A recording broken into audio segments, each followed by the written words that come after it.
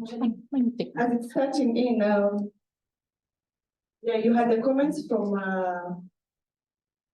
the new staff from PPP. Those are our very youngest new staff we are trying to do induction in across all the departments. PPP are short of staff, and so we use all the staff in trying to the agility, as you indicated, in terms of ensuring that everyone can be able to meet their capacity when you're tasked to do something. So with regards to that, I think we'll start the recap session. The Zoom is on now. Yes. Yeah, so we'll start the activity for the day. We'll have a welcome remarks from Sandra, Lydia, and we'll be coordinating the recap for the day. Thank you. Welcome, Sandra. Thank you very much, Sarah, and welcome. Welcome for the first time. The ones that are attending for the first time, welcome for the in-person participants that joined us yesterday virtually. Welcome to all our virtual participants, and thank you very much for the feedback that we received from the in-person participants a few minutes ago. And just real quick, to get started again with a housekeeping message, please be reminded that the session is being recorded, that all the recordings and all the materials are going to be made available to everybody, both through PPP's and MDRC websites. We remind you to help us being quiet in the room so we can make sure that the recording comes out at the level that everybody's going to be able to really use it and then kind of touch of it later on. We appreciate that for the in-person participants, you voice your questions to the speakers, either virtual speakers or in-person speakers. And for our virtual participants, to pose your questions at the Q&A feature of the platform, because in case we do not have an opportunity to answer to them live, we can retrieve them after the Zoom session is closed.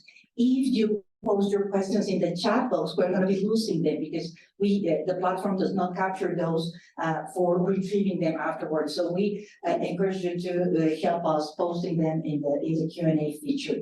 And for the virtual speakers to help us having their cameras open, so the experience is going to be much more enjoyable. So with further housekeeping messages for us to go, we're really looking forward for a much smoother session today. It seems that all technical issues are already solved, so please keep your fingers crossed so everything will go like that for the rest of the day and tomorrow. We really have a wonderful support from the technical team here at the hotel, and we also got offer from PPP IT support team, but it seems that now things are running smoothly. So thank you very much for all the support.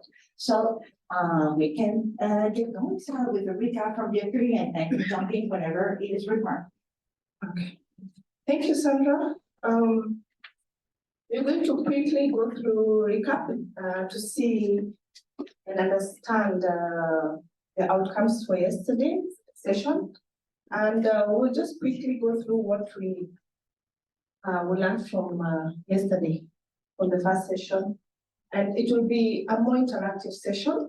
We want to make it more interactive so that we have more ideas and comments from various participants. So I'll go table to table. There's no one who's given us session to do the recap, so it will be very interactive session. Starting with Natasha. Your learning recaps for yesterday. What did you learn yesterday? Well, we covered a lot of ground yesterday. I think what would be interesting to me, though, was the introduction of how good regulatory practices apply in the field of medical devices. And also how that ties in with the World Trade Organization and the balance between good proper regulation and not suffocating the people on the business and industry side. Yeah. Regulation is not just the regulator's role. The industry also has its part. So self-regulation and also listening to the industry and having a lot of public participation. So regulatory practices have that balance is usually a very delicate balance. I know But yes, that was good. At least we have someone else. Let me just quickly go to. Good morning, everyone.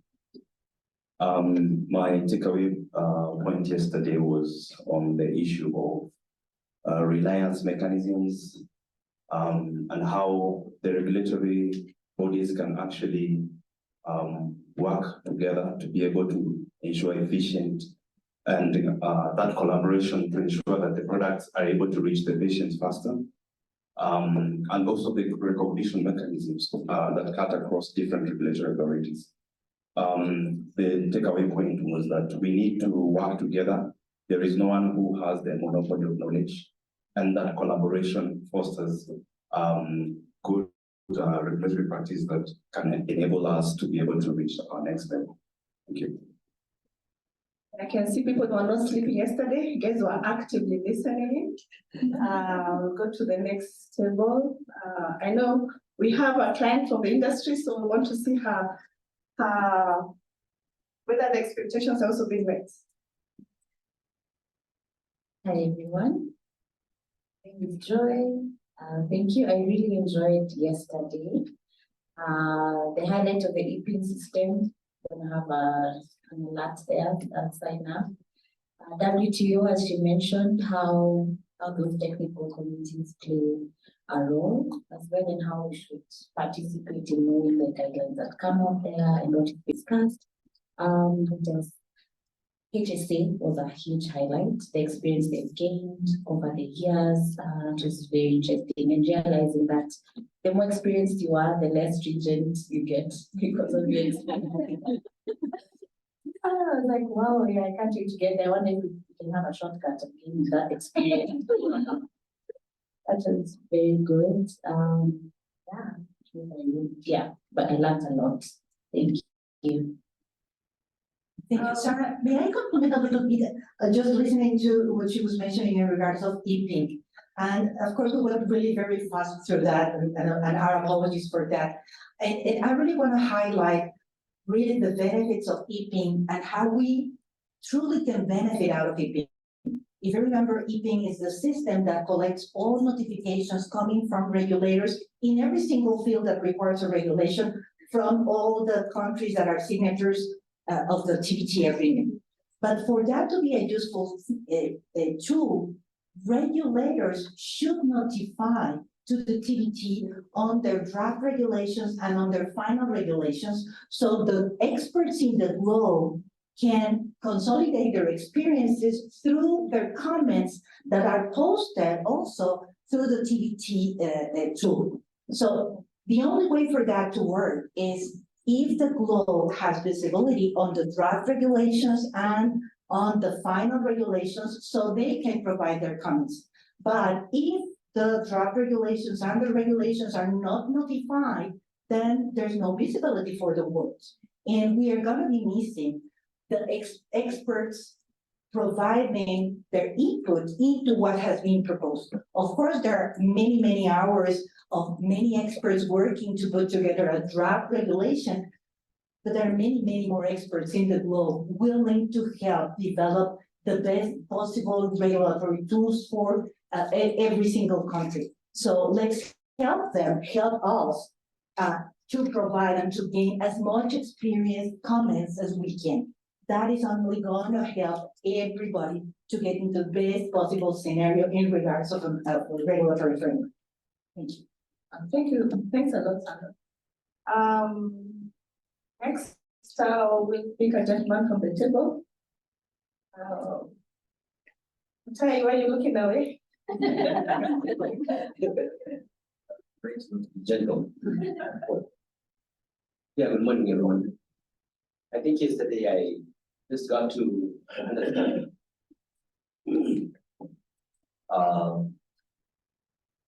how much regulatory cooperation engages into successive and regulated medical devices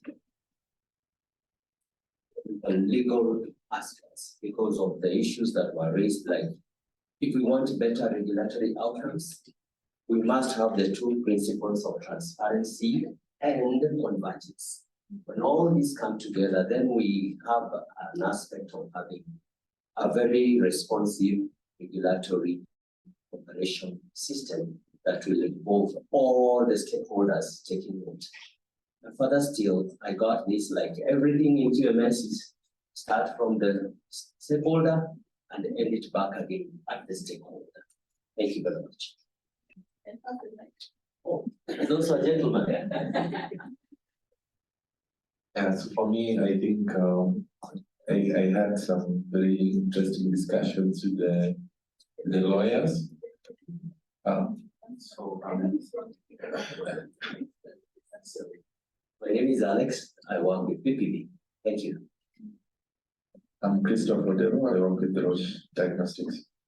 So I had interesting discussions with the lawyers regarding how to domesticate the international law and best practices and standards, and to align them with our local practices, and just identified some gaps in the practice here locally, and how we can help facilitate or further that discussion to ensure that even as we plan to adopt international standards and best practices, we also remain compliant from a local perspective. Thank you. That is very good. Actually, strengthening legal also will only help us in being able to have good regulatory outcomes. So let's see whether the backbenchers were active.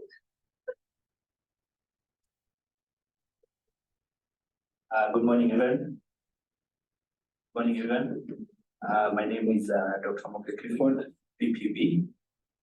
Yesterday it was a nice session. I think from I interacted with our guests, and I'm still compiling my notes on what I learned. Thank you. It's the backbenchers. Okay, let's listen to. Okay, good morning, everyone. I'm Solomon Koech from Pharmacy and Poisons Board. Yesterday, the experience was good. Maybe on implementation of good regulatory practices, objectives, maybe to improve regulation and improve market access of quality products, and also on regulatory operations. So thank you. Welcome. Thanks a lot, Koech. That's Koech. He's also in the medical devices department in the Pharmacy and Poisons Board. I think in this table, I just pick one and then we'll shift to the next table. Your learning outcomes. I know you come in late, slightly late, but you're not there yesterday. Who was there yesterday from this table? Oh, Shola already spoke. Okay, so then I will shift to this. TB. Can give us your learning outcomes.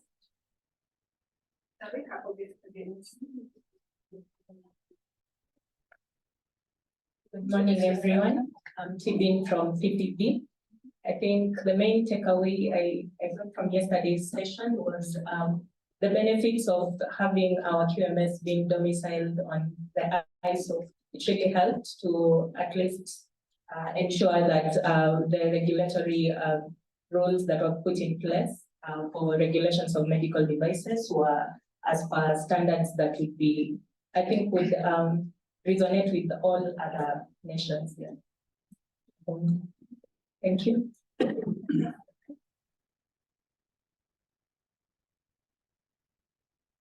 Good morning, everyone.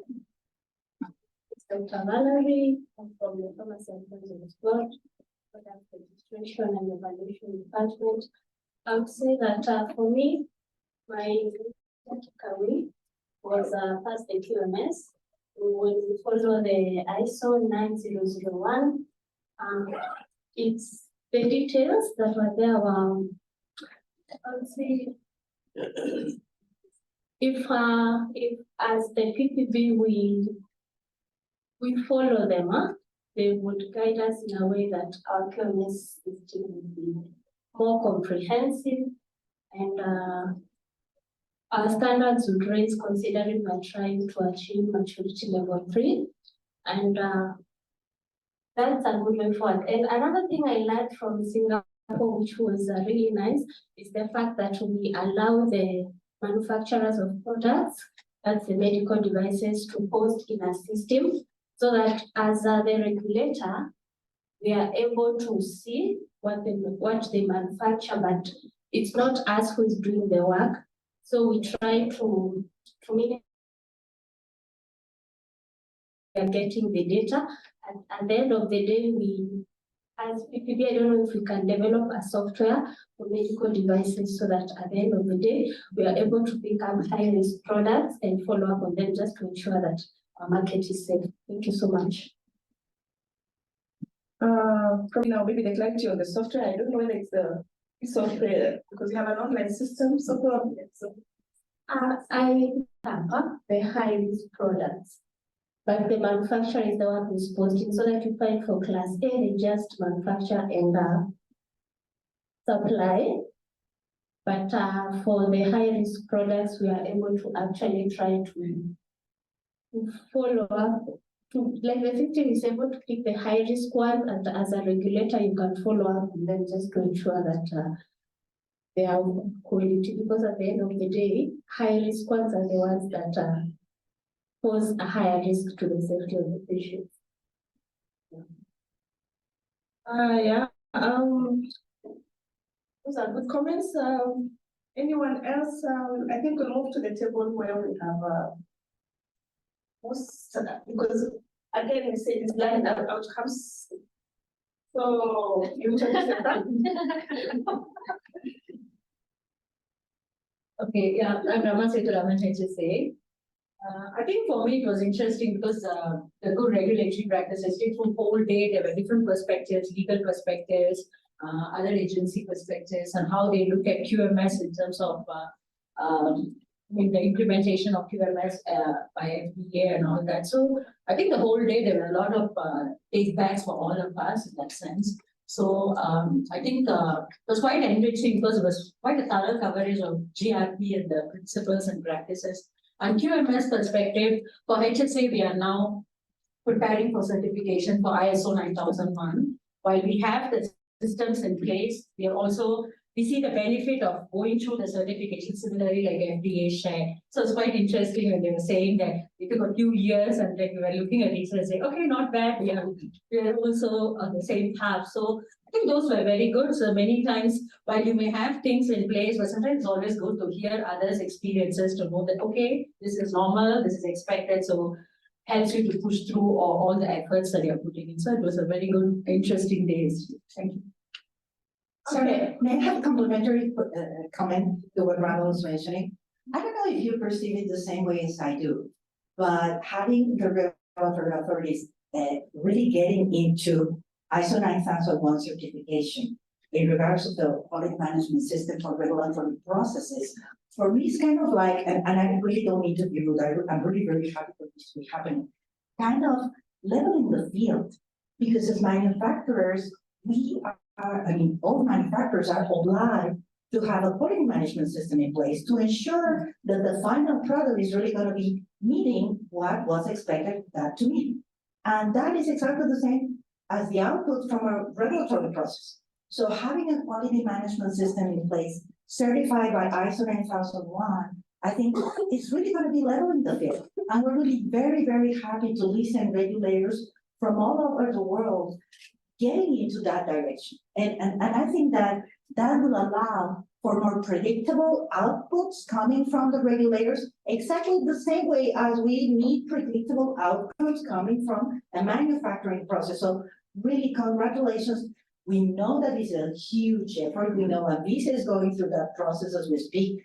I was really surprised that it kind of like recent that the US FDA just got certified. I thought that was been forever done. And that is not the case. And you don't know, I mean, they are the strongest resourced regulatory agency in the globe. Just for medical devices, they have like a 2,000 employees workforce. And they could only manage to do it like that. And you're doing it, and Anvisa is doing it. And Anvisa, if I'm not wrong, it's like 70 something kind of employees. you're like 70 something. And that is something that is feasible, and the benefits have been perceived, and that is the reason why there are huge investments in terms of time and efforts and talent to put those systems in place. So really congratulations for getting into that same level. Thank you. So we can get on. Yeah, thank you so much, Sandra. We'll move to the next. You'll introduce yourself and then just give a recap of the lines first. Okay, so good morning, everyone. My name is Asma Awad. I'm from Roche Diagnostics. Actually, yesterday it was a great collaboration between regulators, industry, and also other players in the medtech. It is great to see this enthusiasm in PPP and the willingness to absorb and learn, and also getting to be like open for other perspectives from other regulators and from industry. So to see this energetic people and enthusiasm is really giving us a hope to even work more and collaborate more and to provide our expertise to the PPP and other regulators as well. Thank you. Pass the mic. It's good to get to understand from everyone's perspective. Hi, Tammy Sturwall from Roche Diagnostics as well. I think one of the things that I took away yesterday is really, even though we have different backgrounds, some of us are regulators, some of us are industries, we're all the same. We all care about the patient. We all care about using our resources efficiently. And to Sandra's point, we all have a responsibility to have controlled processes for how we make our decisions and move forward. And I really admire PPP for taking the time and effort to understand and learn how others do these processes. But I also admire them for sharing how they do it, because we learn just as much from you as you learn from us. So I appreciate the partnership. I appreciate the people who took their time out of the day to present. And I look forward, because I think this is just the beginning of the journey. Good morning, everyone. Fatemeh Razrian from Medtronic. I echo what my colleagues noted, and all of you actually noted. This is a shared responsibility, and we are regulators and manufacturers are two sides of the same coin.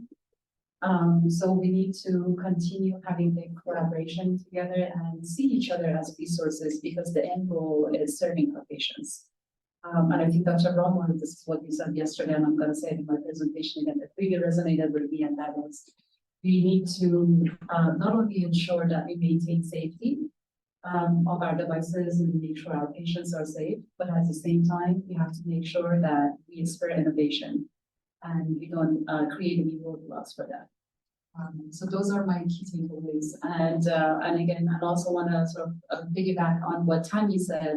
I really want to express my appreciation to Pauline and the team for the opportunity. This is great. It's been a great learning opportunity for me, and also great to get to know everyone. Thank you. Yeah, strengthening collaborations between industry and regulatory is very key in ensuring that we speak the same language.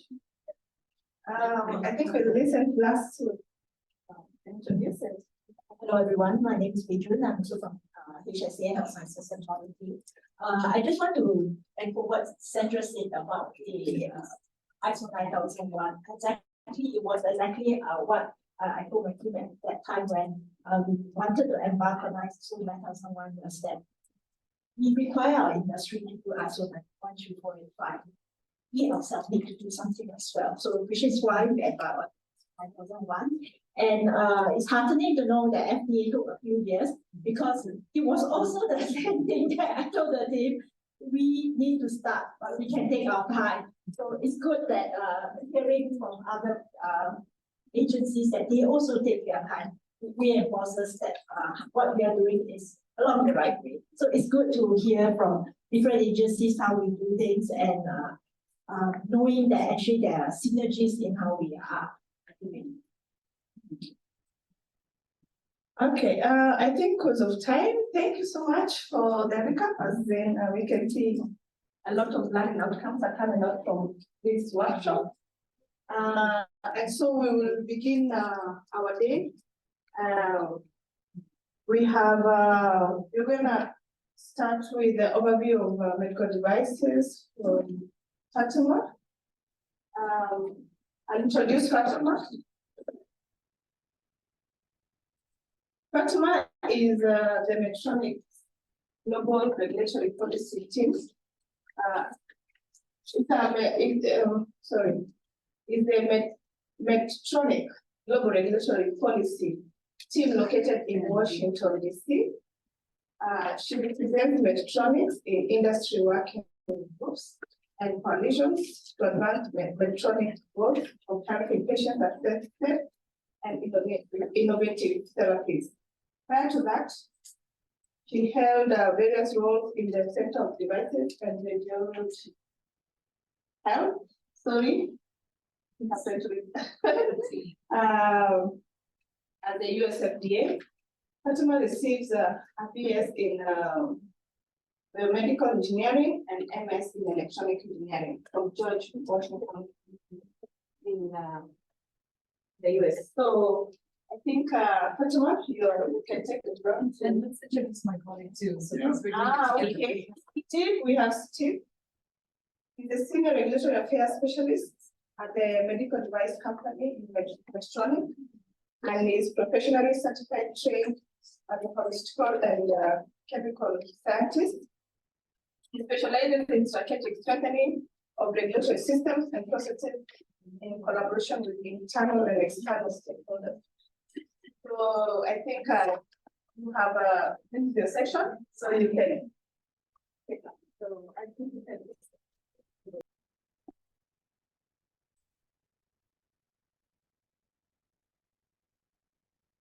Good morning. Good morning, everyone in the room. Yeah, it's a pleasure to be here on day 2 of this great forum, this great meeting. Thank you for the organizers. Thank you to all those who could be here physically and those who are on the line virtually. Good morning to you all. So without further ado, we'll just get into the presentation, which will touch on an overview of medical devices. From my side, presenting, and part of the presentation will be tackled by my colleague, Fatima. So we're just going to look at the differences at a high level between medical devices and pharmaceuticals. Look at the further definitions of what distinguishes between medical devices in the medtech space. Look at what IMDRF classification recommends, and further look at how to bring products to the market. Next slide, please. So at a higher level, we have the regulations that are mandated for ministries of health or regulatory bodies like PPP. Then the pharmaceutical space, which has a lot of maturity in our region, but you find medtech has a lot of also advancing and increasing space within the health delivery. So you'll notice that pharma there are different pillars that distinguish how you bring or how you define health settings and regulations. In medtech, you have innovation and R&D driven by engineering and innovation. Pharmaceuticals, you have a lot of it coming from chemistry, a lot of it coming from the genetics and biotechnology. So just for an example, the R&D to bring amoxicillin to market has been set in place for the longest, and the production hasn't changed over time. But when you look at a medical device, the R&D innovation pace happens at a much faster rate, and the iterations evolve. So we've got different technology life cycles. We have got different interactions between the medical devices and how they engage with the body, and pharmaceuticals. There's very much a huge product diversity. When you talk of medical devices, I can have one device with many iterations in terms of lengths, sizes, dimensions, and because of also different intended uses or technology advancements, we can then extend the line extensions for some of those products. For pharmaceuticals, they're pretty much set in line unless you have a great advancement in technology, maybe even using artificial intelligence to mine certain data that hasn't been unearthed by the R&D centers. That can take a lot of time and a lot of investment. Just looking at compliance, higher compliance for medical devices is based on the professional use. Medical devices are used by trained professionals. You have to be in a controlled healthcare setting for most of these devices. For pharmaceuticals, we have a lot of these products that can be dispensed at your point of care, and you are the one who's using it for personal use. So you don't need anyone else to oversee your use unless it's a difficult therapy treatment. For outcomes, again, there's an input process and output. So the outcomes also for medical devices, you're walked through the surgeon skills, training, and patient response. So there's co-responsibilities. With pharmaceuticals, almost it's left to the body and the patient's response. So a lot of that, in a sense, has a different modality on how to engage between the patient and the healthcare provider. So again, adverse event reporting is based on toxicity of the human biology. For adverse events, medical devices, they can vary from nature of how the product is being operated, or a product defect, or even just patient response. Next slide, please. So yeah, just to show you again, what we've always known as drugs can be synonymized to that picture. But when we're talking of drugs, and actually the definition of a drug is anything that causes a chemical change in the body. The medical devices don't have to cause a chemical change, yeah? It can be a mechanical change. So when we talk of drugs and devices or healthcare, we're expanding beyond this scope of what we knew yesterday to what we're going to see tomorrow. Next slide, please.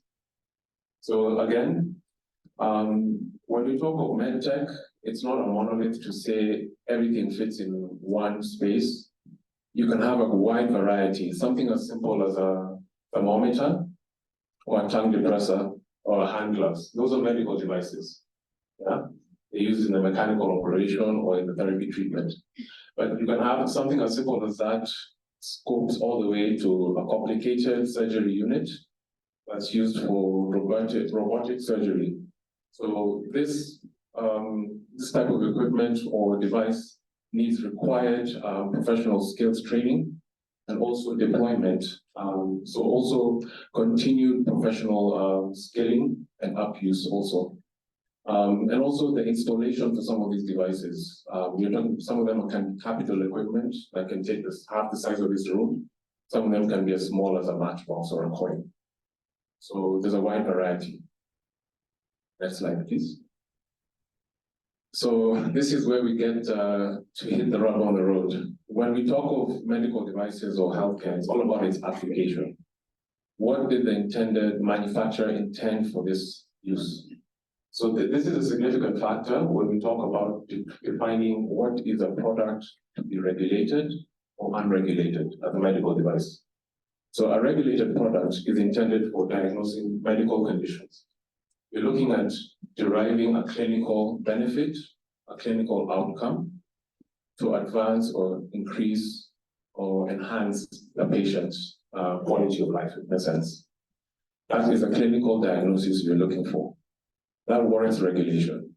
When you're talking about an unregulated, we have so many devices like these fitness wearables or diagnostics. Yeah, they give you a lot of analytics, but they don't give you any clinical information that you can use for therapeutic benefits. So something that to make you feel better. They'll tell you that, yeah, you're burning calories, but is that going to help you treat, let's say, your diabetes, or is that going to help you deal with your asthma? Not necessarily. So it's just for general wellness, and that should be the distinction. Some of these can give you heart rate measurements, but that doesn't mean you're going to cardiac arrest. So it's a clear distinction we should be able to make in our minds. Next slide, please. So again, when we just look at another example of different medical devices, you have on the bottom there, there's a wheelchair or mechanical assisted chair. You've got contact lenses. You've got an injection syringe at the bottom. And you've got, in some of the devices, you've got a diabetes sensor, glucose monitor there. You've got a pacemaker on the top right. And for just the sake of engagement, I want everyone to just pay attention. There's a certain picture there. And I don't know if everyone can see whether that stands out. Does that strike you as a medical device? No? I hope, the trick question. Who thinks it's a medical device?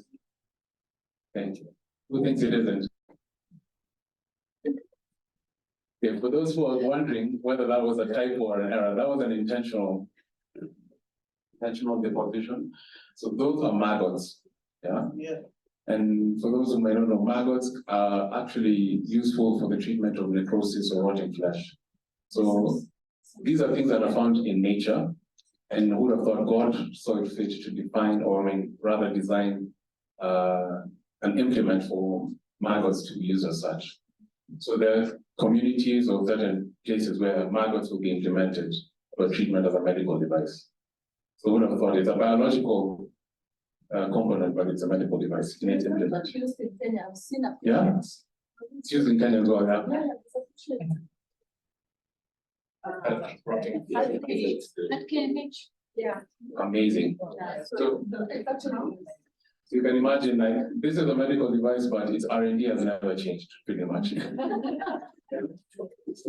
So we are the ones who are trying to catch up to God's creations. So let's just speak to the one we can learn from, both from ourselves and from nature. Steve, can you spell it? Maggot. M-A-G-G-O-T. Yes. Yeah. Yes. Thank you. Thank you for all those in the room. Thank you for sharing that. Yeah. Next slide, please. Okay, so now that we better understand what medical devices are and aren't, there's a classification that the classification recommendations that the IMDRF group set out, and they all boil down around to give one big rule, that the global adoption of a rules-based classification benefits manufacturers, users, patients, regulatory authorities, and promotes regulatory convergence. So looking at things where if you need to establish a global rules-based classification system. So that's where we need to understand what is happening outside our environment. What are the international markets or regional markets adopting? With globalization and trade, we're no longer a silo, so we also need to see how we can better integrate our regulations to enhance also our value chains. So when we're also looking at accommodating future technological developments and iterations, there's so much, like COVID taught us, in terms of Internet of Things, even the IoT, and there's different platforms that have been developed. So when we're creating rules, they should be fit for purpose for now, but also can they help us leapfrog into where the future of the practice is going. So also manufacturers should document the justification for the risk classification, and we're going to see why this is very important in the later segments. Also, standalone softwares falls within a definition of a medical device, is deemed an active medical device. So these are just some recommendations that everyone, especially manufacturers and RAs, when they're developing their good regulatory practices, this should be the baseline to start with. Next slide, please. So again, there's a classification system that's proposed for medical devices, and there's a science to it that where the risk increases, there's a need for increased compliance or increased regulation. Yeah. So when you're looking at the lower risk devices, anything that could be a tongue depressor, a hand glove, there's a very low risk, very low invasive engagement with the patient. So that requires lesser regulatory requirements. But as you move from the risk classes, which the lowest risk is class A, and as you rise up through the alphabet B, C, D, you get to the highest risk level. Those are the medical devices that are medically implanted or that are seen to have the most therapeutic impact or benefit, and can actually have a detrimental impact or outcome if not handled well. So with the highest risk, you need the highest risk of regulatory requirements. And that's where the classification of a medical device will determine how it's regulated. And with that, we really need to understand why the science and the ethos in how a medical device is classified based on geographies, recommendations, rules, experience, and practice. At this juncture, I'm gonna hand over to my colleague Fatme. Thank you so much. Thank you, microphone. Thanks, everyone, and great segment, Steve. I really enjoyed listening to you about Magus as well. All right, so can we go to the next slide, please? All right, so to understand the rigorous journey of bringing devices from concept to the hands of healthcare professionals, our patients, the end users, caregivers, and end users in general, there are several key steps involved. The first one is establishing the products, and that is sort of identifying what is the intended use of the product, the medical device, what is the intended population, what is it that we want to treat or diagnose. And then once we have that squared away, then the next phase is identifying whether the product is a medical device. So Steve briefly covered the definition of a medical device per IMDRF. And I know Dr. Roma is going to go into it in more detail today. So based on the definition of the medical device, we have to identify whether our product is a medical device. And that's actually paramount. Because once we make that distinction or make that recognition that and confirm that it's a medical device, then from there we identify the classification and the regulatory pathway. And Steve also covered the classification from IMDRF, and I know Dr. Roma also touched on it yesterday, and she's going to get into it in more detail today. But that's really important because from the classification is where we sort of figure out what are the needed valid scientific evidence that we need to put together, whether it's animal testing, clinical data, or performance testing, based on the potential risk of the product. And then once we have all the data gathered, then we prepare our pre-market submission. And from there, we follow the regulation. There are specific timelines associated with the different regulatory pathways, pre-market pathways, and also the evidence requirements and the regulatory bar that we need to meet. And hopefully the outcome is positive, the decision is positive, and then from there, the manufacturer has the permission to enter the market and provide the device to the public. Next slide, please. All right, so as we look at the image of surgeons at work, and as you can see, surgeons here are operating on a patient, let it serve as a reminder of the critical role that medical devices play in our lives. Medical devices are not just tools. They're actually an extension of medical professionals' skills, their knowledge, and also the intent. So every device is really a testament of countless hours of research, development, and scrutiny to make sure not only these devices are sort of performing, to make sure that safety is not just an afterthought, but it's something that's ingrained in its very design of every single device. Next slide, please. All right, so this slide is one of my favorite slides. The image you see on the left side with the two people standing, one of them is depicting the regulator and the other one is depicting the manufacturer. And really what I was saying earlier today, this morning, is that manufacturers and regulators are two sides of the same coin. And it's the synergy that I try to depict here in that sort of the cloud and the jigsaw puzzle, that the synergy between regulators and manufacturers is essential. While regulators set the standards, I know PPP is here, Dr. Rama is here, and we have some other regulators who are online. While regulators set the standards, it's up to the manufacturer to bring them to life. And it's together that we are committed to one ultimate goal, and that is to ensure timely access for our patients to our medical devices while maintaining the highest level of safety and efficacy. Next slide, please. Okay, so our role might be distinct, and I'm referencing the regulators and manufacturers. So even though our roles might be distinct, but our responsibilities do intersect.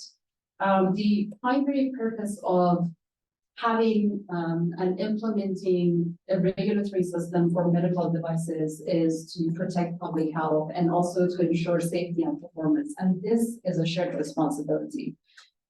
Governments craft policies, keeping them flexible to accommodate rapid technological advancements. Steve talked about the difference today between pharmaceuticals and or drugs and medical devices. Medical devices have this sort of the advantage of continuously going through different rounds of iterations and trying to perfect themselves or try to tailor the device based on what the patient needs are. So regulations need to allow for that rapid advancement and technological advancements while aiming for streamlined and also practical regulations. On the other hand, as manufacturers, we shoulder the responsibility of creating and manufacturing medical devices and products that not only comply, but also exceed the regulatory bar and the standards that are set out there for medical devices. Next slide, please. Okay, so we live in exciting times. This was actually a number I researched, and it was quite interesting to me to find out that there are over 84 medical device regulatory agencies worldwide. I'll come back to that in a few slides. So with over 84 medical device regulatory agencies worldwide, the medtech landscape is evolving faster than ever. I mean, we have heard about some regulators who are recently decided, or some regions or jurisdictions that recently decided to put out or implement medical device regulatory frameworks, such as New Zealand. So the number is going to grow. That's why there's the 84 plus. But anyway, factors driving this include an aging global population, the rise of chronic diseases, and rapid technological advancement, as I referenced in the last slide, previous slide. And governments are at the forefront. They act, Dr. Romo, going back to your point as yesterday, it's up to governments, regulators to act both as gatekeepers for safety, but also enablers for innovation. So we want to make sure that we do spur innovation and we don't hamper that. Next slide, please. This is another favorite slide of mine. So the picture on the left side is a bunch of forms and I try to depict all these differences in regulatory framework. But really what I want to say here is that just like any other journey, our journey together isn't without any roadblock. And today, a significant challenge is the lack of harmonized regulatory framework around the globe, which can delay and even in some cases unfortunately derail the introduction of life-saving innovations in medical devices and even diagnostics. So imagine, as regulators, imagine the potential if there were not just clear but unified path to approval. Next slide, please. So this is my last slide, and based on what I said so far, and also Steve covered and what we heard, this does bring us to sort of our collective call to action. Again, with over 84 medical device regulatory agencies worldwide, imagine the power of convergence. By enhancing collaborations, adopting global best practices, and sharing resources. And I think that's really unique to regulators. We have regulators who collaborate, and they share their resources and what they learn. And I know this is happening within IMDRF, just to point out an example. So the more we can share resources or regulators share resources, we can make regulatory processes efficient, we can reduce costs, and most importantly, expedite patient access to innovation. So it is a shared vision, and together we can make it a reality. Next slide, please. So with that said, I'm going to hand it over to my colleague to cover the IDE overview. I don't know if someone wants to do the introduction for us. Sorry.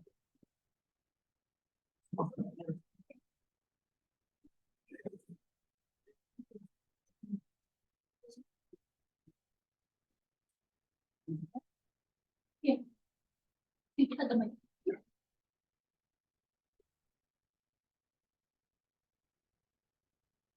Welcome comment from Colin? We have a comment from Colin, but thank you so much, the team from Medtronic. At least we've learned something you've learned about maggots, that it's used for treatment and therapy, as in you don't have to always do the chemical side of medicine. Again, the strength of medical devices, as the Medtronic team has said.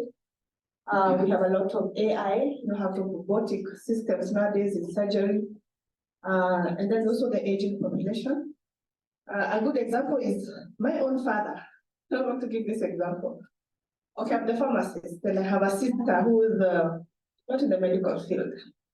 So when my dad is in pain, because of the arthritic pain, yeah, I send him the neurobiomes and the painkillers and all that. And my sister took for him a medical device. It's called a physio gun. And he massages himself, or he's massaged with it. There's a facial massager. You know, he says that one works better. I have another doctor who's now my sibling, who is actually in the banking sector. So the facial gun, which is a medical device, works better than the oral medications. Yeah, so yeah, you see the strength of medical devices. I think, Sarah, I just wanted to really say, Fatima and Steve, you've brought the message on, and I wanted to share a story. Just like Sarah has said, that second slide, no, third slide, the one where you're showing that medical device can be as simple as the thermometer, or as complex as a robotic. I will admit this because in our day-to-day practice as regulators and pharmacists, and the things we regulate and we give, we don't tend to see ourselves as the patient on the other side of the coin. Not too long ago, I was that patient, and I underwent a robotic laparoscopic surgery. I won't get into the details of it, but there's a question, and now I speak to colleagues, and some colleagues know about it, and friends and family. And I speak about it because I want someone to ask me, robotic, Copic, how did it happen? And it's true, a robot was literally instructed and did what it did. I had 1 day recovery from surgery, and it's a major surgery. I have never had any pain and no blood loss. And I was back to work, I think after about, I would have been back to work in 3 days, but I took leave. Just, because I was, but honestly, these things are transforming lives.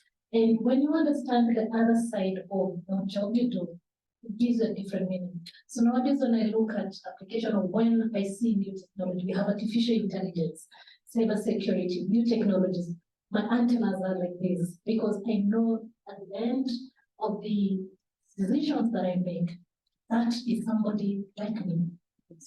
I was fortunate that it wasn't done here, but I want to bring that technology home, because the fast and the evolving nature of medical devices or technology is that healthcare systems are getting to, to bring this. I have just given the heads up that we do not have a robotic laparoscopic robot to do the procedure. We're still very much suffering from the physical aspect of surgeons doing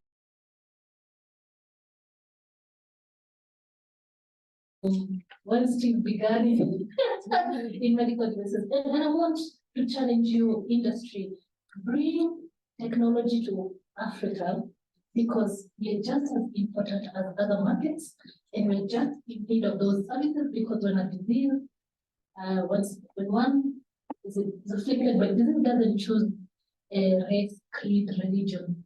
You get sick, and it could be as simple as sinuses. It's important that a patient on the other side is given the best things. So that was my small message. And Fatima, I want you to, I can see you want to Pauline, I have to say, beautifully said, and as you're speaking, I'm getting goosebumps because, we talked last night at the reception. I'm former regulator, but now I'm in industry. And I told you, I shared that my personal values have remained unchanged because it doesn't matter, as I said, we are two sides of the same coin. But first of all, I want to say to the people who are sort of relatively new, I hope you understand what she's trying to do. She's trying to plant the seed to convert you to go to devices one day. So just want to point out the obvious. But joking aside, I agree with you. We need to bring those devices. And you know what? Other thing is one thing that we are working on, not to spoil the fun. And Medtronic is we are taking the robotic surgical devices to the next step. Imagine, yes, it's important to have the devices here, but also providing a platform where you have a surgeon that might not be located in Africa or might not have the ability to travel to Africa.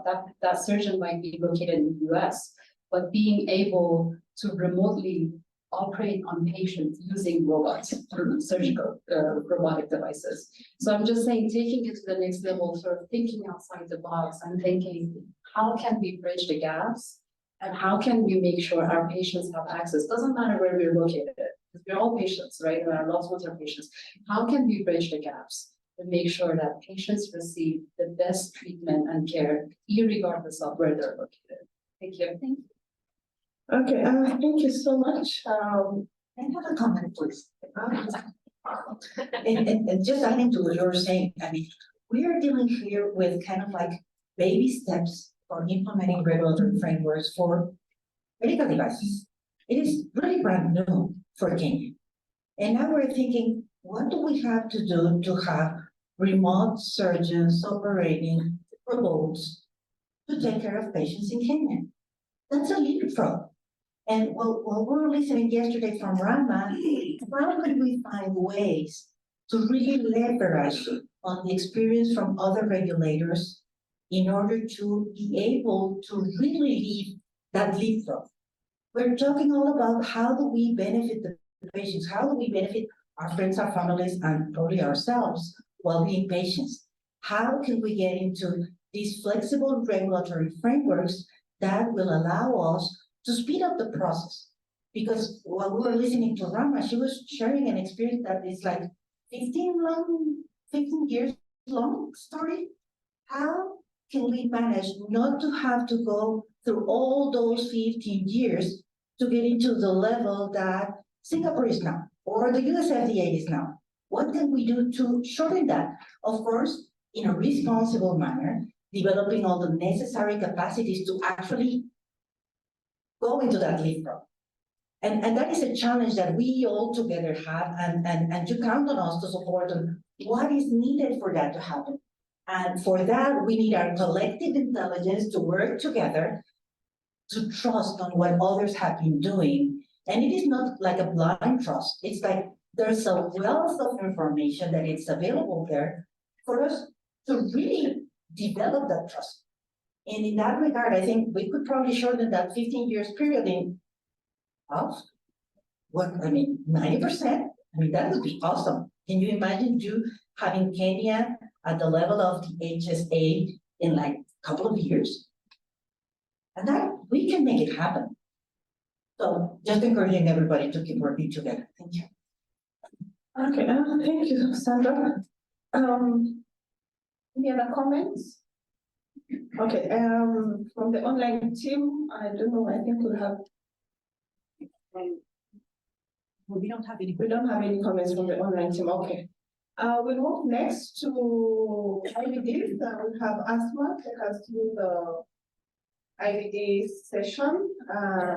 Asma is the global regulatory policy lead at the EMEA from Roche Diagnostics. Asma's expertise is in medical devices and in vitro diagnostics, with a specific focus on regulatory policy and capacity building for regulatory professionals.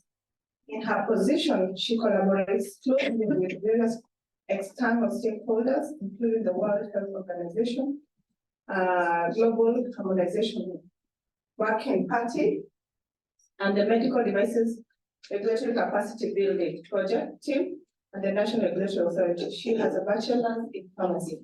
Welcome, Asma. Thank you so much for introduction. Good morning, everyone. Good morning, good afternoon, everyone on the virtual settings. It's a pleasure to be here today in person with you. And building on what my colleagues have said for medical device, I will be more biased to IVDs. So to go to the next slide, please. Next slide, please.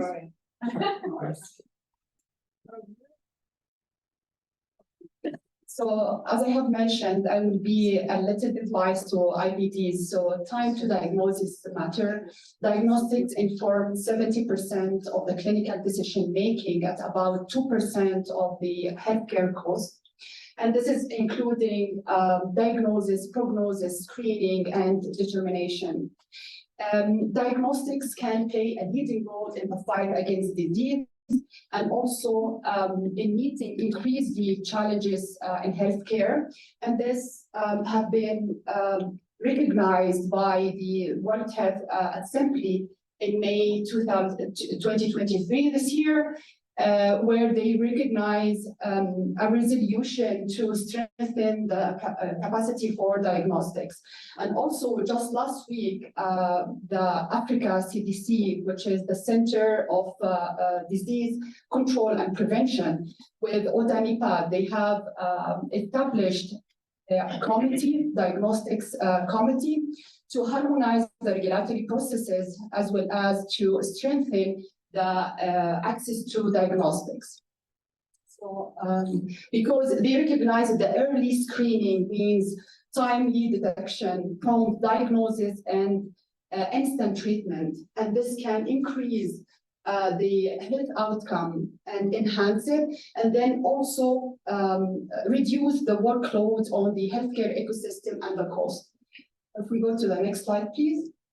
So my colleague have distinguish between the medical devices and the pharmaceuticals, and I will make even more distinguish between the medical devices, IVDs, medical devices, drugs, and vaccine.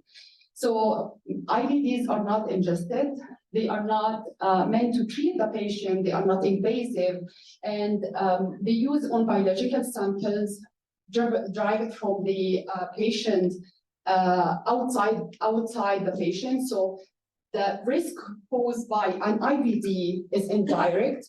It's based on the information they provide.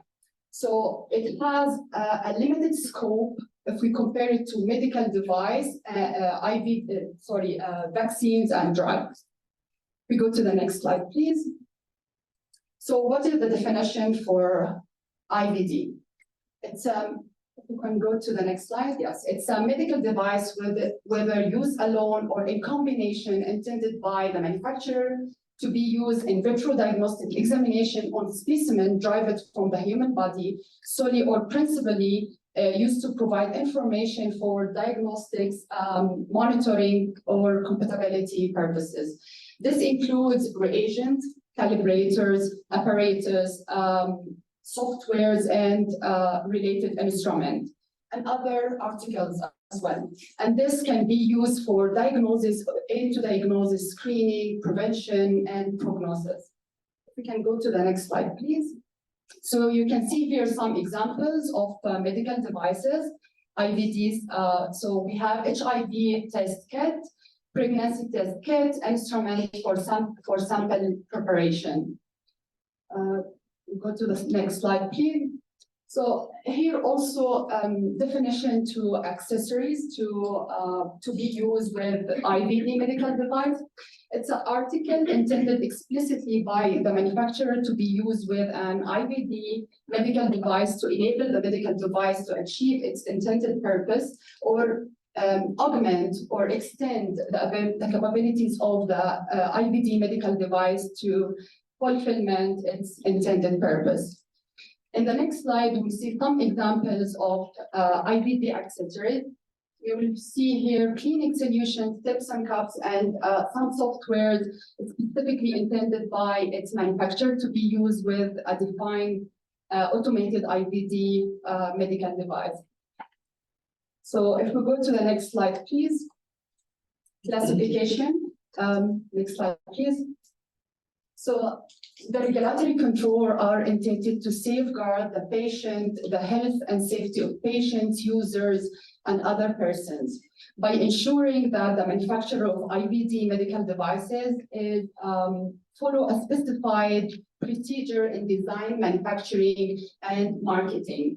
And the risk presented by a particular IVD is substantially based on the intended purpose and intended users. We go to the next slide, please.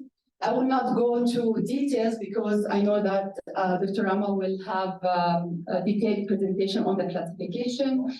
There are simply 4 criteria for IVD classification. First, intended purpose and intended users.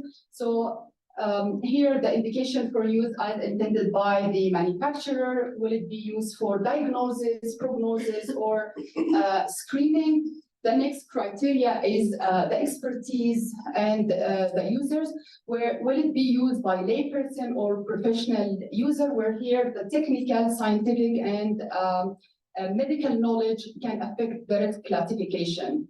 And the third important criteria is the importance of the information to diagnosis. Will it be the sole determination, or it will be combined with other signs, symptoms that may guide the healthcare professional to take the clinical decision? And the last is the impact of the result on the individuals and or the public health.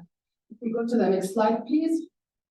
Here as well, just I will mention some bullet points because we'll have a detailed session on that. So as you can see, it's 4 alphabetical classes for IVDs. It's used to determine the risk classification of an IVDs to ensure that the regulatory oversight is proportioned with the opposed risk. The determination of the risk classification is based on a set of rules, and Dr. Rama will take you through all the rules. These rules are derived from the feature that created the risk. So if we go to the next slide, please. So we go to a different aspect of the regulatory framework for IVD, which is the conformity assessment. So what is the conformity assessment? Could you please go to the next slide? It's a systematic examination of evidence granted and procedure undertaken by the manufacturer under requirements established by the regulatory authority to ensure that medical device or IVD is safe and performed as intended by the manufacturer, and therefore conforms to the essential principle of safety and performance for medical device and IVD.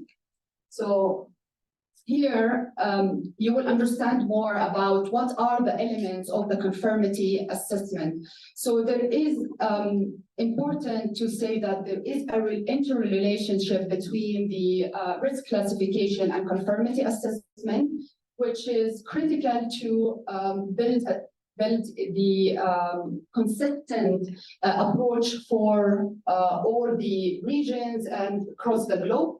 Adopting GHTF principles so that the pre-market requirements and also evidence for a particular IVD or medical device will be accepted globally.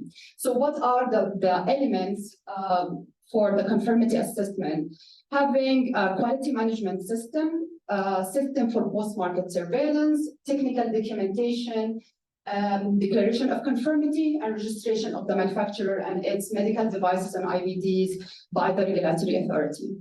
So if we go to the next slide.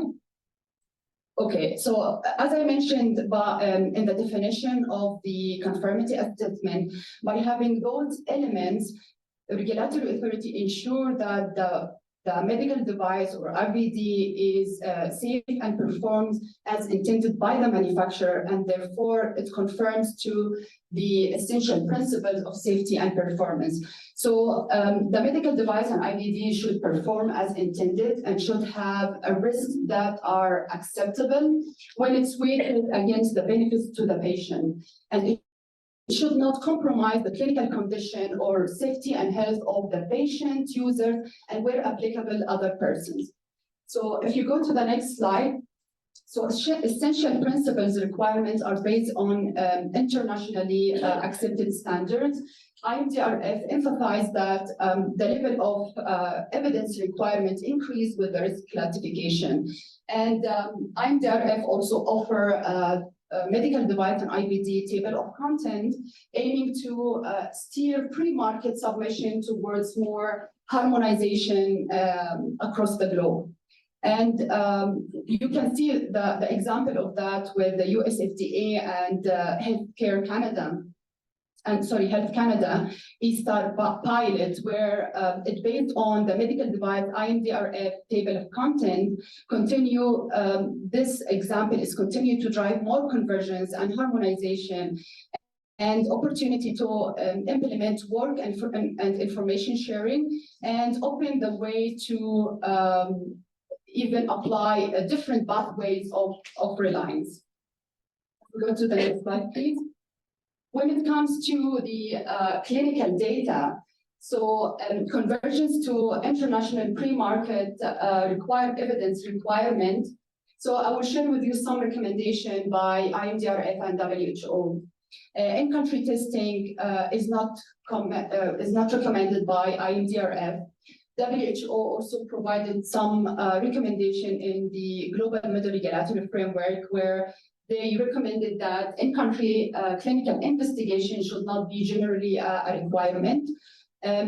National regulatory authority may consider the acceptance of the clinical data from conducted outside its jurisdiction, of course, if the global and national standards are met, as well as if the data are adequate.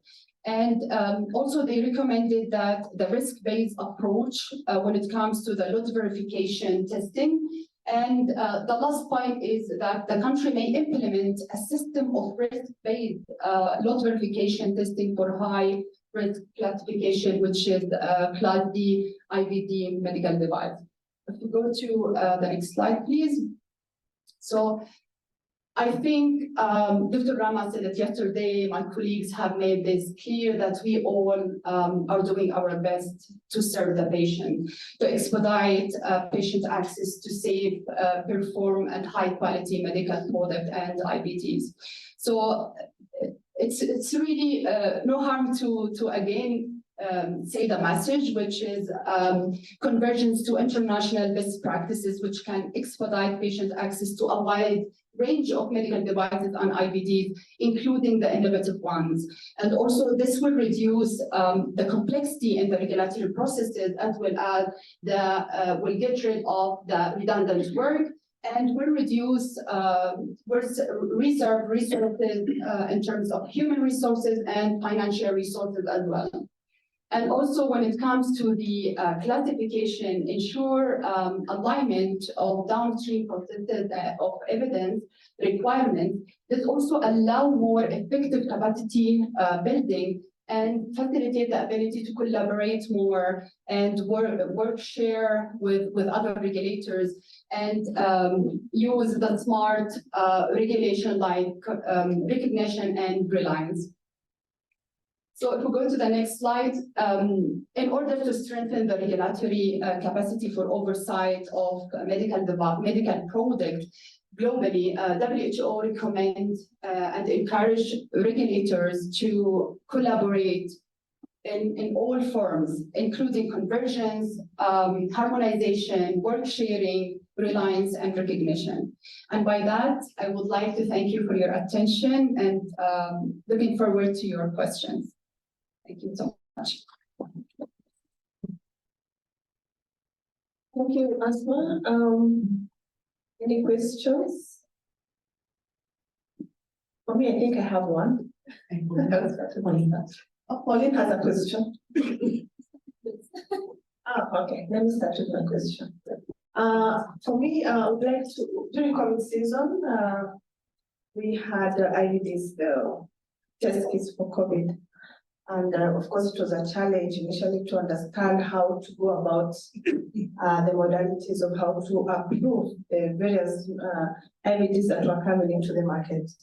So one of the risk-based approach that we undertook as PPP, and I think Pauline will clarify it better, was testing. I don't know in terms of taking them to our sister, one of the companies that undertake testing. So I don't know what it will now guide us with regards to the further testing that we undertake for other IVDs, but for COVID at that season, I could see Kinapole actively sending the test kits to Cambridge for testing. Yeah, so for the rest of the other IVDs, in terms of seeing how ensuring that we have a risk-based approach to that.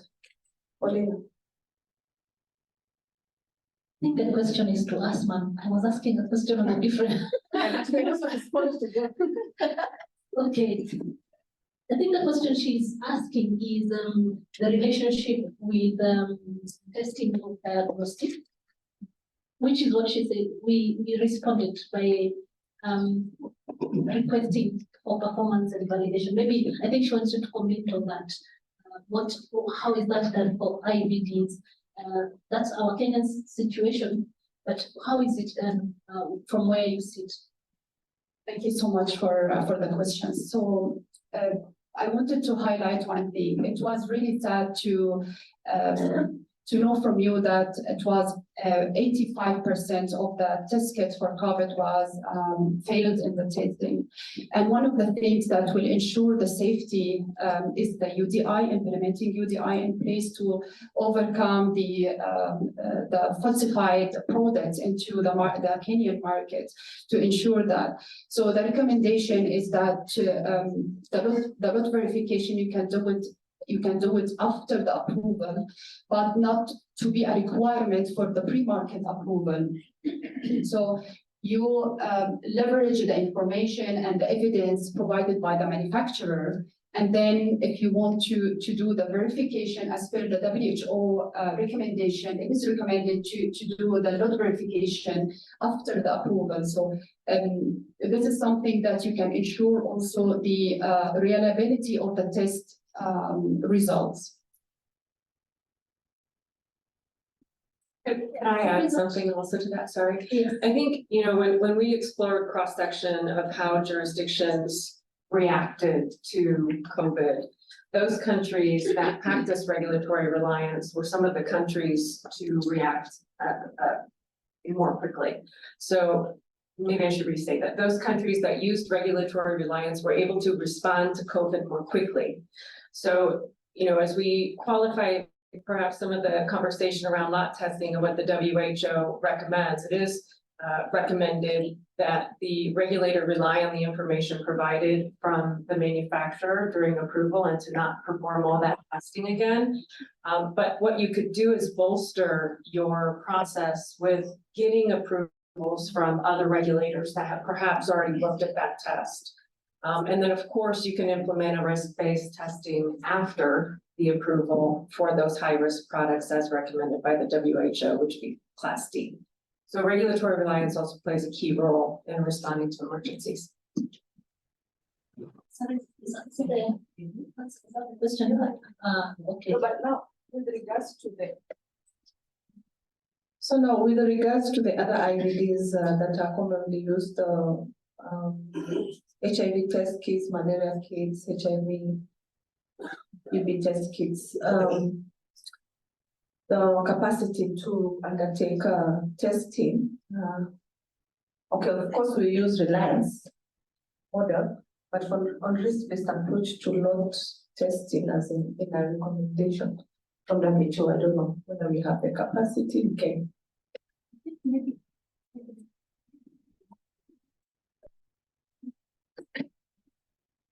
Okay. All right. No, as in that question was more to Pauline because she's in the medical device, so she would know the best person to respond to our question. I'm sorry, I think one thing that I'll add is to keep in mind that post-market lot testing is not like something that a lot of regulators do across the world. So I think WHO, because they acknowledged in the preface of the final global model regulatory framework that lot testing was a very hot topic when they were developing that document. And finally, where they landed was that regulators don't have the resources and the time, frankly, the patient doesn't have the time to repeat all that testing. And so it's an option, just as Dr. Ramos said yesterday, they have the option and the authority to do that if there are particular concerns, but it's not a regular practice that's performed across the world.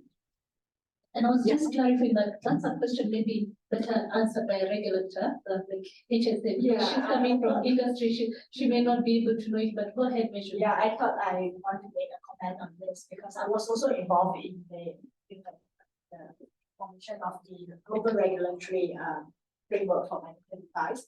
And this topic of lot testing was very discussed. The rationale of having is like what say it's not meant to be routine testing for all IVDs, but all IVDs should go through the usual conformity assessment. And if we are concerned about falsified products that are coming in, what she mentioned was you could make use of UTI to ensure that the right products that you have used conformity assessment to approve do come into your country. And if there's any post-market suspicion of any not the right product, then probably use lot testing to determine if the product is working to the intended use. So that is the recommendation actually that comes out from WHO rather than it making it as a routine testing for all IVs. So that I wanted to clarify this since we were actually on the panel to actually come up with the regulatory framework. I hope that explains. My question or my comment was different. This is the first interaction the team is or the group is having with in vitro diagnostics. And I think somewhere in the minds, if I were you, I'd be thinking, my goodness. So I saw equipment and now I'm saying diagnostics. What is the relationship? So I just wanted to ask, but to actually say that yes, in vitro diagnostics are medical devices, just to give an opportunity to take you back to where you started. You're a pharmacist, so you started where they're starting and bridge that link of how diagnostics in the medical devices. But that's what my question, asking you to share a comment on. So it have been distinguished by my colleague that the medical devices, it's a broad scope. So we are, as a IVD, part of this scope. Many of the information that's shared by Steve and Fatima is applicable to to IVDs. However, the distinguish between IVDs and medical devices is that IVDs does not come in contact with the patient. So when we are focusing in the regulatory evidence and requirements, we focus in the IVDs about the clinical performance, the analytical performance, the clinical evidence. And this is different in medical devices and other medical products because it has a broader scope where we look into the patient safety as well as performance as well. Thank you. Thank you, Asma. I think we'll move to the next session. But you have a comment? There's a comment on the chat. Oh, okay. Maybe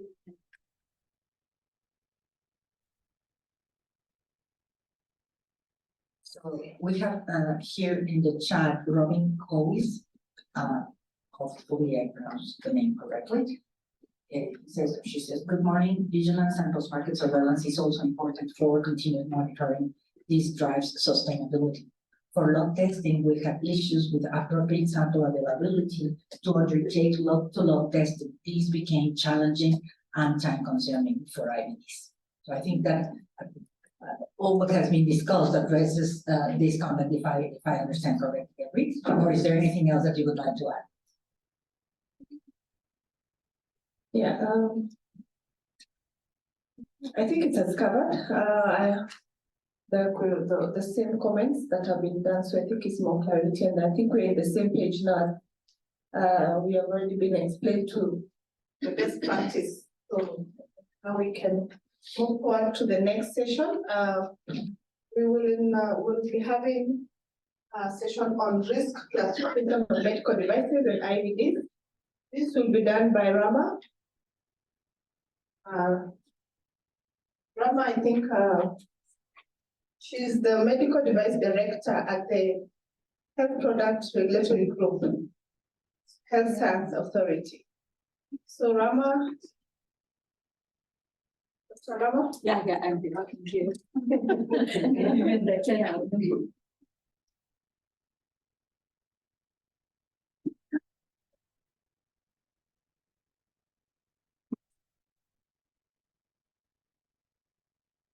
Yeah, morning, everybody. So I think the first segment before tea break, I will cover the risk classification of medical devices. Then following the tea break will be of the IVDs. Next slide, please. So I'm just flashing the definition of medical devices just to start, but the earlier sessions have already covered on devices, what it covers. So I won't go into the details of it. Next slide. So this is a favorite slide because it's like so diverse categories of products. So when we talk to our people back home also, we always use this to simplify the wordy definition of medical devices. So what it is, based on the intended purpose that is assigned, and certain other devices which may not be so straightforward in the sense is what is covered in the last part. So this is just breaking down the medical device definition for ease of understanding. Next slide, please. Then classification. Yeah. So again, once more, before we start discussing the risk classification principles, to be very clear that why do we need to classify? So like previous sessions have shared, we need to peg the regulatory control to the appropriate level based on the risk of the products. So we need to understand it's a diverse category of products, medical devices in itself. So when we regulate them, like I was also mentioning yesterday, all of us are resource stretched. So it's no point having the same level of controls on everything. So nobody has the resources to go and do that. So when we have a risk classification rule, which is very consistently applied, you're able to peg the right level of controls, spend more resources on probably higher risk, do less and more efficient things for lower risk and things like that. So that's the importance of risk classification. Then the next slide, please. And of course, the backbone of risk classification is the intended purpose assigned to the device and indications for use.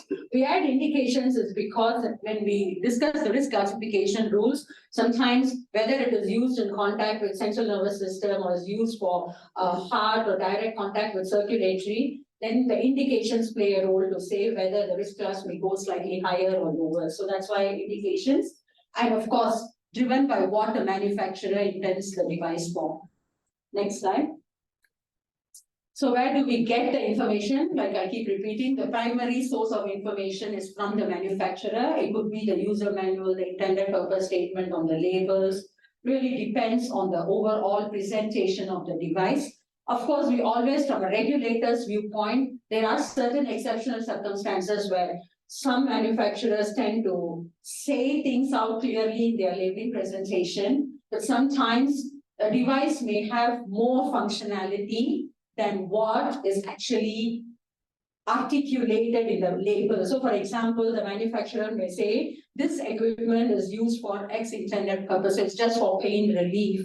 Or, okay, let's go a bit more up one level. So the device may say, oh, this device will give you only the risk of certain disease, whether the patient may have a particular disease or not. It is not intended for diagnosis. So that's what your labels or the user manual of the manufacturer may say. But sometimes, exceptional circumstances, we see sometimes when you look at the functionality of the device, so the device does some tests and then the output will say the diagnostic outcome. So what the device is actually doing versus what is written on the labels may not match. But this is only in say 5% or 5 to 10% of circumstances, very rare, it's not very common. So in those circumstances as regulators, sometimes we may have to go beyond what is written on the labels or the promotional material or the user manual. But that doesn't happen all the time. So it's just for us to understand that while we look at this as a source of information, we also need to understand what is the functionality of the medical device. Next slide, please. So again, I won't go into this. The previous sessions have touched on this. So it's just saying that as the risk class goes up, the level of oversight increases. Next slide. So this is the resource. So my large part of my content is based on, of course, IMDRF principles for medical device risk classification. I've also included a link to our HSA's classification guidance because we have some decision flow. So there are some of us who are comfortable to have a flow chart, easy to understand the rules. So you could also refer that. And we also have an online risk classification tool we developed. Like I said yesterday, we have so many inquiries on risk class. It takes all the time to go and classify and give answers. So we developed this tool. So the manufacturers or anybody can open source access it. You can just answer the questions regarding your device and it gives out the risk classification outcome. So that's a tool we developed. So that's also something available if people want to play around. Next slide. Okay, this is what I said in our guidance document. We present all the risk classification rules. We break it down into decision flows. So some people find it easier to just follow the tree rather than reading the whole document. So that's something that's available. Yeah, next slide. Okay. So if you look at the overall risk classification for general medical devices, first principles is we should understand what the device is and what it is meant to do. So if you look at the whole system of the rules, the total number of rules there, you can break it into segments. So one first component, first few rules will talk about more like non-invasive devices, your wound dressings, some of these devices that are used for processing certain liquids or solutions for infusion. There are rules that talk about that really a non-invasive kind of a device. So the first 4 rules are more touching on devices that are non-invasive. Then as we progress, the next few rules will talk about invasive devices. So first we need to understand when we say invasiveness, what is invasiveness? So invasive in the context of a surgery, invasive through the body orifice means it doesn't, in the context of a surgery, but existing orifice. So some things that goes into your nostrils and goes inside, some through the mouth until the buccal cavity, some invasive devices for various other purposes. So enema devices and things like that. So it is really, one is invasive through body orifices, then surgically invasive. In the context of a surgical procedure, it gets invasive. And then the rules go on further to talk about active medical devices. And active medical devices is more the electrically powered or have energy source. And then it breaks down into active diagnostic devices, active therapeutic devices, and it goes on. I'm going to go through them, don't worry. So this slide is just capturing a screenshot for non-invasive devices, not meant to read, so don't try to read, so even I find it difficult. But the rule 1 is more in the context of wound dressing. So whether it's in contact with an injured skin. So the first bubble starts with whether you're just in contact with the injured skin, and then it goes down to talk about how much is what kind of dressing. So it's going to work based on, like, for example, more complex wounds, diabetic wounds and things like that, where you may want to go inside, you have tissue, open tissues, you have to pack in terms of the dressings, wound dressing. So it's just describing the nature of the wound dressings. That's the rule 1. The rule 2 is more for channeling liquids and various other cells and other process items. And then whether the device is used for channeling them or more than channeling, it does more than that. So the first 3 to 4 rules are talking about that. If you go to rule 3 and down there, you also talk about whether it modifies. So for example, there are certain administration sets, but they may not just channel. You may have filtration filters there. So then if it's physical filtration, it may go to a class B. And there are some that changes the chemical composition of the solutions that are going through. Then the risk class may go up. So that is the rule 1, 2, 3. The rule 4 is very easy. Any non-invasive device that doesn't fall under rules 1, 2, 3 will go under 4 as a class A device. So that's the principles that is used in terms of the non-invasive device category in the first 4 rules. Next slide, please. So that is simple, quite simple in that sense that when you read the rules, you will understand what falls under the non-invasive. But I would delve a little deeper as I go further for the next few rules. So the rule 6, 7, 8 is more talking about invasive medical devices. And then especially for surgically invasive devices, there are these rules where it also depends not just on the invasiveness. So now you've come one step higher that the device in question is invasive, but then it also takes into account another parameter, which is how long, the duration of contact with the body of the patient. So now there is 3 parameters, I mean 3 aspects that it comes up with, which is a transient contact, next is a short term, and third one is a long term. So when we say transient to short term to long term, the risk classification rule gives us quite a clear definition. So in the sense that your rule 6 is for transient contact invasive devices. So transient, what it is, I will show you in the next slide. And the rule 7 is more for short term contact devices. So, and the last one, rule 8, is long term. So if you see for transient, it can go anywhere from class A to class D.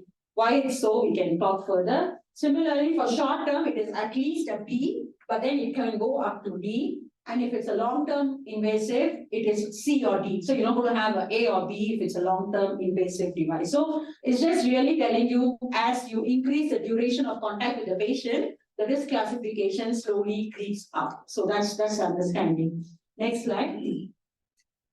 Like I said, it's very easy, right? What is transient to me, what is transient to you may be very different. So from a regulator's view, from a manufacturer's view. So to avoid such ambiguity, the risk classification system lays out the description. So transient is anything that is in contact for less than 60 minutes, right? Then short term is something that is in contact for more than 60 minutes, but up to 30 days. So less than 30 days.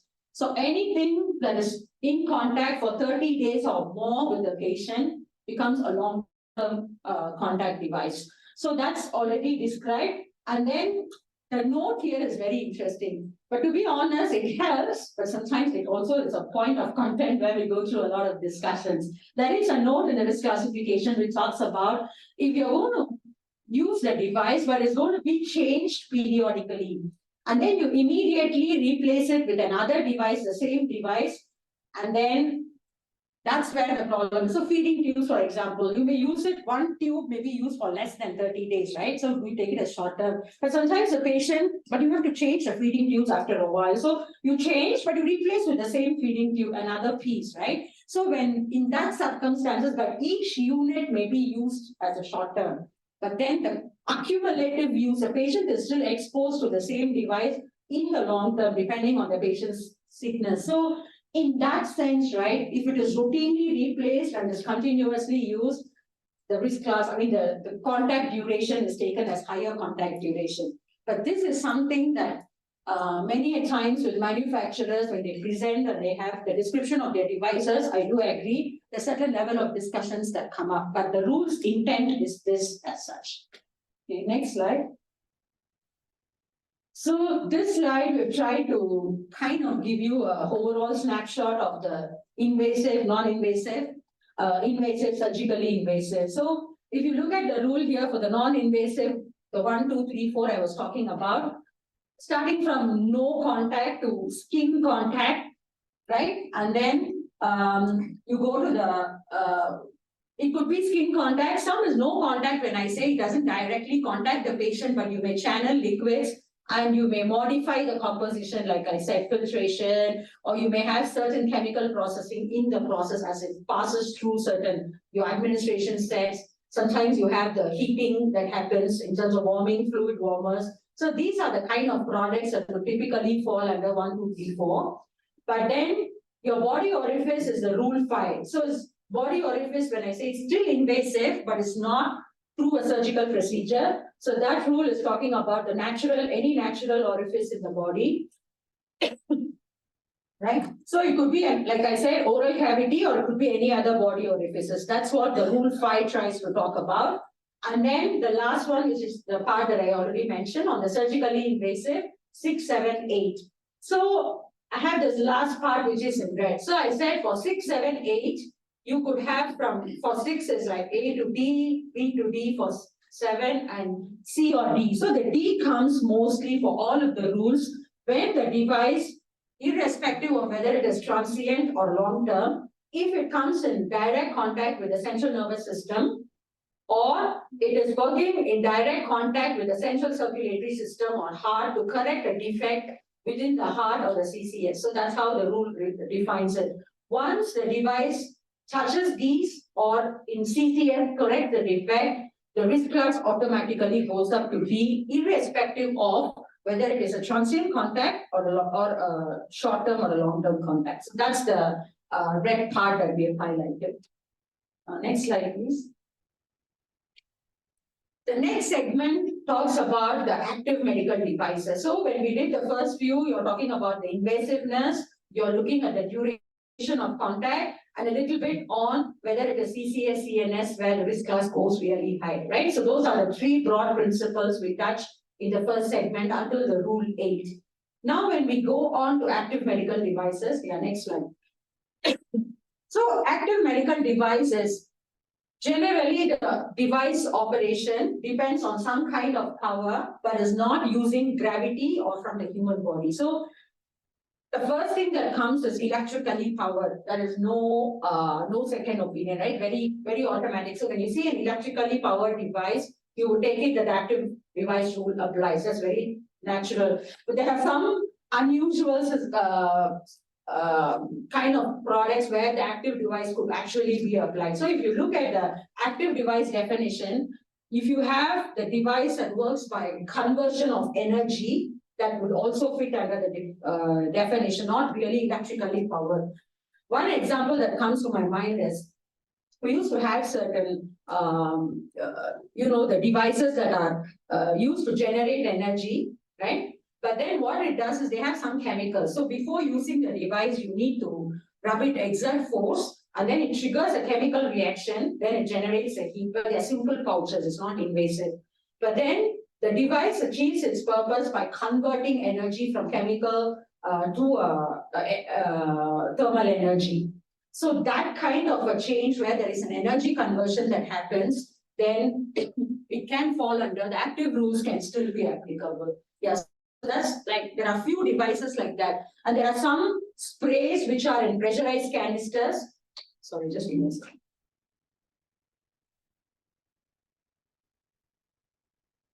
Yeah, so some pressurized canisters that are by pressure force the liquid into the nostrils, for example. There are some of those which could also fall under the definition of active that is there in the guidance document. But this is just for you to know, but these are really some exceptional circumstances. Largely, active medical devices takes into all the electrically powered devices out there, yeah? And then within the active medical device category, you have active therapeutic, active diagnostic devices. Then there is another category, which is active devices that is meant for exchange of substances with the body, like delivering certain solutions or administrating certain solutions into the body or drugs, depends. And the last one, there is a category which is other active, which doesn't fall under any of these three categories. Next slide, please. So when we say active, so it is administer or exchange energy, and then you classify Rule 9 is dedicated for active therapeutic, Rule 10 is for active diagnostic, then Rule 11 is for administration or removal of, like, it could be medicines, it could be other body fluids from the body. The last is other active devices, which is other than whatever fits under 9, 10, 11. Yeah, next slide, please.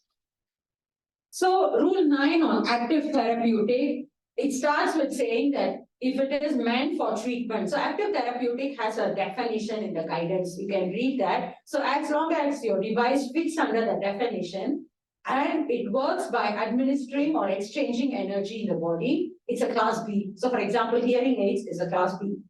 But then if this exchange of energy happens in a potentially hazardous way, that's what the guidance says. So potentially hazardous way, then you can go up to a class C.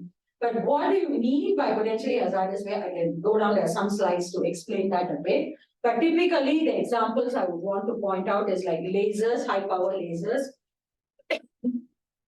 that are used for therapeutic purposes. Or another one is electrosurgical generators that are used. So these are quite potentially hazardous. I will go through the description later. So those will fall under class C under the active therapeutic. And coming to active diagnostic, The first category is like just general, you're using for diagnosis, but it's just illuminating, just improving visibility. For example, your surgical lamps, examination lights, that's class A. But then there are active diagnostic devices. There are some devices which is just meant for direct diagnosis. We will go through that in the next slide. Those will fall under B. I don't have it in this slide, but we will have it. You will see that in the next slide. Then there is one category which talks about which supply ionizing radiation for diagnosis. So like your X-ray machines and all that, where there is ionizing radiation involved, but they are active diagnostic. They may go one notch higher to a class C. Okay, next slide. So yeah, potentially hazardous is a very useful concept, but again another point that brings up a lot of discussion within our team when we do this classification. Is this potentially hazardous or not? That's something that you need to determine. So when we say potentially hazardous, we should not be looking at the patient, what condition, disease and all that. But when the rule talks about potentially hazardous, it is referring to the device characteristic. So like for example, if you're talking about an electrical energy device, if it's using very high frequency energy in that sense, or you're using, like for example, like I said, electrosurgical generators, or you're looking at something that is, I also had another example, lasers. So you're having really high power lasers for therapeutic purposes, which need to be very accurate in terms of the operation. So for those high power lasers and things like that, you can go to a class C, which is red. But if you're talking about something that is using electrical energy, like say a TENS machine for pain management and all that, that is normal electrical stimulation, nothing potentially hazardous, then it will still stay as a B probably under the rule, will not go up to a C. But the two in red would probably be considered potentially hazardous. Similarly, when you're talking about ultrasound category of devices that fall under this rule, this one I'm talking about is a therapeutic, and then in diagnosis category, we have the normal ultrasounds, which largely fall under class B. But when you have these lithotripters kind of device that use for managing the stones and all that, when such devices, we usually classify it under potentially hazardous because the way they work, they need to be very accurate in terms of how they use ultrasound to break down the stone. So then they go to a higher risk class. And then of course, lasers, like I said, you're talking about class 3 powered surgical lasers, probably the risk class goes up. But if it is just an intense IPL kind of light that is used, which may not be the energy or the output is not that high, it can remain as a class B, will not go to a potentially hazardous circumstance. So it's just trying to understand, but as regulators, we always talk about consistency. So within us, our interpretations, we need to be very clear where we are drawing the lines. And our guidance documents usually will give a little bit of description or examples of this. And we also try to have our internal guidelines on this so that we do risk classification consistently when we look at devices from different manufacturers in that sense. Next slide, please. Rule 10, which is on active diagnostic, right? It says, okay, for active diagnostic devices, the ones that is normal vital physiological process measuring, usually it's a class B based on the risk class rule. But then it talks about critical circumstances where you're measuring the patient's vital physiological parameters. So for example, if it's like routine monitoring, you just take 1 point measurement of SpO2 or a point measurement of blood pressure, etc. Typically, they will fall under a class B. But then once you are using it, like for example, for ICU patient monitoring, you have certain alarm settings you need to, the device alerts you when there is fluctuation in certain parameters, physiological parameters. So depending on the circumstance of use, we may have certain devices that will probably be a class C. The measurement may be comparable, but the thing is the circumstance of use, whether it is a critical versus non-critical, risk classification tends to vary. Next slide, please. So this one is, I'll jump to the next one. I've covered this. Okay. The next one is talking about active devices that is meant for exchange of substances, which are in Rule 11, like I said. So typically, any active medical device that is used to administer or remove, administer medicinal products maybe, but remove certain body liquids or fluids, it can be class B. But then again, the risk classification says in this rule, where if it is done in a potentially hazardous manner. So here how we interpret is that it depends on what kind of substances you're talking about, what is the body part that you're talking about, the administration or removal, and of course the mode or route of administration. So we need to take into account these factors when we decide whether something is potentially hazardous under this category. Next slide, please. Sorry, so the earlier rule, like I said, rule 11, you can have a class B or sometimes you can have a class C depending on the potentially hazardous variants. What is the kind of substances you're administering or removing and what are the mode of administration? The last part of the active devices is the rule 12. Rule 12 is largely meant for anything that doesn't fall under 9, 10, 11 and largely is class A. So things that comes under class A, rule 12 is like powered hospital beds, and then you have some powered equipment which just records certain images and all that. It's not really for analysis. So you also have dental curing lights and all that. So these are the ones that would typically fall under class A under the rule 12. Next slide.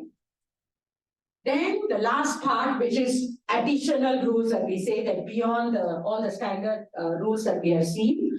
So for additional rules, I've just broken it down. So there's a rule 13, which touches on combination product. Combination is drug device combination products example, or it could be a biological material products with medical devices which contain biological substances. Then you have the sterilizers, disinfectors, contact lens substances, and finally the contraceptives. Next slide. So rule 13, so you have a medicinal product incorporated into the device. The primary function should still be the medical device function, but the medicinal product or the drug product that is included, it assists or the medical device in the function that it is supposed to achieve. So this would fall under the highest risk class G, and typically we look at those as combination products. So silver material incorporated wound dressing. So it's still a wound dressing. Primary function is a wound dressing function, which is a medical device, but it includes certain substances that enhances or assist the wound dressing in achieving those functions. And most standard examples are the stents and the balloon catheters, which are coated with certain drugs, paclitaxel, etc. Next slide. So when we say this, so intended use of the medicinal product, it may differ from approved use. So when you're thinking about it, this is just a hypothetical example. So if you say generally aspirin is very well established for pain relief and stent by itself also is very established in its function. But then when you put them together, the aspirin is mainly in this context for promote the tissue healing after your operation where you have the surgical placement of the stent. Then there is slightly different intended uses. This is not an actual case, just giving you an idea to say that sometimes the drug by itself, its approved indications or established indications may not be exactly what it is used for in the combination. So we just have to take note of that. But our evaluation for such a product will take into account holistically the functionality of the finished product. Yeah. Next slide, please.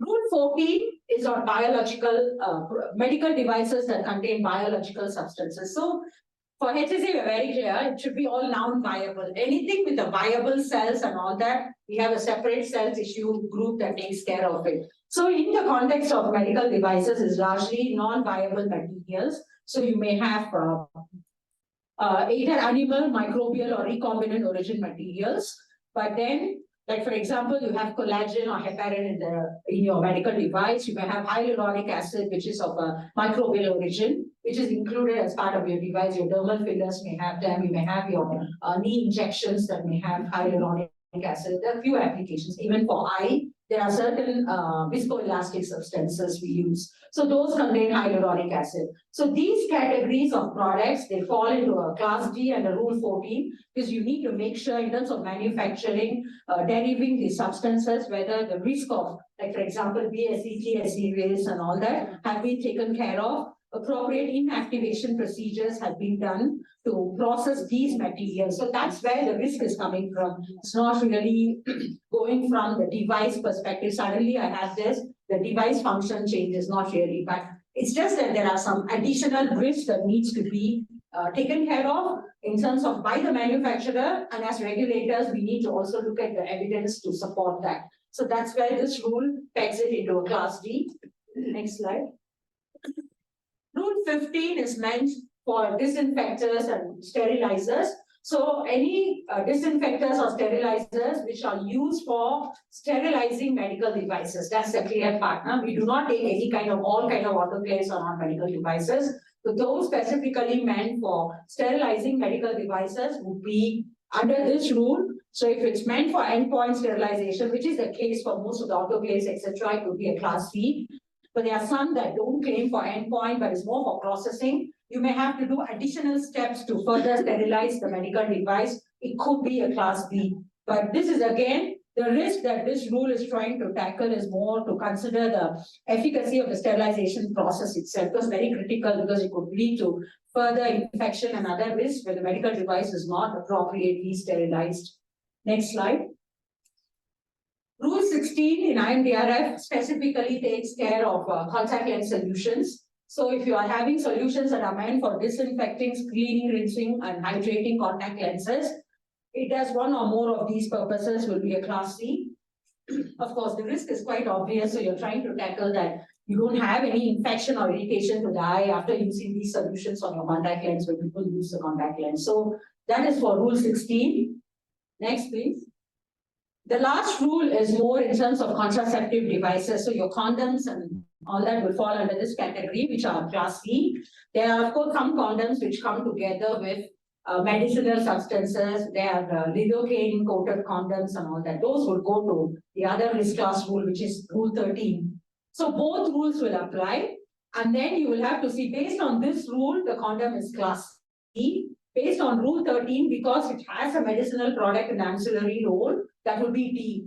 Then the final risk class will be class D, because you would have to, in applying risk classification rule, you take a device, you must apply all applicable rules, and then based on which rule the highest risk class is, that would be the final risk class. So that's how it works. So for condom, you may still have other rules that is applicable, right? Because it is invasive to body orifice, for example. Then the term is very transient use, so that kind of thing. So all the rules will apply to the medical device, but the highest risk class would come under this where it's a class C, or if it contains medicinal products, the Rule 13 will class it higher into a class D.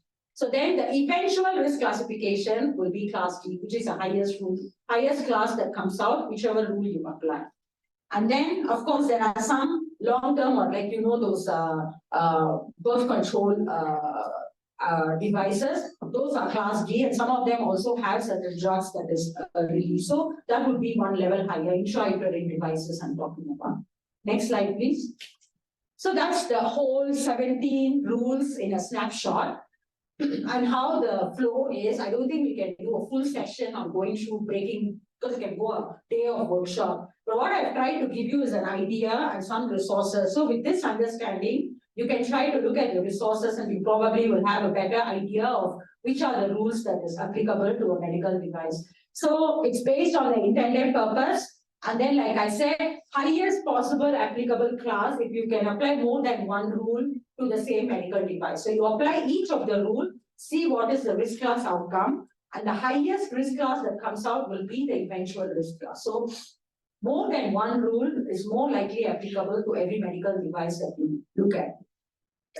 And then you should just blindly follow that, okay, this device, wound is typically class B. So any wound dressing is class B. That one is not the right way to do. You still have to see the functionalities or features of the device, apply the rule and risk classify, but it's not wrong to look at your resources on similar devices where they fall to see some level of consistency, but that should not be the fundamental basis to risk classify a device. And then, of course, sometimes you can't blindly say all sutures are falling into the same risk category. So sometimes this happens, you see. Some two sutures, exactly same material, sutures are sutures, right? What they are supposed to do. But then you will have different risk class. Sometimes, depending on what kind of surgery it is used in, sometimes some sutures have absorbable materials that would make them higher risk class in terms of class D. But if they are not absorbable, they remain to be removed or cleared after the surgery, the risk class will be C sometimes, not D. So that's why it's not just about just one or two factors, but a holistic understanding of what the suture is supposed to do, what is the composition. So you need to really understand the device when you risk classify. Next slide. So this is just again repeating the same thing. So you look at what is the characteristic. If it's non-invasive, you would apply 1 to 4, but it is also active. You also have to pay attention to rules 9 to 12. So you will apply both of the rules, and then whichever gives the highest risk class is the eventual risk classification. Yeah, I think I touched on this earlier. Next slide. So very quickly, so for example, okay, this is using our flowchart we have in HSA, but you may not do that. But you may want to just go through the rules in your own way, but just an example. So if you say a catheter, sometimes we think it's a transient use, but then you go further, like I said, it's meant to be placed directly in the superior vena cava, which is part of the central circulatory system. So because of that, not just transient, because transient it may be a B, but then once because of this feature, is going to go to the highest risk, which is class D. So that's why it's just to say the same device, depending on what it is supposed to do, where it is supposed to be used, the risk class is still do. Next slide. There's another one, a normal EEG measurement, maybe class B, but then there are certain EEG devices which have capability for electrodes to be implanted directly into the heart, for example, or depending on what device. So it's EEG, so you're talking about electrodes implanted into the nervous system. So it really depends on how the device is measuring. Any EEG will not be the same risk class. You have to see how the measurement is done and how it is supposed to be used. So because of that feature, it can go to a higher risk classification because the electrodes are implanted into the CNS or CCS. So this is something, it's just to say that not all devices is so natural that you will have the same risk class. So we just need to understand the device a bit more. Yeah, next slide. Okay, that's it for general medical device risk classification. Any questions? Okay, thank you so much. Learning is continuous. I'm really learning a lot. And I always say that you guys are very lucky. You're coming at the right time. So let's get. Thank you, Rama. I think this is one of the most asked questions on medical devices. And Eugene, I was hoping your hand was going to go higher than mine because we are constantly asked about risk-based classifications. Yet we have it on the portal, but it's never done. And she's done justice to it. I actually have a question. On Rule 14, is Botox considered under this rule? Because Botox is one thing. Cosmetics are nowadays quite the thing, and we see Botox coming in quite a lot. This is something I want to know whether it's classified there because you have collagen, heparin, hyaluronic acid. Where is Botox? Okay, Botox is not a medical device. Hey, Botox is under the, for us, we call it therapeutic products or whatever you call it, medicinal products or drugs. So Botox by itself it works by, not just by the definition of medical device mode of action. I think my drug colleagues are not here. So it doesn't work by physical mode of action. It has more than that, metabolic, whatever you call that, chemical. I can use the word here. Okay, we always have this discussions very heated on saying drug, medical device is very common. So, but Botox, no arguments. Botox is regulated as drug or a medicinal product. It's not under medical devices. But the synonymous what we tackle with is the dermal fillers. Fillers are ours. But then, like I said, most of the fillers with the hyaluronic acid, with the microbial origin, straight away, Rule 14 kicks in, and they are all class D fillers. Yeah. Is it the same for breast implants? Breast implants, okay. Breast implants under the long-term implant, right? If you look at the rule, sorry, I haven't highlighted that. There is a separate bullet that says breast implants or class D. So all breast implants are class D. So there's a separate. We call out breast implant under that rule, and it's a class D, so breast implants class D. Yeah. Okay, thank you. And thank you, Rama, for taking us through this. I have a few questions, and I think I'll ask this one here, and then others will follow up later. So, number one, I don't know how I looked at it, but at one time I've seen like you classified a black bag as class B. So probably you could explain further And I also see you also classified it under non-invasive for a blood bag. Eh? Okay. Then the second question is the issue of X-ray. I've also seen in your explanation those at one place there was an X-ray as class C, and looking at the risk of X-rays, in my own thinking, I was thinking that it goes up to class B because of the risk, and then. Okay, sorry. Can I finish answering these two? Then you can continue, because I think I will lose my thoughts. Okay, sorry to interrupt. Okay. First one, the blood bags. The blood bags come under non-invasive, because as I said, the administrative sets and all that, the fluid, the channeling of fluid and liquids, I think it's a rule 2. That is the rule that talks about that category of devices. But having said that, just like I said, it calls out breast implant, right? Similarly, if you are a blood bag, it is class C. So blood bags are class C. But the other tubings and other accessories or administration sets, they can be class B. But if you're a blood bag, you're class C. So blood bags are class C. Yeah, the rules have that. You can also refer to our HSA's decision flow. If the reading the rules is a bit difficult, you can just take reference from there. But blood bags are class C. Then your second question on X-ray. I don't disagree with you. There are many a times when we look at the device itself, you fit into the rules, right? It comes to be class B, but we personally think class B, but this is really, I think it's very dangerous, class B is a lower risk. There are also other circumstances. The rule will make it a class B, but to me is why is this a class B? It's very straightforward. So it happens all the time. So because the perception of risk really varies between people, between circumstances, and our knowledge at any time point. So some people are very comfortable and know certain devices very well. So they feel the risk is not that high. But if the same device, another person looks at it who's not that familiar, they actually think differently, which is why we need the risk classification rules. So the outcomes of the rules may not always be something that you totally agree. There may be certain differences, but we must always be clear.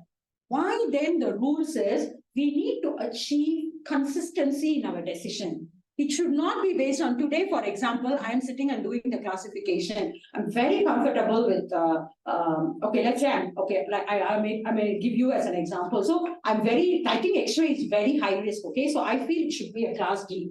But tomorrow, after a few years, I'm not sitting there, right? Someone else is doing the same job. But they may be very familiar with X-ray. There's a lot of standards out there. There's no major issues as long as... So they may feel differently. Then the decision cannot change, right? Then it's like, how are you going to manage the consistency of the processes? Which is why the rule guides you. And based on the rule, X-ray is class C because of the hazardous radiation, that category.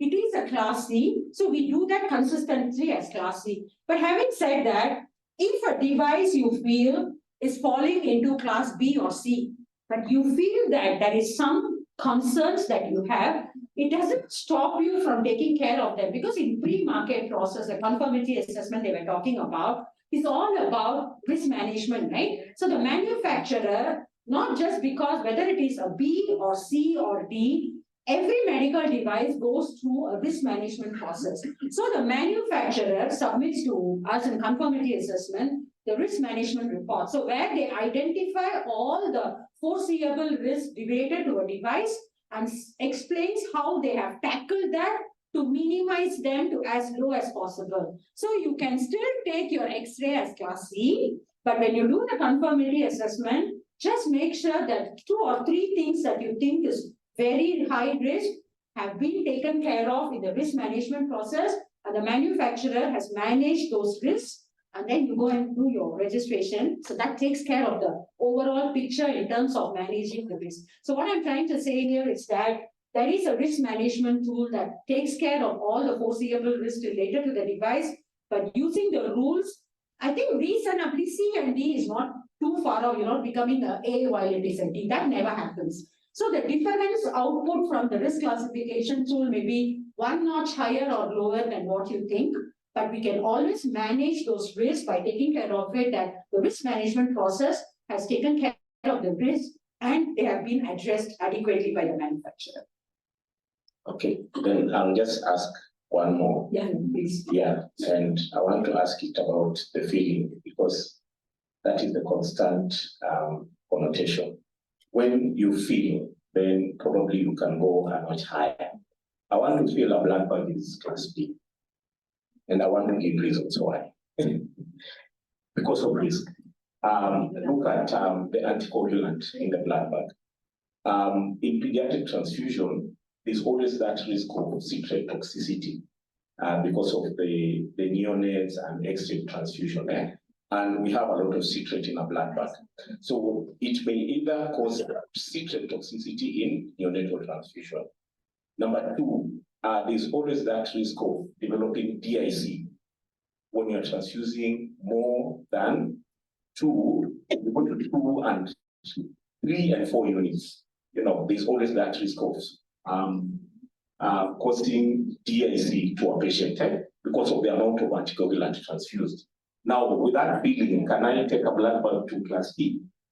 This is what we should not do. That's why we need to have risk classification, because you feel that, right? That's why I keep repeating. You have this background, you have this feeling about the blood bag. Few years down the road, you may go to higher positions in your organization. You're not involved in risk class. Maybe a younger person here is in your position, looking at the risk class of blood bag. They may think differently because the perceptions changes also with knowledge. So for example, another person may think for these, right, there are already available resources that say what is the limit, how much of citrate can be used in your blood bag, what is the allowable limits and all that. So if this information is clearly published, the manufacturer follows that in using that allowed concentration in the blood bag, the risk is actually taken care of.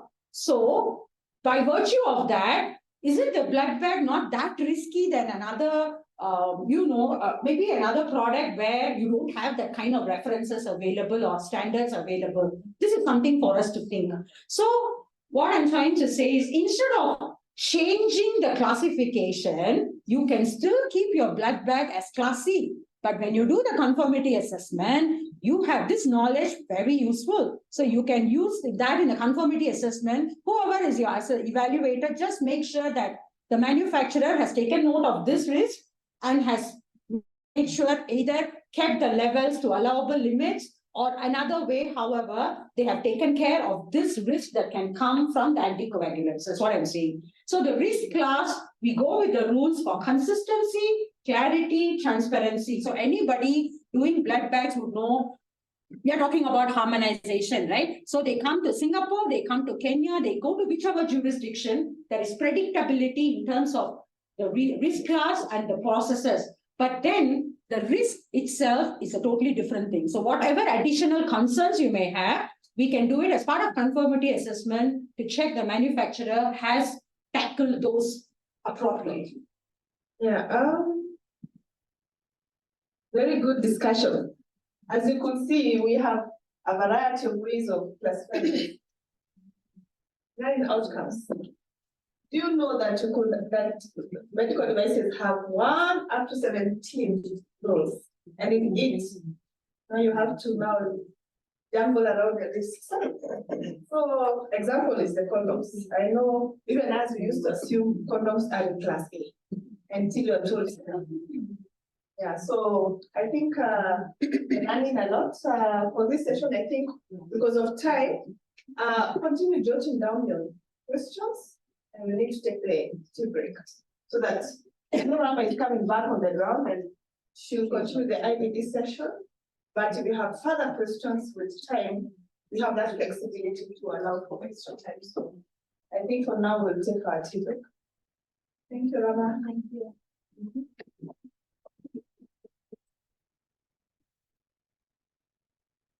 So we could appreciate if we can be back at the room in 15 minutes. Thank you.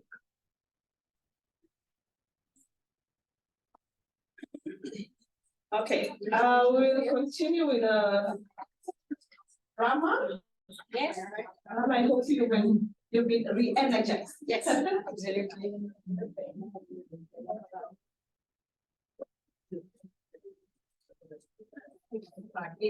Because of time, and I know you have a lot of questions, I also have a pile of questions. Let's allow Rama to take us through the other session. Then we have enough adequate time for Q&A. Rama?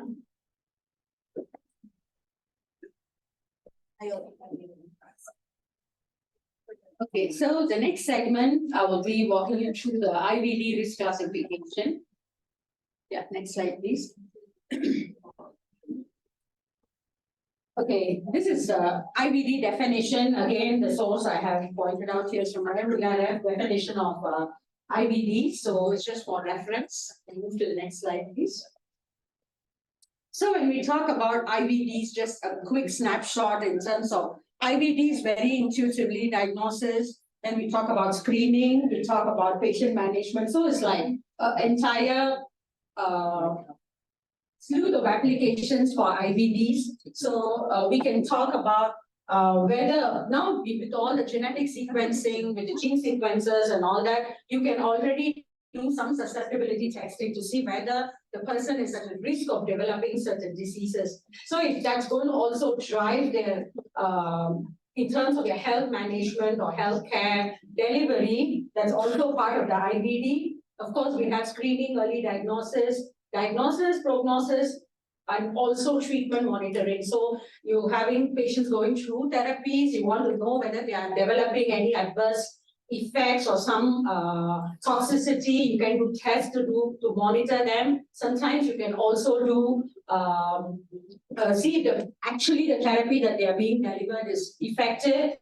So there are various ways that IVDs can help in terms of the entire, in terms of the healthcare management. Yeah, next slide. So this is, I think, a little bit of what Asma also covered this morning. So if you look at what are IVDs, so these are just broad examples, but then molecular assays now are going very fast. You have all the next generation sequencing and all that. So that's also another whole paradigm in itself. Next slide. So again, I think Asma covered this bit, so I'm not going to talk much about this. Next slide. This is important. So what is not IVDs, right? Because there's a lot of this kind of assays, okay, that are used for research purposes, that are used for general clinical laboratory purposes, for veterinary purposes and all that. So what is IVD is those that's used for humans and for clinical medical decisions and management. But the rest of these, we do not take it as IVDs, at least for HSAs, we are very clear. These don't fall under our regulatory control ambit. Next slide. It is again my resource slide. So I'm DRF, the latest revision, there was a revision for the IVD risk classification. So that's my fundamental reference here. But I've also given the link to our HSA's guidance and also our risk classification too. So for those of you who are interested, yeah. Next slide. Again, Asma covered this part in the morning. I won't go into the details, but people always say, right? So when I say suddenly IVDs, you talk about so many of the concepts of this classification for GRP. So how does it work? Many people, there are two groups of people. One group who thinks that IVD is no risk because it touches the patient well. It's not going to cause any physical harm or any issues, not like your implants and all that. That's one paradigm. Then there's another group that always think, oh, IVD, HIV, public health. So there's two groups. So both are not wrong. But then how do you measure the risk of IVD needs a different outlook. So that's the principles of classification. So in the risk classification is based on if the test goes wrong, for example, what would be the impact on the individual's health status? So how serious is going to be the impact? Similarly, the outcome of the result, how that impacts public health decisions and all that. So these are the two metrics that is used in risk classifying IVDs. Plus the concepts of invasiveness, contact, all that doesn't appear for IVDs naturally because they are not that category of products. Next slide. So again, the fundamentals are still the same. So how do you risk classify is based on the intended use or indication for use for the test from the manufacturer. Of course, you have to also take into account who is the intended user. So whether it's going to be used by clinical lab professionals, whether at bedside point of care use where they may not be lab professionals, but they may use it in making instant decisions on the patient management, or whether it's a consumer use test. So these are things in terms of the users that we need to be mindful of. And then whether what happens based on the result. Are we doing, is this a confirmatory test? You just get a test result, based on that, you jump into therapies, decisions and all that. Or it gives you some idea, and then you go on to do further follow-on assessment. So you may do a cancer marker, but it may not be a very established marker. But then after doing that, you think, oh, I need to further screen this patient. So you go and do scopes or you do further an assessment of the patient before you do the final diagnosis. So that's like one of the factors. But then there are some markers which is very well established, like your breast cancer markers and all that. So when you do those kind of tests and you make conclusive decision in terms of diagnosis and patient management, then the risk classification could be very different. So this is one consideration. And then of course the last bit, which I said, impact of the individual health and public health impact. Next slide, please. So this one I won't repeat again, so it's just a snapshot on IVDs for different users. Next slide. Yeah, next slide. Okay, so there is always for IVDs, we need to look at it that there is a certain level of risk involved when it is for self-testing purposes. But you should also look at what the outcome, what the test is doing. So whether it's a pregnancy test, whether it is a glucometer, what kind of the self-test you are looking at, or whether it's your COVID ART, you know, the kind of thing. And then after that, you also need to understand what is the next step in terms of the management of the individual based on the outcome. So but broadly, the risk associated with self-testing, of course, is that you may have different testing environment. Laboratories and all are controlled environments, but this is different. And then they may not have the test kit. So for example, although it looks very straightforward, right? We all experience COVID ART testing. So you do the swab and then you go and do the test. But how many of, there are two groups of people again who read the IFU. Okay, I need to do 5 times clockwise. I need to do 5 times anti-clockwise. They follow very diligently. They do the testing. There's another group who gives, just swap, right? They take it for granted. So they may not even bother to read the IFU to say how they need to do the swapping. So we always have to be mindful. Professionals, right? We always have a certain processes and controls in place. So they have certain rules they follow in terms of how they do the testing. But you can't expect that for lay user. And it's like millions of people using the test, you have different types of people. So there is a lot of ambiguities that can appear, unpredictability in terms of how the test is used. So you need to be very careful about how the presentation, how the instructions are provided, how do you scare the user enough to stick to the instructions, right? I mean, to use the word very loosely. Yeah. Next slide. Okay, so we go for the highest risk, right? So the rule 1 starts with the highest risk class, which is class D. So the rule 1 is more tackling for devices that are basically you are looking at presence of or sometimes exposure of an individual to a transmissible agent in the blood components, cells, tissues, organs. This one I don't need to say why, because even when you go for blood donation and all that, there is a lot of questionnaire people ask you to do. So our blood banks, HSA controls the Singapore's blood bank, there's another arm. So they have a long questionnaires. They ask you, have you visited these kind of places? Have you been exposed to this kind of pathogens? They also screen the donated blood for certain pathogens and all that. So that kind of is very important because once you transfuse the blood to another patient, you need to make sure that you're not exposing them to additional or new unintended risks. So that's the importance of those tests that are used for like blood donation, screening, etc.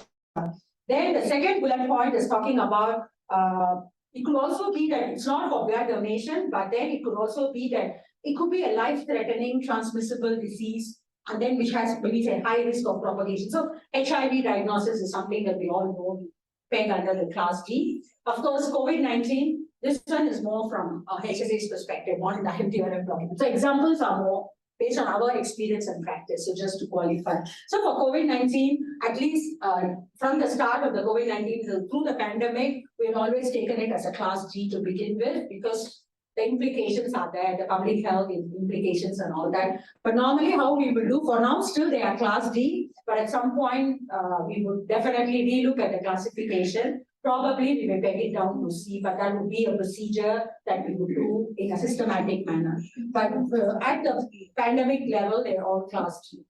Next slide, please. The next rule is talking about the other category of products, which is this again class D, but it's really tests that are meant to do blood grouping testing. So you look at the match in terms of blood donations, or even for tissue typing for before you do the transplant and all that, to see the matches. The implication is huge. So I don't have to explain the risk in that sense. So from that angle, largely class D, but then there are some antigen typing for blood grouping, which could be class C, slightly lower than class D. So in IMDRF, they have listed out some of these blood antigen testing, which is class D. Anything beyond that will be a class C. They peg it at one level lower. So this is just the examples that we have. Next slide, please. Next rule is rule 3. It's the most interesting rule for me personally in IBD risk classification, is because it has a whole list of bullet points and pegs all of those that falls under the category as a class C. So it's like drawing out the entire IBD space and trying to cover everything that can be potentially class C. But always, anytime you use this, there will be certain things that you will have to do some level of interpretation. But let's just go through the points. So for first bullet point, this was quite a level of revision that happened in the recent IMDRF guidance from the earlier GHTF version. I think more so because of the more understanding the new markers and the new, how some of the known markers also, the application has expanded over the knowledge that has developed over the years. So for example, so the first bullet point is talking about presence of a sexually transmitted agent. So you're looking at sexually transmitted diseases like, syphilis, gonorrhea, etc. So those tests are taken as a class C.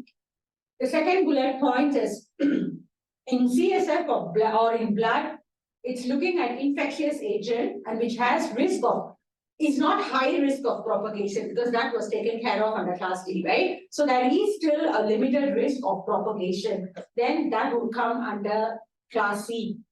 The third bullet point here talking about infectious agent, that you're still talking about infectious agent, but then if there is an erroneous result, it can result in death or severe disability to the individual fetus or embryo. So some of these are like, the CMV test, MRSA test and all that. So if you get that wrong, it can actually have a huge impact in terms of the health status. So based on that, this is also a class C. So the classic examples that IMDRF document has is the CMV, MRSA, also your chlamydia pneumonia test.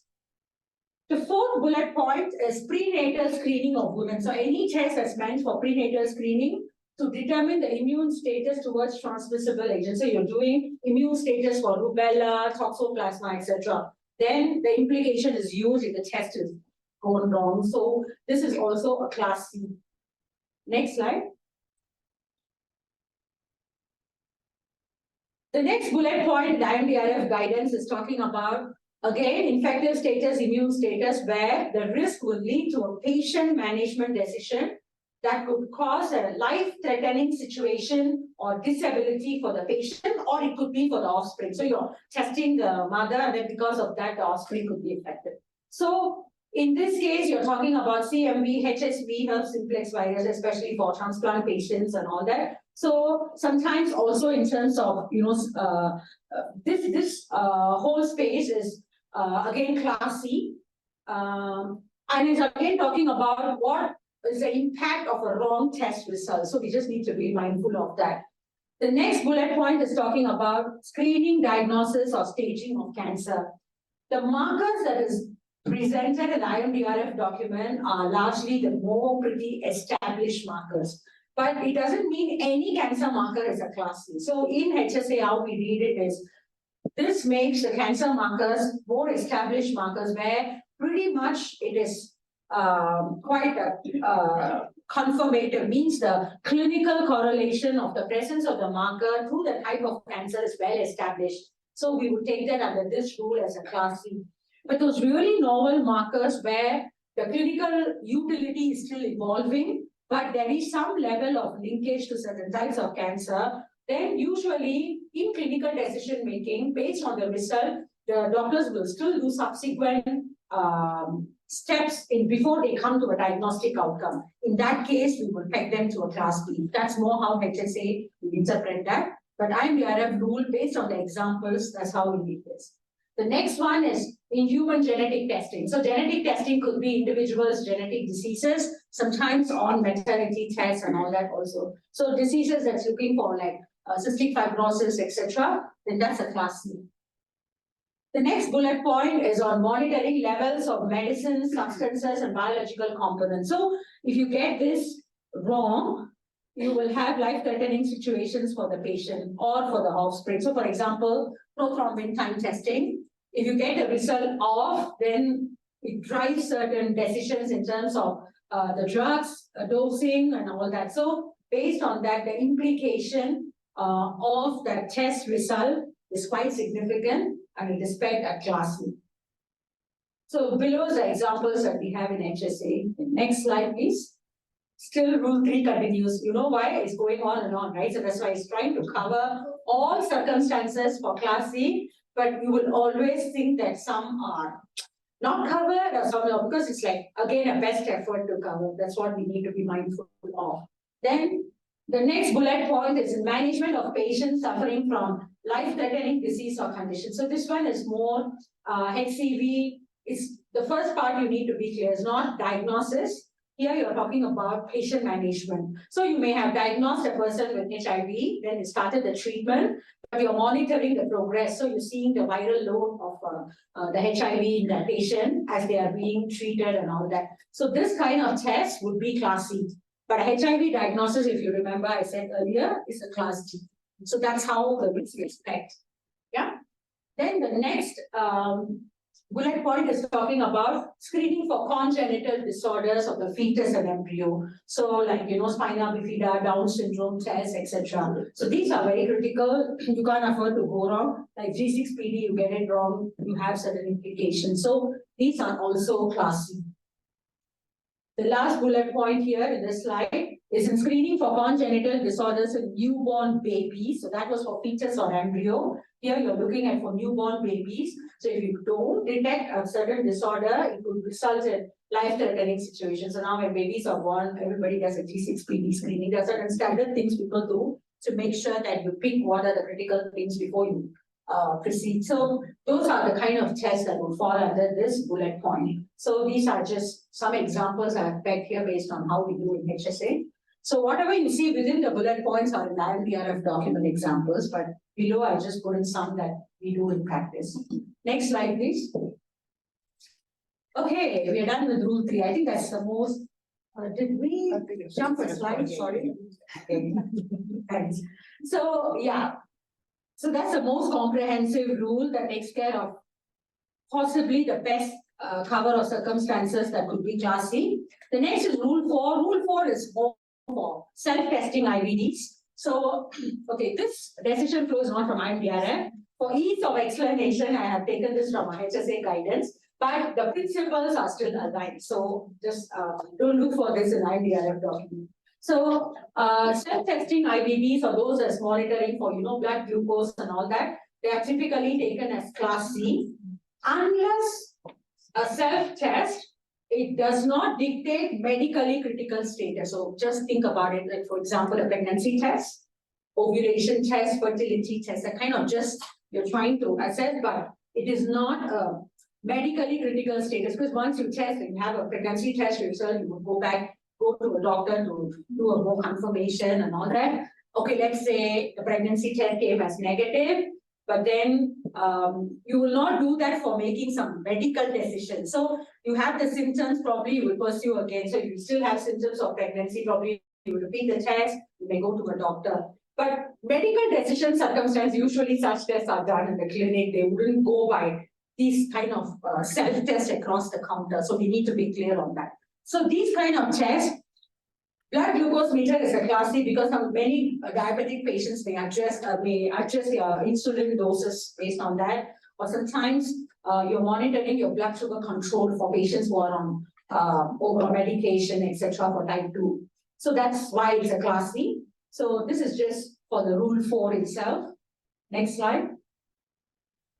Rule 5 is like, okay, say what are all class A, but in IVD context, we are looking at some reagents that are used in certain IVD processes. It could be like, the PCR machines. It's just a general PCR machine. It's not specifically assigned to a particular test or anything, but it's just a general instrumentation. Or more straightforward is all your specimen receptacles that are used for sample collection for IVD purpose. And also we have some of these general purpose media, microbiological media. So they all would typically fall under class A. And again, the qualification is general purpose media, not really those that is meant for diagnosis or identifying pathogens. Yeah, next slide, please. Rule 6. Yeah, this is the rule that is classically for all class B. So in the IVD risk classification, they try to catch all possible class C under rule 3. And then they say any of the tests that don't fall under 1 to 5 that we just saw. So 5 is rule class A, right? So I have defined for you class C, I have defined for you class A. So if you cannot fit the IVD under any of those, then based on rule 6, you would be a class B. So that's the approach the risk classification document takes. Because I can understand why, because there's a whole range of IVDs available out there, especially for class B or clinical chemistry itself is a huge portfolio. You have a lot of enzymes, immunology-based tests, liver function, you name it, there's a humpty number of tests under this. So that's why the approach is as such. So these are examples that in HSA we have pegged it class B under rule 6 just for your reference. Next slide, please. The last one, I think, is rule 7. So this is more to tackle in terms of controls without quantitative or qualitative assigned value. So it's more like user-defined value. Then they would be class B. So there's some level, but then the user runs their standardization and assign value to them. In that case, they would be taken as a class B. Typically, you have such quality controls for chemistries, urine analysis, etc. But then if you have controls which are assigned values to the control already, and then for specific analytes, and then you have already, the manufacturer has assigned the values, you use that to verify that your test is going as intended and is accurate enough, your processes are okay. So the accuracy of the outcome of your test largely falls back on the accuracy of the assigned values of the control. So if it is that kind of a control, then the risk class will be based on the analyte. So for example, if it is an assigned value control for HIV test, HIV is class D, so this control will also be a class D. If it is an assigned value control for chemistry, which is a B, for example, the test is B, right? So that assigned control will also be a class B. So the risk is based on the analyte's risk in that sense. So that's how this rule works. Next slide, please. That's it. So there's only 7 rules, but then the whole picture of it I've tried to give you in terms of the logic of it. But then assigning risk classification, again, it's the same thing. You cannot just go and jump. Okay, I have a blood glucose meter, or you have a test that is self-testing, or let's say you have a cancer marker test. You should not just jump to say that this is the only rule applicable. So you need to look at the intended purpose. If there is a possibility that more than 1 rules will apply, that is very common for general medical devices. IVDs, not very common, but there are certain tests where more than 1 rule may apply. So you should still look at the various rules and then the highest risk class will apply. So This one, I think I spoke about it already in terms of why blood glucose meter as a class C, but then we peg pregnancy test as a class B, so I think I won't touch on it again. And of course, like for cancer markers also, I said, we need to look at whether it's a sole determinant, how strong is the clinical association of the marker to the cancer in question. So these are some things we need to think through, whether we peg them as Rule 3 Class C, or we can take it as a Class B under Rule 6. So that's something we do on an ongoing basis for HSA. Next slide. That's it. So that's for the whole risk classification principles, and I've tried to give you the thinking again. Again, we can do a whole huge workshop to do different rules with examples, case studies, but that's not what we are trying to do here. So what I've tried to do is to give you the thinking behind the rules and how we use it as a broad stroke. But you still have to have more grasp of it. You have to go and read those documents, try to apply some of the tests or you encounter. That would give you more clarity in terms of the risk classification itself. Yeah. Thank you. Any questions? Well, Rama, thank you so much for the knowledge that you're administering to us. We'll have to take now questions. Okay. Dr. Rama, you were talking about COVID tests, that how it is a Class C device. I'm sure you know where I'm going. And as we get more information, you're looking into down classifying it to perhaps Class C. The question that popped in my mind as I'm talking about that is, how do you make sure that you stay consistent with IMDR risk classification when you down classify to Class C? Yeah, that's a good question, because in IMDRF, again, for IVDs at least, we have done that one experience we had last time when we had the H1N1. So initially when the H1N1 started, we had some tests locally coming up and we started as D, but then with more knowledge and the influenza, in the sense that there's more knowledge that has come up. So probably it's still a transmissible disease, a risk of infection, but it is not the highest public health threat, then we drop it to C. So I'm just going for that logic. IMDRF risk classification, if you look at the guidance itself, that's why I said you must go and read it further, is that it lays out the logic and the principles. There could be slightly different interpretation between agencies. So some agency may still think it's a D, but some agency may take it as a C. But then it's very difficult to, because each country also, because the public health risk is not something that is globally alone assigned. So now WHO says it's no longer a pandemic. Is that good enough? But then there are still some countries who treat it at different levels. For Singapore, it's no longer a pandemic. We are back to normal in that sense. So different countries have. So we also have to draw reference from the jurisdiction. But the beauty of it is that it can only be a C or D. It's not going to be that one jurisdiction makes it a D, then there's other jurisdiction is Class A or Class B. So that's why warning to the gentleman's concerns was very valid. I kept repeating that the differentiation will be only 1 point if you do it properly. So my answer to your question is yes, it's possible that some jurisdictions may classify it as Class 4, like for example, if it's Canada or whatever, and we may have it as a C down the road. But I think, yeah, true. But then in terms of validation, in terms of what the manufacturer has to do, I don't think that makes a significant jump, because for IVDs, preclinical, clinical validation and the requirements are pretty much comparable between B, C, D, but there may be slight difference in terms of the risk management of the outcome and inaccuracy. So vis-a-vis, if you're a Class B, the inaccurate result, how the manufacturer does the risk analysis may be slightly different. But if it is a highest risk assay, they may have to take more steps in terms of managing the risk of failure. So that's where the difference is, which has to be tackled at confirmatory assessment in terms of the agencies, applying the principles more rationally. So that would be my answer.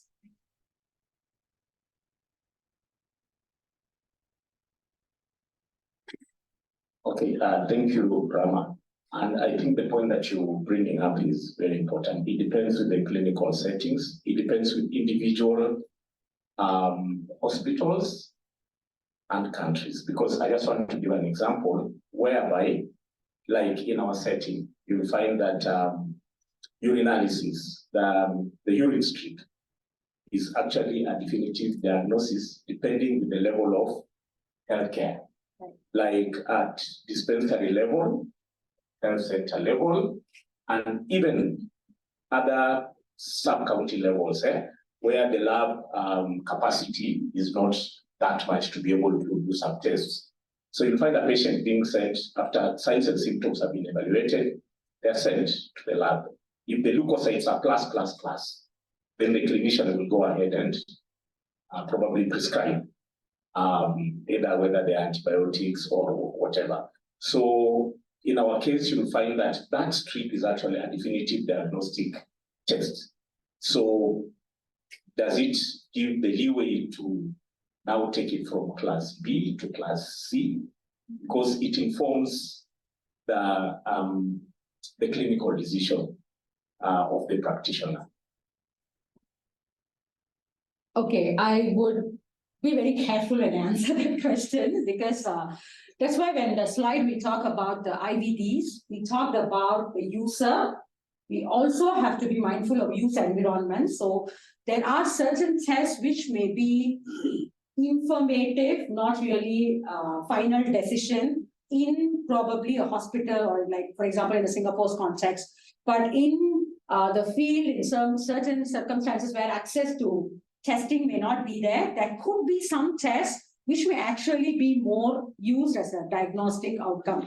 But that is more the use environment. But what we need to be mindful for urine analysis is that what is the intended purpose assigned by the manufacturer for the test, right? So if the urine analysis strip, although in certain clinical circumstances for lack of access to certain healthcare steps or clinical diagnostic procedures, people may use it to prescribe some medications. But what is the backbone is that what is the intended purpose assigned by the manufacturer? That drives the risk classification. So to me, the urine analysis based on what is the intended purpose assigned will still be a class B, I guess. But as users of the test, so when you do the evaluation, if you think that inaccuracy is something that you cannot tolerate, you can always look at the risk management, the validation presented to see whether the sensitivity, specificity of the test still is of an acceptable limits based on your jurisdiction and your clinical practice. You can always do that in terms of checking the validation results. But having said that, we would have to be mindful that the manufacturer's validation is based on their assigned intended purpose. And in your use circumstances, users also, that's why, should look at what is the intended use assigned. So when I'm using a urine analysis strip from a manufacturer, which is meant for screening only, and then after that, you're supposed to do the test, you need to be mindful of that. But then when the user uses it for definitive decision-making because of whatever circumstances, but they need to be mindful. I'm making this decision based on a test that is meant as a guiding principle, but I cannot do further tests. But then they will have to more pay attention to the clinical presentation, the clinical symptoms, etc., in making a holistic judgment on whether I can prescribe or I'm still unsure. So that is a shared decision making. I'm not saying manufacturer is not responsible. I'm not saying the responsibility is with the user. What I'm saying is manufacturer should be very clear what it is for, have the data for it. The user must know that I'm using it for purpose more than what it was meant for, but it could be because of real, genuine reasons. But they should also pay more attention to, for example, what is the clinical presentation and all that, and everything ties in, they can go ahead with the decision making. But if there's room to think that the presentation is not clear, they are still doubtful, they may have to think of other ways of managing. So that's just me talking from where I am, but I do know there are real challenges out there. So yeah.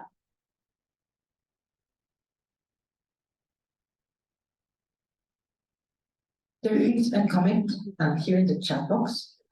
This is here. That comes from Tobias Ololo from the Kenyan World Standards. And he states the accuracy of results may also largely depend on the precision of the equipment.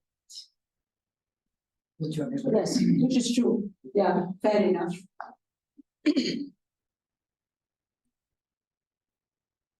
Thank you, Dr. Rama. So my question is more on softwares. So do we classify softwares by risk? And so what principles do we use when approaching that? Thank you. Okay.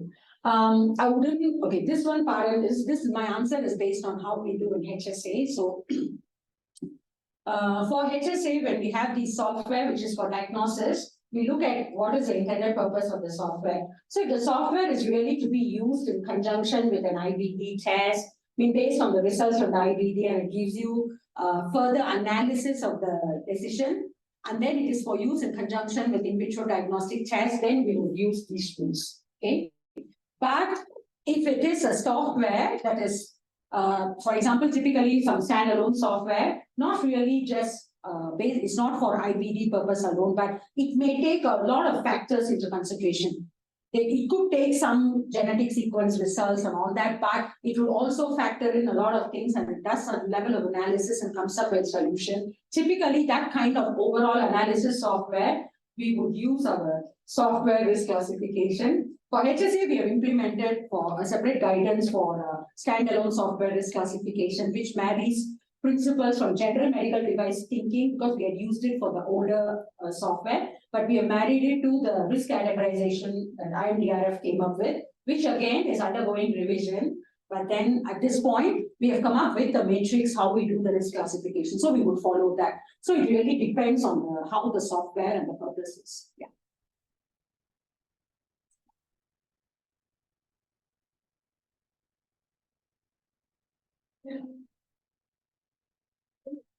Any other question?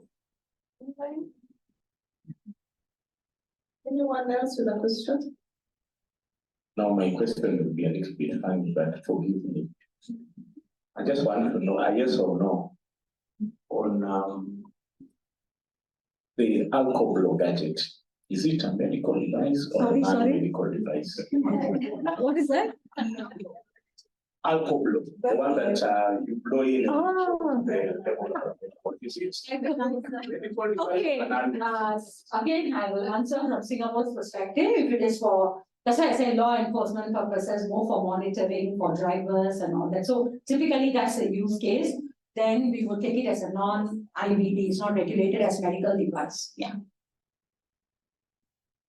It depends on the regulation. Maybe in Kenya, you decide to make it a medical device. Right.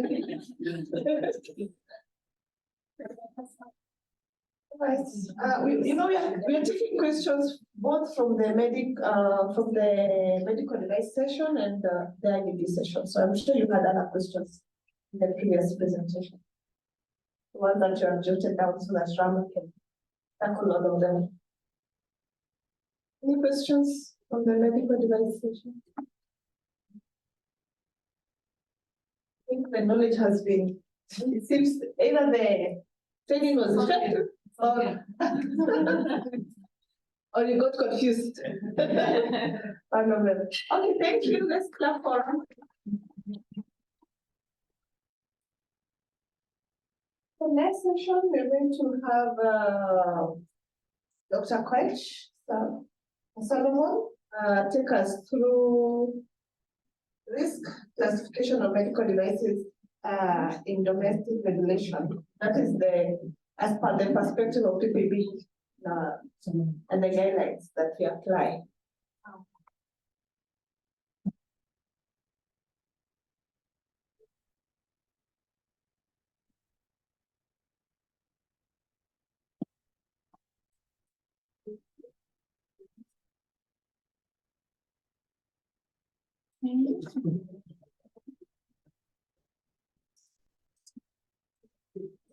Okay, good afternoon, everyone. Good afternoon.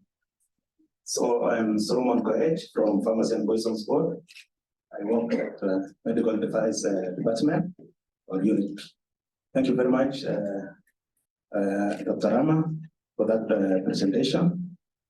In fact, I'm here just to confirm that we use the same risk-based classification on our side. We have borrowed a lot from you. And according to our guideline, most you are tight. So mine is just confirm that we have borrowed a lot from you. So of course we used risk-based classification, and this puts medical devices into 4 classes: A, B, C, and D, which A is low risk and D is high risk. Next. Okay, as you move from, you go from low risk to high risk, maybe a point to note is that the regulatory levels as you move also increases. And that one has been brought clearly during the presentations which were made by Dr. Gama. Okay, those are examples from low risk. In our place also, cotton wool is a device also. So those are the ranges, the low risk, hospital beds, and then you move to the high risk where we have pacemakers and implantable defibrillators. Next. Okay, when we're getting the guidelines for risk classification, our PPD guidelines, these are the terms or factors that we have to consider. For example, the non-invasive and invasive, this is the invasiveness of the device. So you have to see when you want to classify your device, you have to know, you have to familiarize yourself to know that is the device invasive or non-invasive. Because when you check at our guidelines on Annex 6, there is a table which will show, which will give you whether the device is non-invasive, and then the items, the features which will classify that item either to class A, B, C, or D. On the invasiveness, it was well covered also. You look at the body invasiveness in terms of body orifice and also surgically. Next. This one is also the continuation of terms which are used. Active medical devices. We have heard about it. We have active medical devices. These are devices where the function where the functioning depends on the source of an energy, or it imparts an energy on the human body. And then B is exceptional classes. We have exceptional classes. When you see at our Annex 6 of the guideline, those exceptional classes will contain medical devices which incorporate medicinal substances. So in our case, with a blood bank, in our guideline, we classify it as class B because it incorporates, we see it as incorporating medicinal substance. So when you check at our classification guidelines, it puts a blood bank with an anticoagulant as a class B. So those are the rules, but they were well covered by our presenter. Next. Continuation of terms also. You can see, there is a duration of use.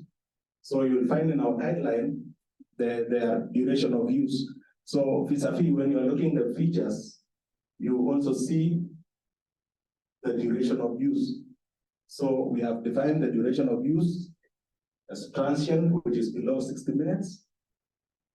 Short-term use, 60 minutes to 30 days. And for long-term use, it is with a device which is used more than 30 days.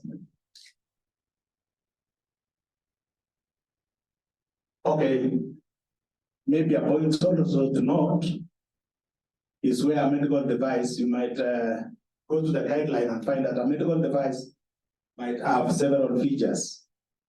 Okay, so it might put the device into maybe more than one class. So the higher risk class is taken in that case. So for a medical device, which maybe when you look at the features, it classifies it into 2 or more classes. You have to know that you take the higher risk class. But the actual classification of medical device is determined by the manufacturer on the intended use. Next. For in vitro diagnostics, our guidelines offers 3 criteria on classification, whereby we look at the intended use or the indication for use, and also the expertise of the person using the device, whereby we see the whether it is used for as a lay person or a professional. In that case, you can take, for example, the pregnancy test, which was highlighted. So it can be used by someone, just the person who has no knowledge on it. So it will depend now in which class you will place. But most importantly, the impact on the individual, the test result on the individual and the public is what is emphasized on the guideline. So it will classify the medical devices, the IVDs into 4 classes, depending on the risk, the level of the risk. Next. So classifications of IVDs with examples. Class A is a low risk and low public health risk. So those are the examples. And if you go to class B, they are high individual risk and high public health risk. That is where you have the HIV test screening and also blood grouping. Okay, that is an overview.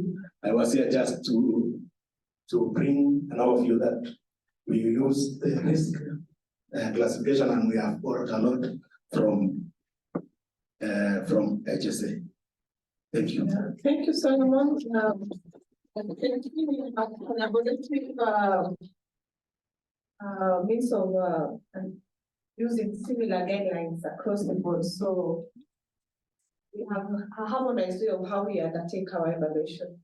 Probably where we could vary is the risk classification, and probably know with the further training that you've undertaken, this session will be able to now go further and improve on our guidelines to make them more informative with regards to classification of risk. For this session, I think now, do you have any questions for Solomon? Comment. Maybe to clarify, thank you, Coach. And intentionally, I think it's good to actually know what we're doing domestically vis-a-vis what is done in other jurisdictions. We did borrow from HSA, but also in alignment to the International Regulatory Forum, because they're the ones who generated the rules. And when we were seeking or looking at aligning or getting information that was most practical for use, I was just whispering to my other colleague that what we have left now is the tree, the rules tree, because everyone wants to know at a glance, how is this product being classified? Why does this rule appear? How is my product to fall somewhere?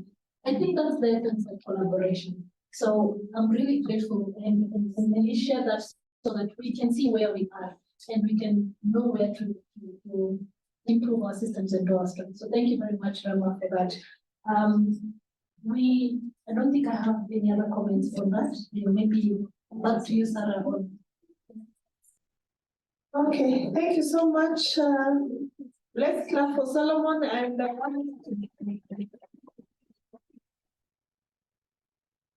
so for now, we are going to go to the next session, it's a panel discussion. we are going to have a team move forward. Now we're going to discuss the impact of misalignment of these classifications. As you could see, there was either fall here or fall depending on the information that you're given. So we're going to have a panel, and we'll have Rama from HSA, Pauline from PPB, Fatima from Metronic,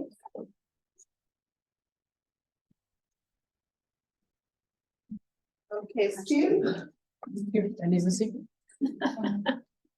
We're gonna have a party up here, so anybody else wants to join us. Asma. And Christopher Odero from Roche Diagnostics. Then Tobias from KEBS. No, actually, sorry, it is not gonna be Tobias. And I'm not sure. Jason? Yes. Samson. Would it, I don't know if it's already arrived. Somebody, yes, exactly. Sometimes I also. Somebody hasn't been able to make it joining us from CAPS for the panel, but I guess we have not arrived yet. So we can get started then with the panel, and then if he manages to have a seat. Thank you. And we'll also have some. Where's Steve? She actually has a meeting at PPB, so I haven't been able to make it back on time. Oh, okay. I might join us shortly, if not, I think we can just go ahead. So I just want to make sure everybody had a seat. So I'll hand over to Solomon. We can have Solomon. We have Rami to moderate the session for. Tabi, you will moderate the session for the panels. Thank you.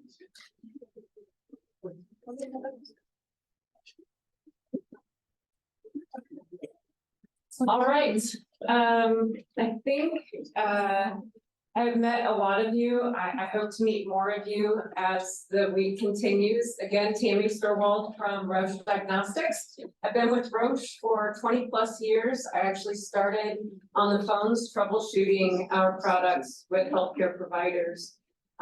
And I worked through positions in both post and pre-market, and eventually went to law school, and now I find myself in policy. So I'm thrilled to be here with you today. I'm learning so much, and I am very honored to grace the floor with a number of experts up here who can share their perspective based on some of what we learned today. So I'm going to find a better position so I'm not standing in front of anyone, and then we'll get started. May I sit next to you? Okay.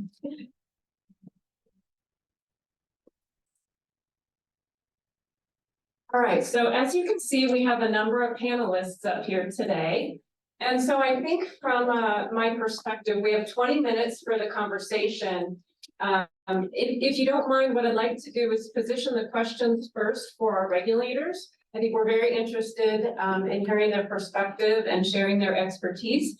And then also asking our local experts for their feedback as well.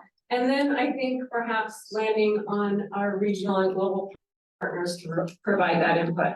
Good. All right, so we just had a really good conversation about how Singapore and also PPB regulate and classify their products. We've also learned a lot about the implications of classification as it relates to the essential principles and the evidence requirements associated with each classification. So my question for our regulators, and I'll pose this to our honorary leader here today, Pauline first, and then perhaps Dr. Rama. How in your mind do the classification differences between jurisdictions and across regulatory bodies impact international collaboration and harmonization?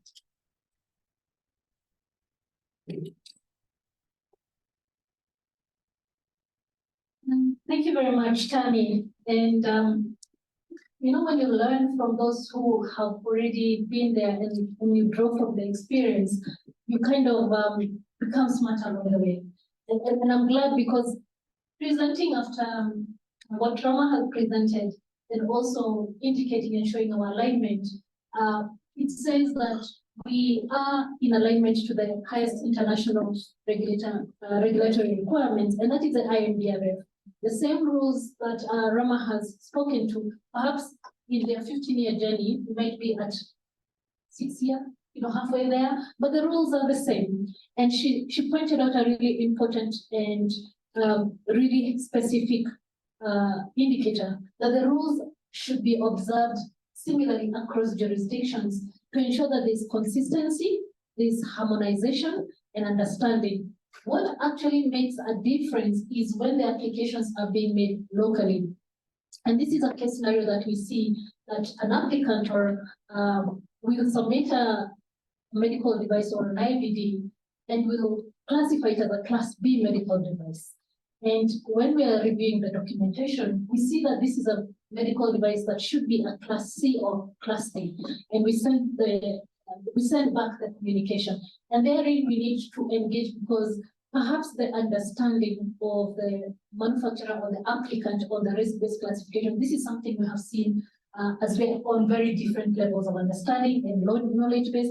And again, medical devices is new vis-a-vis other products like pharma. So these differences is where we're trying to bridge that gap, bringing on board our applicants, the applications, so that we understand the rules across borders being the same, and therefore we don't have to now engage in these discussions of, I think you're Class B, I think you're Class B. But I must also admit from our side that when we have the rules are blunt, but sometimes it's important to delve deeper and look at things that make the rule a little bit more explicit. Like Rama indicated, we have those conditions where you're talking about it's almost left to the prerogative of the regulator on how these rules should be applicable. So these are things we need to grow and mature into, but the rules should be the same and are the same across. We just need to now enhance that knowledge to our applicants, to our manufacturers, to our local players, so that we can start speaking the same language and we can understand much more easily why that rule is the way it is. It's not going to change, but how do we bring it up to speed so that you can have conformity that actually meets those goals. Excellent, thank you.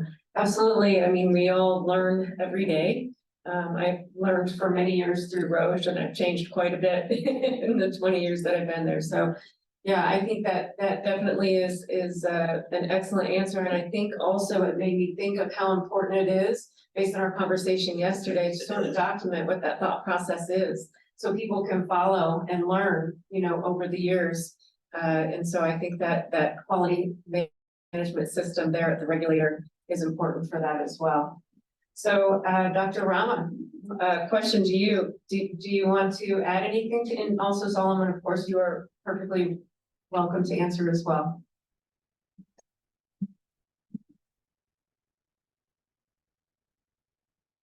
Okay, thank you. As my colleague has put,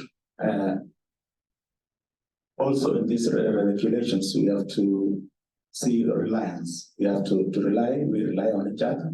So we have to strengthen in order to avoid maybe resources. We can pull together the resources so that we can adopt the reliance way. Thank you very much. And Dr. Rama, how do you feel that differences in classifications across jurisdictions can impact collaboration? Yeah, like I answered the question earlier. I think what is achievable is using the same set of rules, have a similar approach to implementing the rules as far as possible. Very clear, it should be based on the manufacturer's intended use, and we apply the same set of rules. Of course, the environment of use and all that sometimes brings certain perspectives in. Like I said, the maximum difference is between one risk class up or down. But then in the overall bigger picture, it's again a best effort to have consistent classification. But I also see that one is how a regulator interprets and the rules. There's another challenge that comes in sometimes when we risk class is that it could be similar products, sometimes even the same manufacturer, especially for general medical devices, they have different intended use for different jurisdictions. It's not very common, but we have encountered that. So for example, there's slight differences in the scope of intended use or indications they have for two different markets. So we will end up that sometimes when it comes to a Singapore and imported market, we will have two different versions, but they may want to follow one version or the other for Singapore. But then we see that there's slight, there is differences, which would also result in different risk classifications. So there's a different, certain things are controllable, but certain things are not. But having said that, I think in a broader picture of things, doing things consistently, following consistent processes will make sure that whatever differences that comes out is still within certain manageable limits, so that when we are sitting down and talking about the risk of products, like I said yesterday in my discussion, that pre-market, we all know risk classification is important for pre-market, but it's also post-market perspective. So we should be very clear that at least when we discuss on the overall safety issues, post-market follow-ups, etc., so all of us can be on the same page. So that's the value of having reasonable level of consistency in this classification. Absolutely, and I think it's really good what you said, that it's typically, you know, if there are differences based on jurisdictions for classification, it's one up or one down, and look at how much overlap you still have. So perhaps that's a good lead into my next question related to regulatory reliance. So even when there are different classifications of a medical device, what is your interpretation or your perspective on practicing regulatory reliance when classifications might be slightly different for the same product? And Pauline, I'll go back to you. You're on. I was expecting Rama to go first, so then I can. Nonetheless, no. I think also another thing I wanted to highlight. We have experienced that classification in some jurisdictions is 1, 2A, 2B, and C, and 3 rather. And that classification comes back to us and they say, well, your classification is in PCB. How do we put, or where do we put our product? Especially in the European directive, we see medical devices that are submitted, and someone will tell me my medical device is a class 2. I think this is minimum risk. Essentially, I suppose in a view to gauge your understanding of the risk-based classification. So we align and indicate that A, B, C, D, the classification is the same, it's just the way it's been labeled, and the rules guide us to the same, because actually the thing that is common and consistent is that the rules are the same. If you read the rules, they're the same, but it's just the way in which it's used. Back to your question on reliance, I think more than ever reliance is what we need to do. And I think through this workshop, we're actually showing the need for reliance to be able to converge, to stop duplication, long market authorization timelines and procedures and processes. And in reliance, I think we just have to be able to apply the knowledge we have as regulators in accordance to the rules, being standard and consistent, to now offering. I find when we offer guidance to an applicant that yes, your product is 2A in the jurisdiction to which this medical device is registered. In Kenya, that translates to class B. They're quite okay to take up that understanding. And so that guidance on us needs to come a bit more clear and to offer a supporting role, but putting the rules out there so that they're clear and the understanding is that we are all on the same page. The interpretation is where the difference is. I think that is going to help us, but reliance is what we need to, regulatory convergence really is the term we need to use in order to better make use of resources, knowledge, skills, and experts, because none of us actually have enough of those resources. Thank you. Thank you very much. Would anyone else like to comment on that question? Solomon or Dr. Rama? Okay. The goal of maybe this classification is for safety, the safety of the patient. So, for example, you can find a product which is classified as class C, and in other jurisdictions B. So that way you will see, because class C and D, they are not so far. So maybe the evaluator now, who is evaluating the document, is to to check if the risk is not so much. Yeah, it can be allowed. Awesome. Thank you.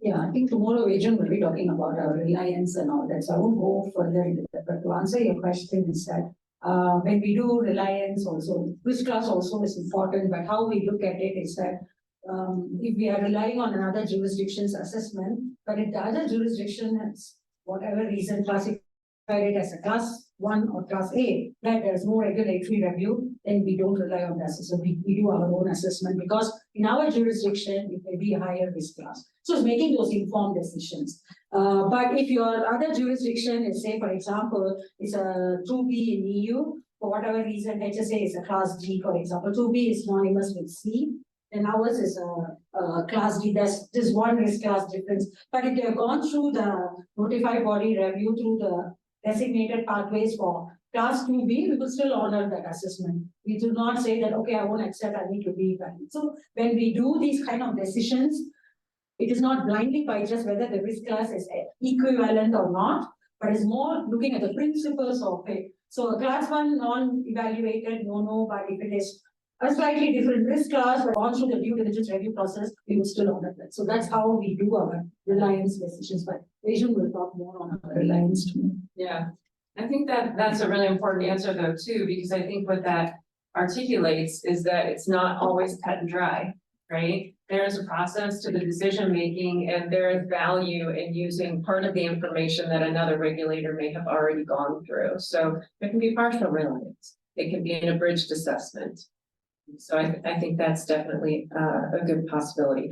Okay, I think one last question. I'm probably gonna ask an obvious question, but I think it's important to talk about it. Is, in your opinion, what is the benefit to the patient if we are convergent in our regulations from jurisdiction to jurisdiction? How does that benefit the patient? And again, I know I'm probably asking a very obvious question.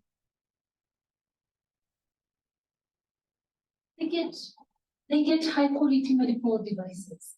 And I think that's essentially our job, ensuring that we give market authorization to high quality medical devices that meet the required performance, safety, and that we can confidently, I said, today you're the regulator, tomorrow you're the patient. I want to feel very confident that I've done the best for me, because that essentially patient looks to that. And if we have harmonized systems, it means that what is coming from a stringent market is going to my market in the same manner. And it's actually going to help absolve the notion of non-regulated or markets that don't need regulatory processes. That needs to go away. All markets must have regulated products and products that meet the standards to be able to be given access. And because a jurisdiction is not yet at a position to have the resources to put up a regulatory system, does not mean that they should not receive medical devices and diagnosis that are not of the highest quality. So we need to be cognizant of that. And at the end of the day, we are the patients that really these products we regulate for. Absolutely. I think we all learned today that we're probably all patients at one point in time. We have parents, friends, family, kids. They all experience it, no matter what jurisdiction they're in. Everybody deserves access, timely access to those products. And if we can leverage the work that goes on from a global perspective and make that happen faster and keep it safe, then I think it's all of our responsibilities to try and capitalize on that. Any other comments from this side of the room on that question? No, it was that timely access. You know, yeah, that one is very important because the client, the patient will receive the required medical device in time, because the time for these rigorous will be minimized, because the rigorous evaluations will be minimized. Yeah. I think that timely diagnosis piece is super important. And if they have access to that information and the healthcare provider can leverage that information to treat faster, then they have an opportunity for better health outcomes. And it also gives us the opportunity to help control rising healthcare costs. So there's a lot of benefits in that. I knew it was an obvious question, but I thought it was good to ask nonetheless. So I'm gonna shift this way.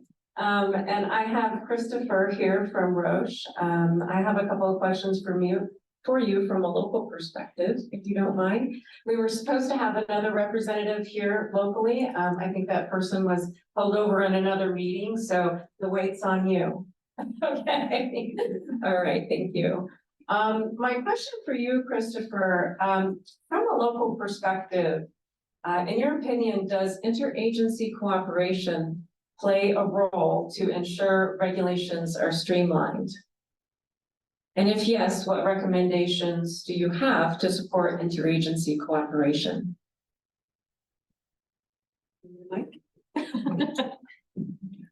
I think I would straight away say yes.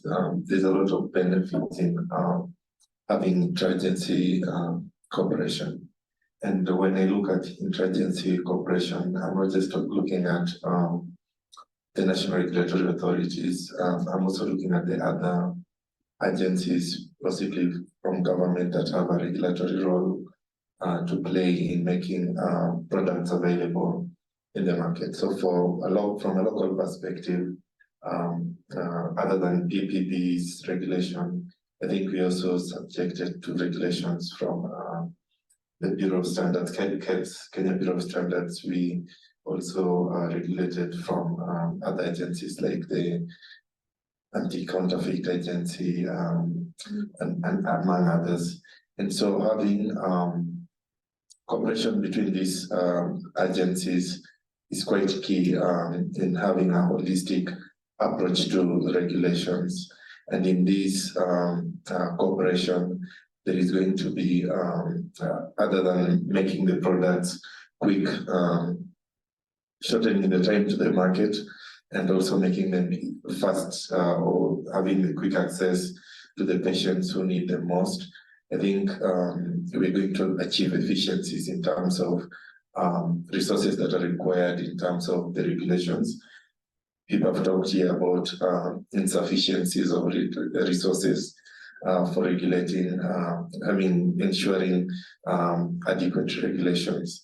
And I think for us to achieve this, given the wider aspects of regulations from a pre-market perspective, import, exports, and also post-marketing surveillance, this close collaboration will allow a holistic approach to regulations.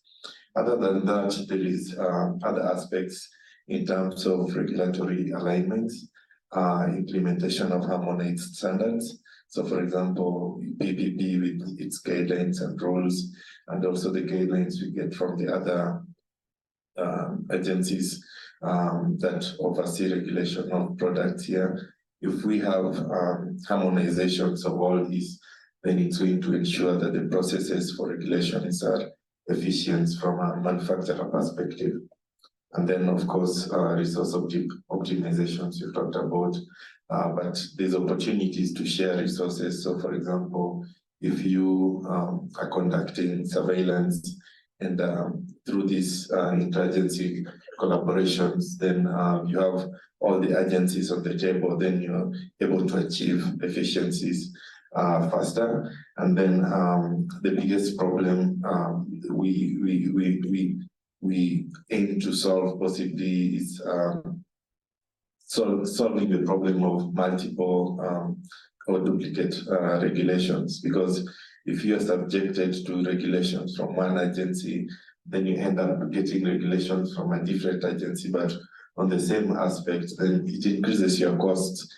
At the end of the day, it delays your time to the market, and it makes access to products quite challenging to the patients in the long run. So from my perspective, I think there's a lot of benefits we achieve from interagency collaborations. Recommendations on how to make it good. I think for us, from a local perspective, we have a lot of, we operate from a common platform. possibly KEBS person could have been able to talk about this, but the Trade system that we deploy in Kenya is able to facilitate an efficient collaborative mechanism or a platform in that all agencies are able to see products from one point, and it facilitates an efficient flow of the regulatory process from point A to point Z. The other thing is an efficient sharing of information.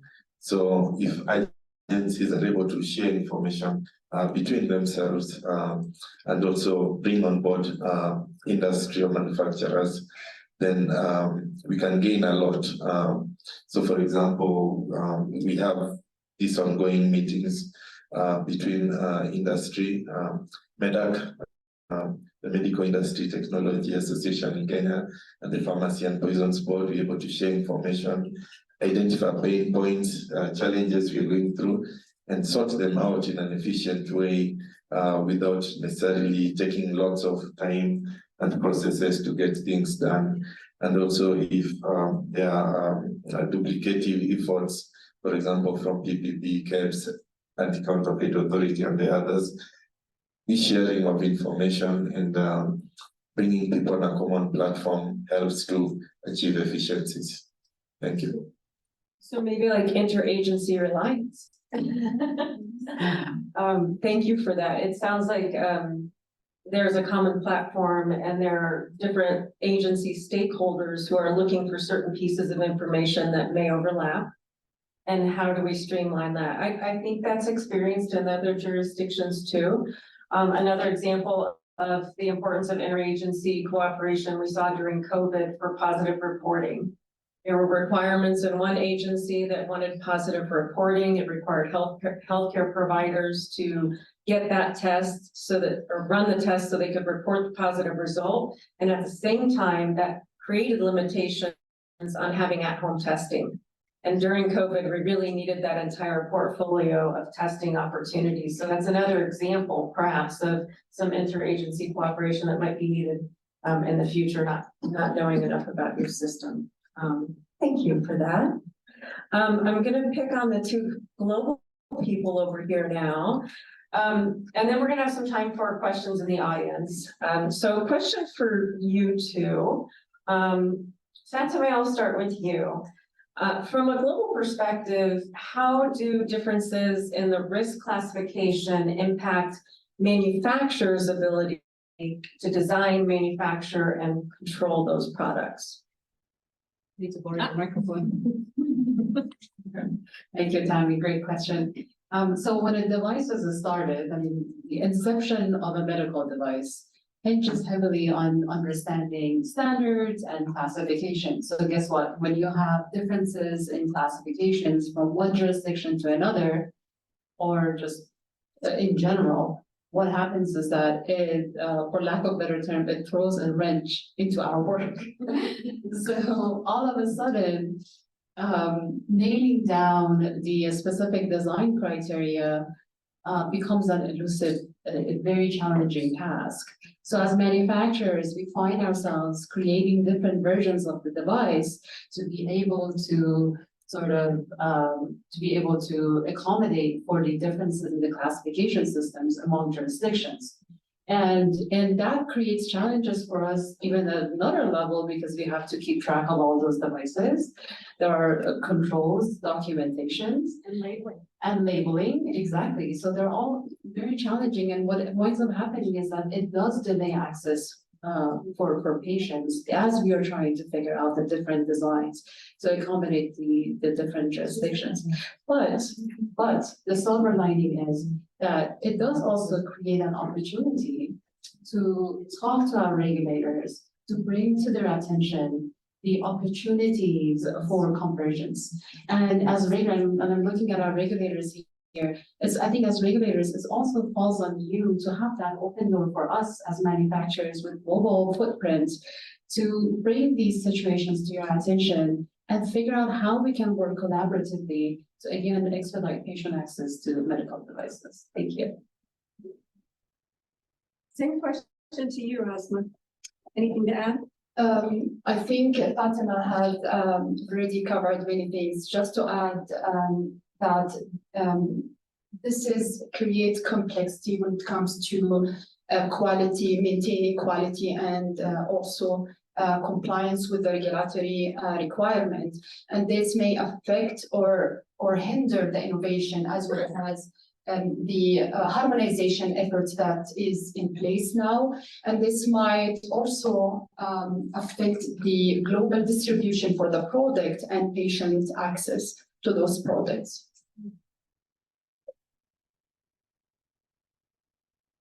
All right, and I want to roll back over to this side of the room real quick before I open it up for questions. Do you all have any comments that you wanted to add based on some of the questions I asked the local and global folks? No? Okay. All right. Well, we have several people up here. Do you guys have any additional questions that you want to ask the panel members that I haven't asked yet? Or are you just ready for lunch? I am standing between you and lunch, and yes, I get that. I think, really, there's been a tremendous amount of information shared today about classification. There's definitely, some real positive ground that we already have, and learnings for a continued journey together. Seems like there are a lot of commonalities in the classification that we can certainly build on. Anything else that I didn't ask you that you want to offer? Oh, you have a comment? Go for it. Sorry. Yeah, I think it was really, really very informative. We know that there are rules that apply for risk classification, but there is always criteria that is applied to that. And I think probably there is where we have the biggest of the challenges. How do we help? How do we be of help in order to find ways to align those criteria as well? Because it has been a great effort being aligned to develop those rules. So now, how do we align on how do we interpret them? So is there a way that you see regulators moving forward in an effort in those lines, and also how the rest of the stakeholders can be of use for that to happen? Any thoughts pop into anyone's mind up here? Dr. Rama? I think that's a big ask. Because even to sit down to do the risk rules and the risk classification is a huge effort, which has happened as a diameter. But when we're talking about the interpretations, it's very challenging because it comes to really the operationalization of the rules. But how do we bring in all the people out there? I don't have an answer to your question, but probably sharing of knowledge is one way that we can do that. I don't foresee that everybody sitting together at the interpretation level to be able to interpret it further, but there could be room for having more statements and qualifying clarifications to be added to the documents that already exist. But I think the best way to spread this far and wide and to reach more people would probably be sharing experiences and knowledge, especially when people are implementing these rules newly. So for people who have already experienced implementing it, sharing the knowledge, sharing how they have looked at those and all that, that would be a good starting point. But yeah, I think that's what I have. Yeah. Pauline? I think just to add what Rama said, it's good and it's important. There's an overriding disclaimer in many regulators' guidelines, which says that it's up to the regulator to also, there's a purview to which that decision should be made. And I think it boils down to our levels of maturity, in the sense that HSA is where it is because of the accumulated years of experience, resources that have been invested. PPP is where it is because of that journey. We really cannot speak. I tend to think we may not be able to speak at a point where we have the similar agreement on criteria, but at the local level, my colleague can come and tell me, this is our predicament, and this is our situation. How do we address it at the local level? And we have that opportunity to come. Of course, we won't diverge, but I can, we can guide and say this is the direction that we should take. I think that's important. That's really important for regulators to have and to know that it's available so that we have room to grow. Yeah. And we have room to move from one point to the other. Absolutely. Yeah, definitely keeping an open mind and an open door, as or I think Fatima was saying, is being able to have that conversation. And then going back to what Dr. Rama said earlier is the importance of the intended use defined by the manufacturer. I think that's key, and it's a good starting point, right? Just like classification for me, it's just a starting point. It's like the very outside layer of the onion. It's everything inside. Once we even get to the same or similar classification, then what does that mean beyond that? What evidence is still going to be required that is still going to differ from time to time? It's like a journey after we get to the classification. I think that's just the first step. And our international standards being used. And I know we'll probably talk more about that, and the importance of that, perhaps tomorrow. I see Sandra shaking her head. She's like, yes, we got to go to lunch. Come on. Okay. Any questions out there in the audience? Are we wrapping it up here? It was only me nothing positive to try to counterbalance on the horrible delay yesterday. Okay, we are agile in every way. So cool. All right, well, with that, if we don't have anything else to add, so we can stay on schedule, I'm gonna hand it back over to you. I think, I'm guessing. Thank you. Let's give our panelists a hand. So before I introduce our speaker this afternoon, I'll start by introducing myself. My name is Eugene Odame from Pharmacy and Poisons Board, and specifically on medical devices and in vitro diagnostics. I want to introduce our speaker this afternoon, and he is Augusto B. Guerra. Augusto B. Guerra comes from Anvisa.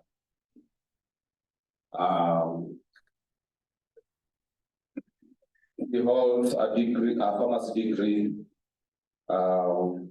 with a specialization in sanitary law.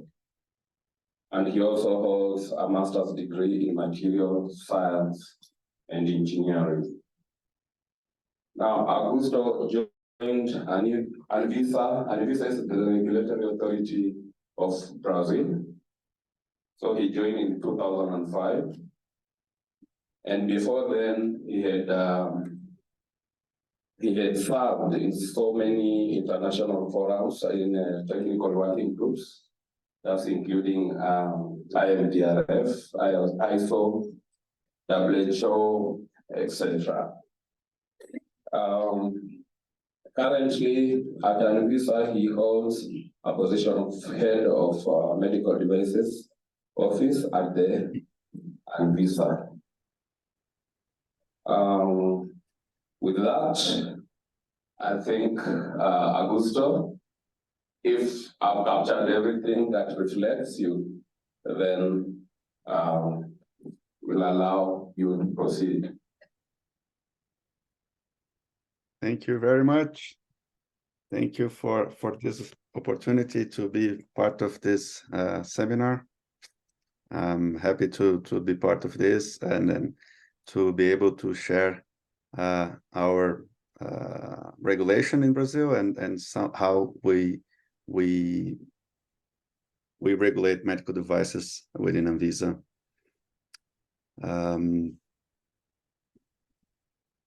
Well, should I start the presentation? Yes, Augusto. Okay, thank you. Thank you. Okay.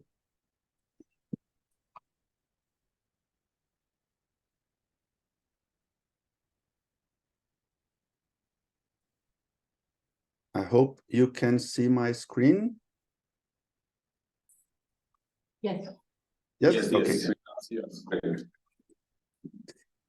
Thank you. Well, then, I just would like to thank also to Leticia Seixas that invited me to this seminar, and to Sandra Gonzalez for reaching us to be part of this. We consider this kind of interaction very important for Anvisa, because we can learn also with other regulators. We can develop our working within Anvisa, and to make a better regulation to the patients, to the population of our country, and also to be able to contribute to make a better convergence of regulations around the globe.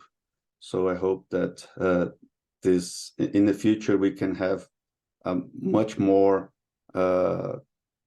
convergent regulations in all jurisdictions that are part of this community of the medical devices. Right. So then I will make a presentation about the essential principles of safety and performance of medical devices and IVD medical devices. And this is something that is a new. It's actually an updated regulation for Brazil, and we are working in this regulation since 2019. The essential principles of safety and performance. Anvisa is taking part of the IMDRF, which is the International Medical Device Regulators Forum. So Anvisa is one of the founding members of this forum, and we have representatives in all working groups that is part of this this forum. And one of those groups is called IMDRF Good Regulatory Review Practices Working Group. And this working group was responsible for the development of the technical document based on the, GHTF number 68 of 2012, which was previously published as N41 in 2005. So this document was published in 2005 within the essential principles of safety and performance of medical devices. Then in 2012, it was updated. And in 2018, IMDRF used the documents from the GHTF to have this revision of this document, and it was published in October 2018. For the document of IMDRF, we also have essential principles of safety and performance in vitro diagnostic medical devices as well. Then, considering the essential principles of medical devices, Anvisa used to have its own specific regulation for the principles of safety and performance. It was published in 2001, and it was a harmonized regulation in Mercosur. For those of you that don't know about the Mercosur, it is a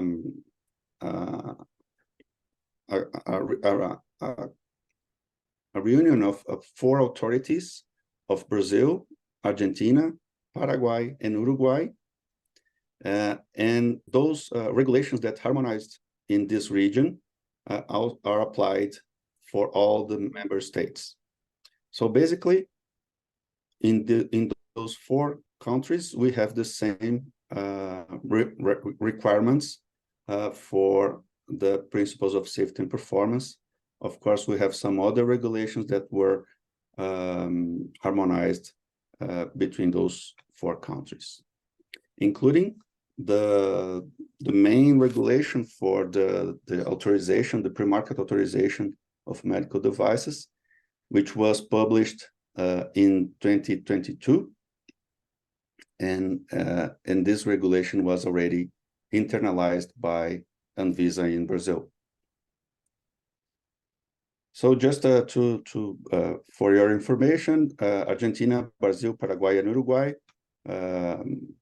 those 4 countries together have a population of around 268 million people.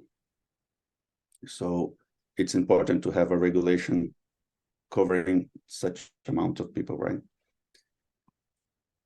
Great. Then, considering the need to update regulations, Brazil and Anvisa proposed the adoption of the IMDRF technical document to the other member states of Mercosur. We have meetings twice a year between those 4 countries, and we discuss the regulations that should be put in place for the region. And in 2019, Anvisa proposed to adopt the IMDRF document, technical document regarding essential principles of safety and performance. So this final text was approved by the Mercosur Subcommission of Medical Devices in May 2023, after public consultations, which were run in Brazil, Argentina, Paraguay, and Uruguay. And now we are in this process of internalization of the final regulation, and we expect to publish this update of this essential principles of safety and performance based on the IMDRF documents by November this year. Okay. Then, why should we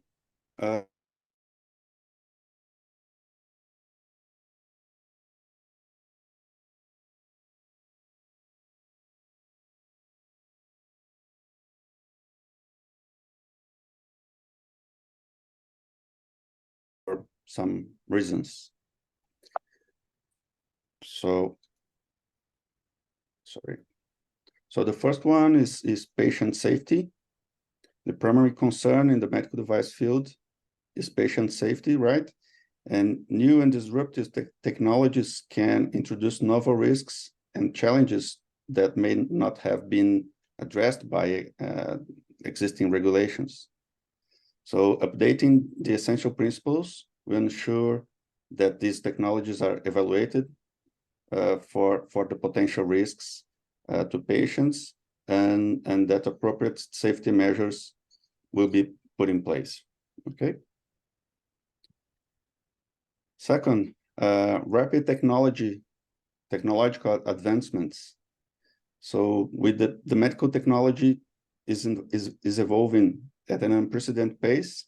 Innovations such as artificial intelligence, advanced materials, telemedicine, and wearable devices are transforming healthcare. So outdated regulations can impede the adoption of beneficial technologies and hinder patient access to advanced treatments. Equitable access, so ensuring that new and disruptive technologies meet safety and performance standards is essential for providing equitable access to healthcare advancements. If regulations are not updated, there is a risk that these technologies might only be available to those in regions or countries with more flexible regulatory environments. And so we want that would be available for all countries. Market confidence. So updated regulations build trust and confidence among healthcare professionals, patients, and also investors. A clear regulatory framework signals that the new technologies have been rigorously evaluated and are safe for use. This can encourage investment in innovation and technology development. Global harmonization. and we consider this would be one of the most important reasons. So in this interconnected global healthcare market, different regions might have varying regulatory requirements, and updating the essential principles helps in achieving greater harmonization of regulations across different countries, reducing complexity for manufacturers that aim the market to put their devices internationally. Data privacy and security. Many new medical technologies involve the collection and transfer of sensitive patient data. So updating regulations ensures that the patient privacy and data security concerns are adequately addressed, promoting responsible data usage and protection. Adapting to novel risks. So now we have disruptive technologies that often introduce novel risks that traditional regulations might not have accounted for. For examples, we have cybersecurity vulnerabilities in connected medical devices that can lead to serious risks if not properly addressed. The clinical efficacy. So beyond safety, performance considerations also matter, ensuring that new medical technologies are effective and deliver the intended clinical benefits is essential for patient care. Updated regulations can require evidence of clinical efficacy before widespread adoption. Innovation and industry growth. A balanced approach to regulation fosters innovation by providing a clear pathway for companies to develop and commercialize new technologies. This, in turn, drives industry growth, job creation, and economic development. And finally, ethical and social considerations. So new technologies may raise ethical and societal concerns that require careful evaluation. Updating regulations allows for the incorporation of these considerations into the evaluation process. So in conclusion, updating these essential principles of safety and performance for medical devices in the context of new and disruptive technologies is essential to ensure patient safety, promote innovation, and create a regulatory environment that supports the responsible development and adoption of advanced healthcare solutions. So the importance of performance and safety, right? So we should have both together. Great. Then, other than the IMDRF document for safety, for essential principles of safety and performance, we also have another important document, which is directly linked to the safety and performance principles. That is this N52. It was published in 2019, and it talks about the principles of labeling for medical devices and IVD medical devices. And we will discuss about this a little bit about this in the next slides. So those are the fundamental design and manufacturing requirements that provide assurance that a medical device or IVD is safe and performed as intended by the manufacturer. And those documents are used by birth regulators. I'm sorry. Is that okay? And those documents are, okay. And those documents are used by a number of regulators for the review or the evaluation of new technologies that are put in the market.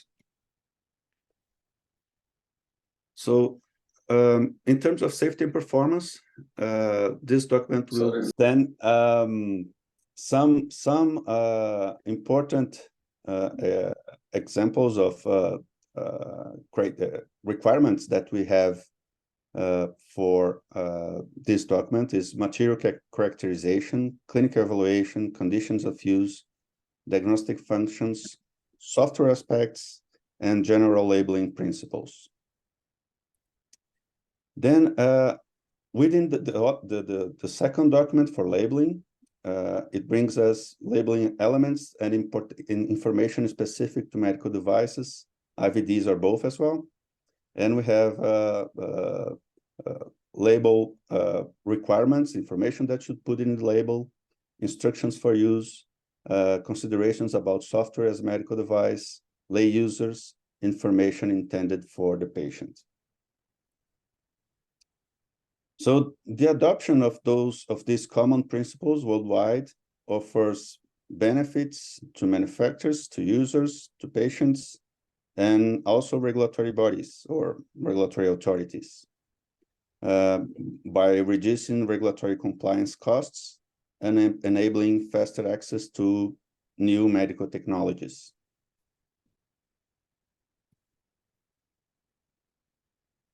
Well, those documents also emphasizes a balance between safeguarding public health and not burdening the industry unnecessarily.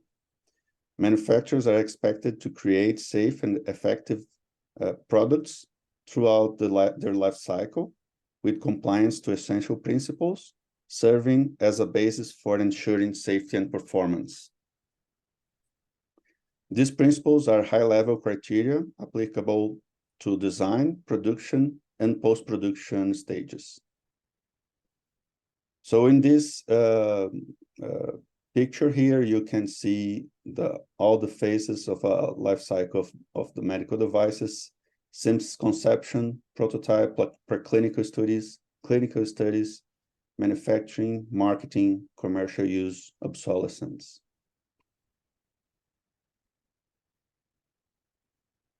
Great. Then in this document, you also will identify some criteria or how the principles should be put in place. So when we have should, it indicates that among several possibilities, one is recommended as particularly suitable without mentioning or excluding others, or that a certain course of action is preferred but not necessarily required, or that in the negative form, a certain possibility or course of action should be avoided but is not prohibited. When we have may is used to indicate that a course of action is permissible within the limits of the standard. When we have can is used as a statement of possibility and capability. And we have must is used only to describe unavoidable situations, including those mandated by government regulations. Then a manufacturer of a medical device, or I'm sorry, should I? Okay. Okay. So a manufacturer of a medical device or IVD medical device is expected to design and manufacture a product that is safe and perform as intended throughout its life cycle, as we mentioned. And this document is structured to provide essential principles that apply to all medical devices, including IVD medical devices, and is then separated in two sections. One for essential principles applying to medical devices other than IVDs, and the other for essential principles that only applies to IVD medical devices. Okay? So we have a number of principles that will be covering all products, all IVDs and non-IVDs, a section specific for non-IVDs, and a last one for specific for IVDs only.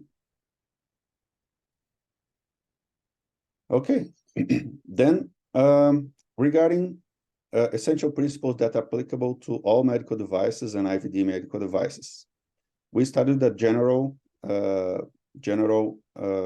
principles. And the first one is performance and suitability. So medical devices and IVD medical devices should achieve their intended performance as designed by the manufacturer. They must be suitable for their intended purpose, safe to use, and not compromise the patient safety or user health. Then we have the risk management system. Manufacturers should establish and maintain a risk management system to ensure the ongoing quality, safety, and performance of the devices. This process is continuous and should cover the entire life cycle of the devices.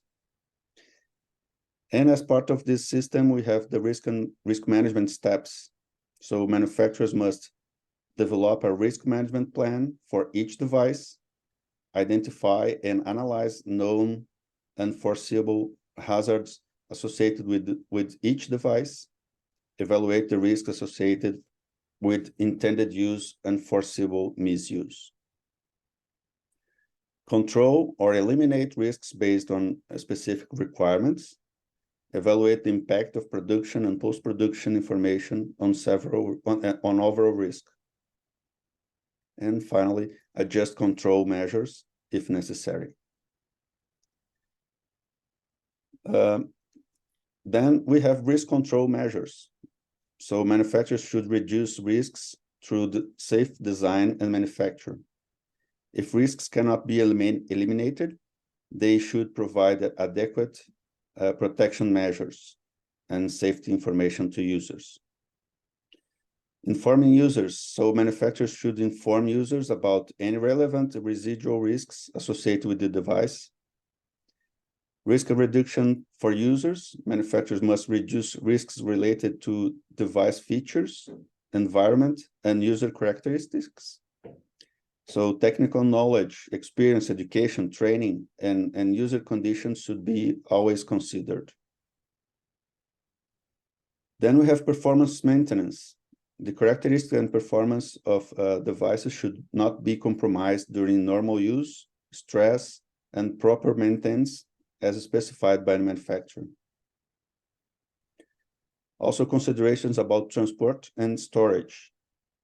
So devices should be designed, manufactured, and packaged to maintain their characteristics and performance during transport and storage, including protection against shock, vibrations, and fluctuations in temperature and humidity. Stability. Devices should maintain stability during shelf life, use after opening or installation, and transportation or dispatch. And finally, balancing risks and benefits. Known unforeseeable risks and undesirable side effects should be minimized and considered acceptable in relation to the benefits achieved during intended use, considering the current state of the field. Okay, so those general principles would be described in the first section of this IMDRF document. Then the next section will talk about clinical evaluation. So this evaluation involves analyzing clinical data to confirm a positive balance between benefits and risks of the device. This data can include reports from clinical investigations or performance evaluations published in scientific literature and clinical experiences. So in Brazil, we normally we have this all the clinical investigations that are performed in Brazil should be informed to Anvisa previously to the start, and we have a specific authorization for this kind of process.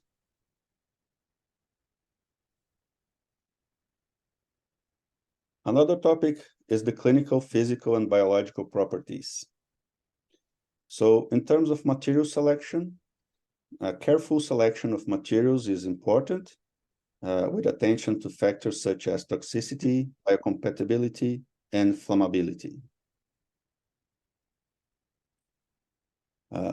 Regarding process impact, the effects of manufacturing processes on material properties should be evaluated.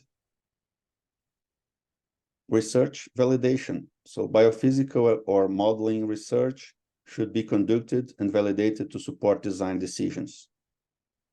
Mechanical properties like strength, ductility, ductility, fracture resistance, wear resistance, and fatigue resistance of the materials should be considered.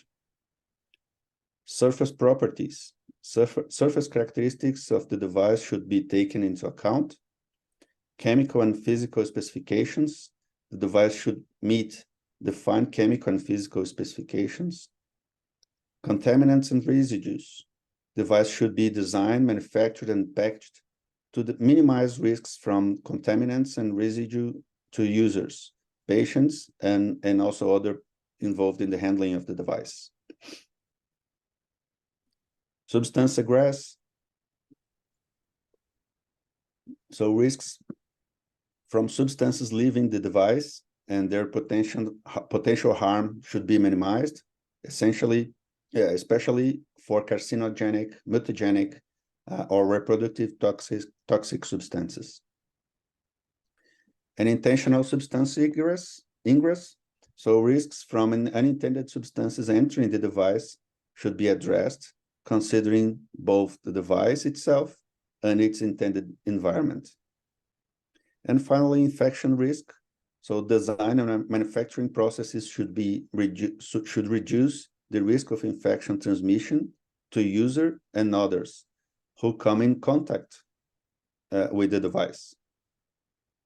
So this includes the features that facilitate safe handling, prevent microbial leakage, contamination, and exposure, and reducing unintended risks like cuts or pricks.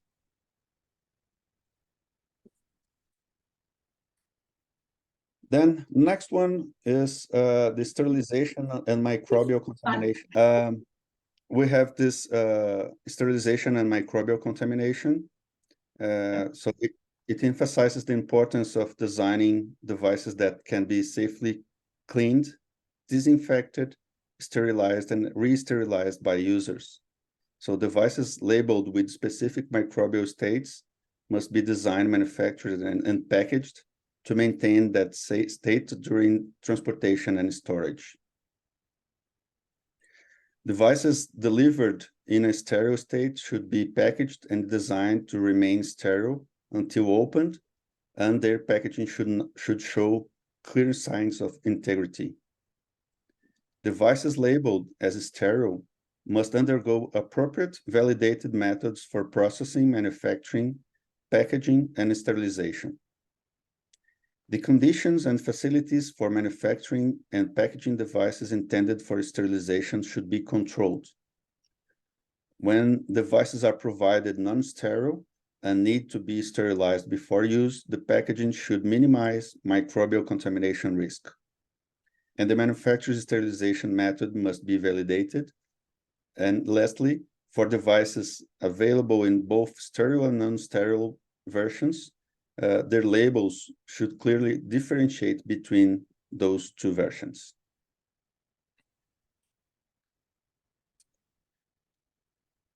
Then, regarding considerations of environment and conditions of use. When the devices are intended for use alongside other medical devices, the entire combination, including connection systems, must ensure safety and not compromise the specified performance. Instructions and labels should communicate any usage restriction for these combinations. And user-handled connections like fluid or electrical couplings should be designed to mitigate risks. Instructions and labels should communicate any usage restrictions for this combination, and user-handled connections like fluid or electrical couplings should be designed to mitigate. So sorry, it's a repetition here. So then the design and manufacturing should consider the intended environment and usage conditions to minimize various risks. These include risks to user or other caused by physical features, user interface design, and foreseeable external influences like magnetic fields, humidity, temperature, and pressure. Regarding software interactions, maintenance, and calibration mechanisms, unauthorized access risks, ergonomic usability, and safe disposal recycling are also key factors that must be incorporated into the design and manufacturing process of these devices. Okay, then the next one is devices that incorporate software or are software as medical device. So these devices need to be designed to ensure accuracy, reliability, safety, and performance aligned with their intended use. In case of a single fault, measures should be taken to eliminate or reduce resulting risks. The software used in such devices should be developed, manufactured, and maintained using up-to-date practices, considering development cycles, risk management, verification, and validation. When a software is intended for use with mobile platforms, the platform characteristics and usage environment should be considered, and manufacturers must establish hardware, IT network, and security requirements for proper software operation. Adequate cybersecurity measures are also essential to prevent unauthorized access to the devices. So as we have new applications on mobile phones and some other, this takes more and more importance regarding cybersecurity.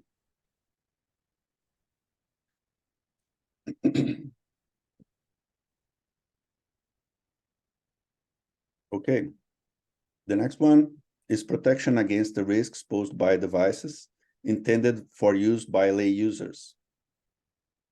And again, this is something that is more often is getting very common, very often in the market, especially with the mobile applications. So these devices should be designed and manufactured considering the capabilities and limitations of lay users, accounting for variations in their techniques and environments. The provided information and instructions should be easy to comprehend and follow for proper device usage and result interpretations. So those devices should be designed to be used safely and accurately as per the instructions. If risks associated with the instructions cannot be sufficiently reduced, additional training might be required.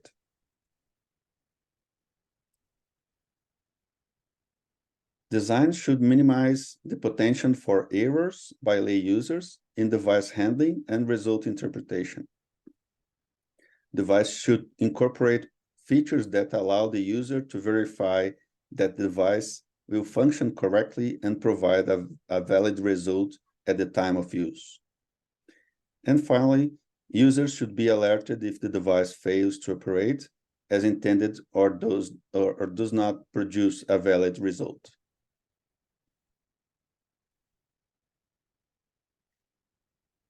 Right, then regarding labeling. So as I mentioned before, we should also refer to another technical document from IMDRF, which is N52. And that will cover a number of requisites for labeling. Then medical devices and IVD medical devices should be accompanied by the information needed to distinctively identify the medical device and its manufacturer.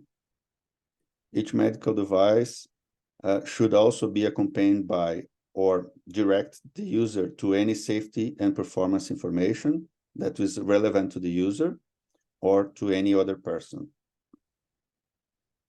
Such information may appear on the medical device itself, on the packaging, or in the instructions for use, or be readily accessible through electronic means and should be easily understood by the intended user. So it's very common to have products that will have instructions for use available on websites. And this is something that also is regulated by some jurisdictions. At Anvisa, we have a specific regulation for this kind of devices. But up to now, we do not allow electronic instructions for use for products that are indicated for lay users. So those products should be they should have a printed instructions for use. But more and more we have information from the industry that especially products that will be using mobile phones that would not come. So we have applications that are available on the internet, then we will have electronic instructions for use anyway.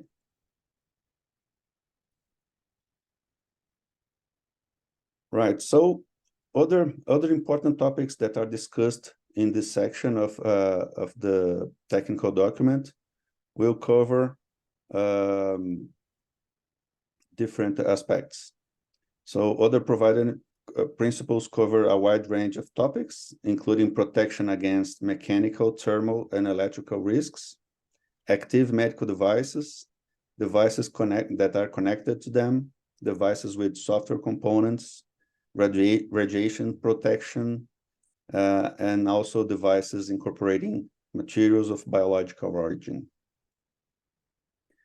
Here, we must highlight the importance of designing devices to reduce risks, ensuring accuracy, and provide clear instructions for users.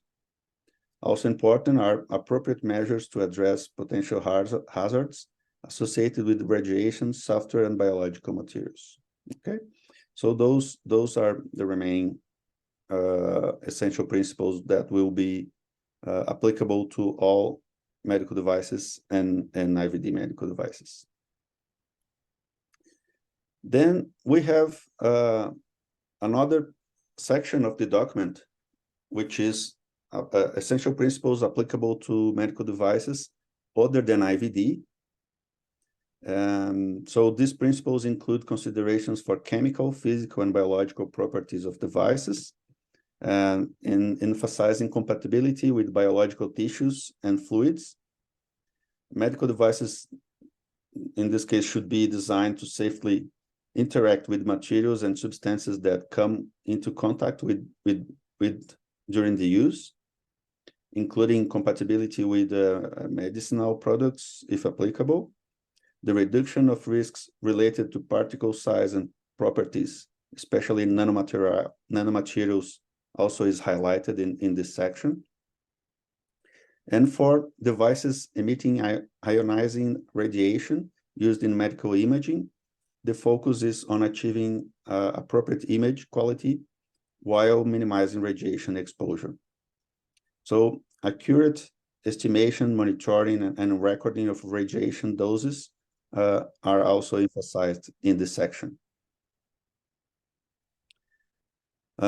Also, we have implantable medical devices should be designed to mitigate risks associated with the medical treatment. Devices supplying energy or substances must ensure accurate and safe delivery to patients, with mechanisms to prevent inadequate delivery. Safeguards against accidental release of dangerous levels of energy or substances also are essential. And finally, incorporating substances considered medicinal products, drugs, requires verifying the safety, performance, and quality of the entire device substance combination.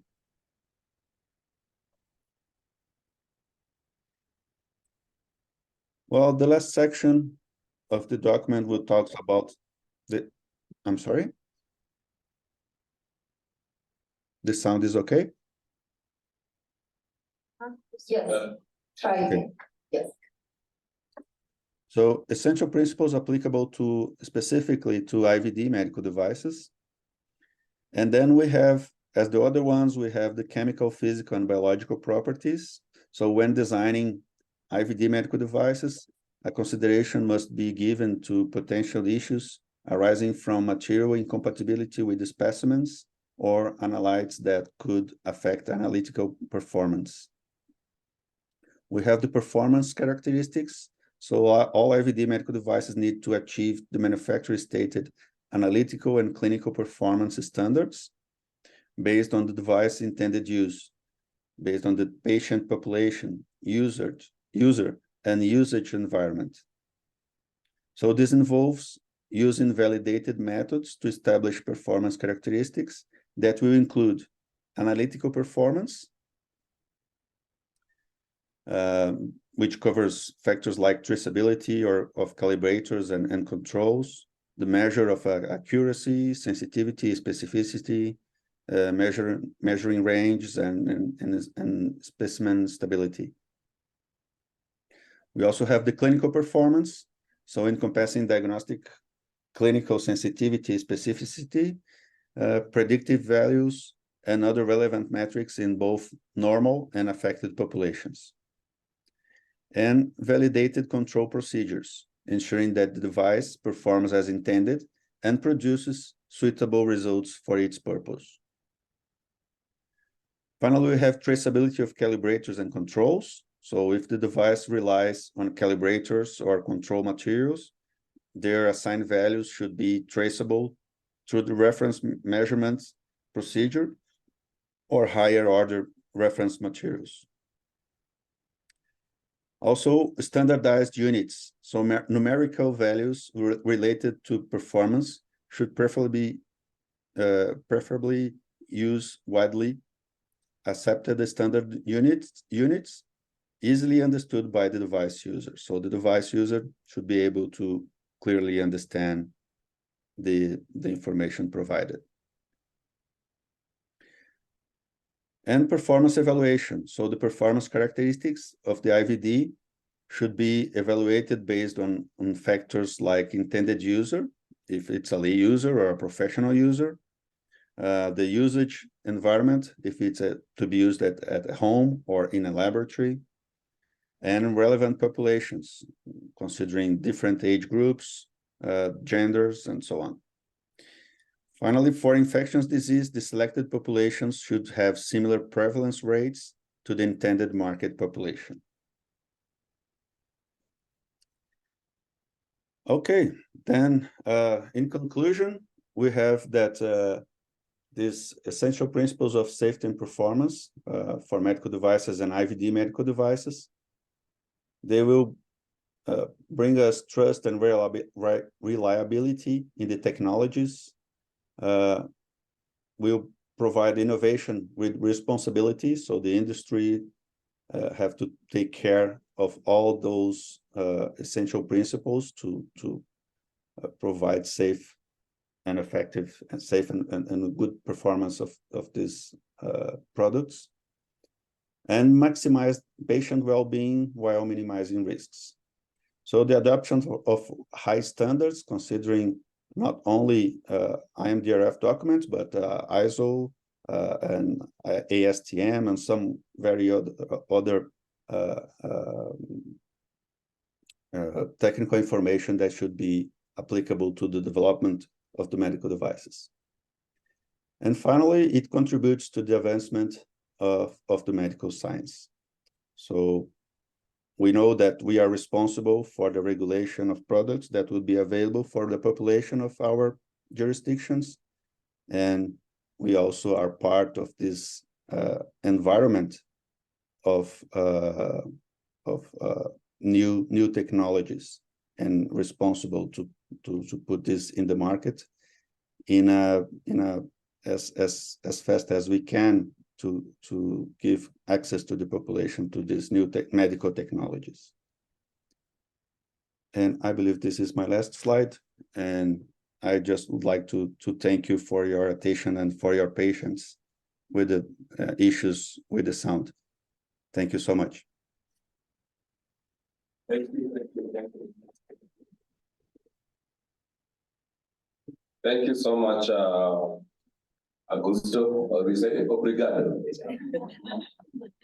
Okay, I know in Brazil right now it's 9 o'clock in the morning. Yes, 9 o'clock in the morning. Yeah, actually 9 o'clock in the morning. So, and I know it hasn't been easy for Augusto. Here it's immediately after lunch hour. So it's because of the digestion and all that, somehow people's concentration was low. Thank you so much. Now that I've just said that it's immediately after lunch, I think we'll be having a session of some few minutes for questions. Yes, few minutes for questions and answers.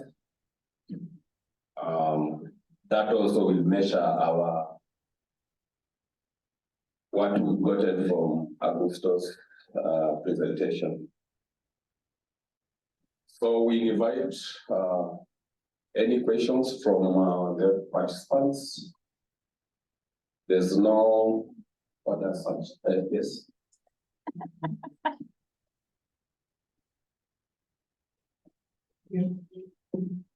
Hi, Augusto, it's Tammy Storwald from Roche. Thank you so much for helping us out today with this presentation. It's good to see you again.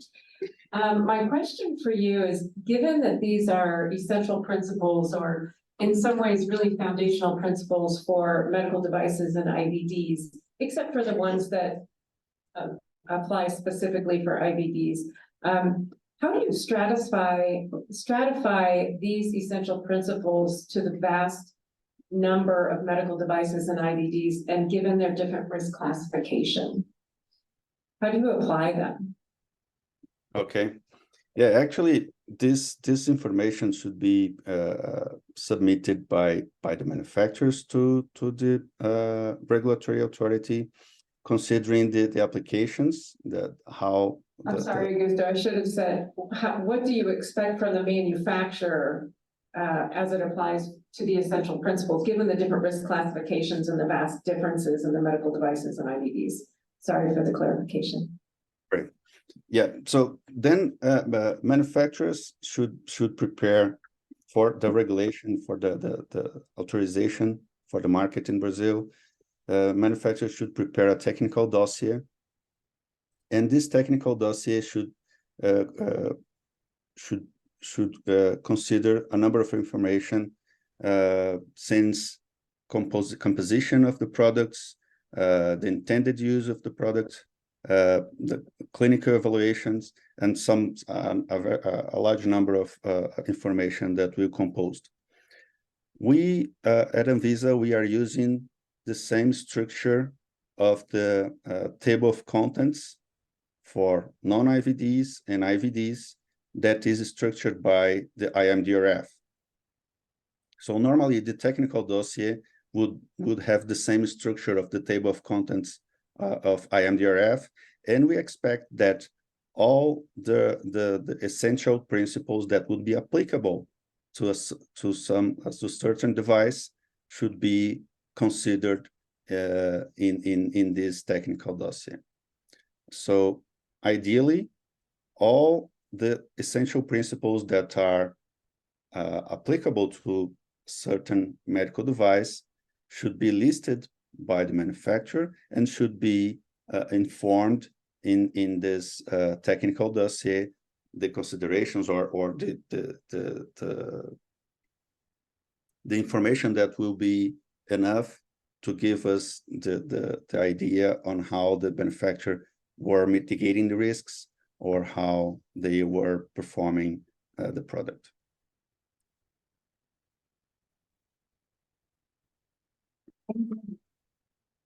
Okay, thank you so much. Any more query? Any more questions from the room?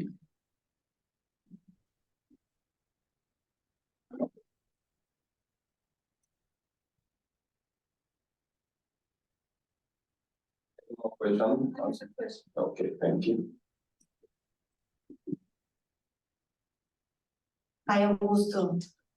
This is Marina, and we know each other, so I'm asking you this question actually for the audience because we talked a lot today about risk classification in the morning. And we also discussed a little bit on criteria for risk classification, especially taking into consideration the difference that countries have in terms of classifying A, B, C, or D, or depending on 1, 2, 2A, 2B, or something like that. So would you mind sharing Anvisa's experience on how do you develop criteria for risk classification on products and on medical devices? I would appreciate. Thank you. Okay, thank you for your question. In the past, we had a risk classification based in the European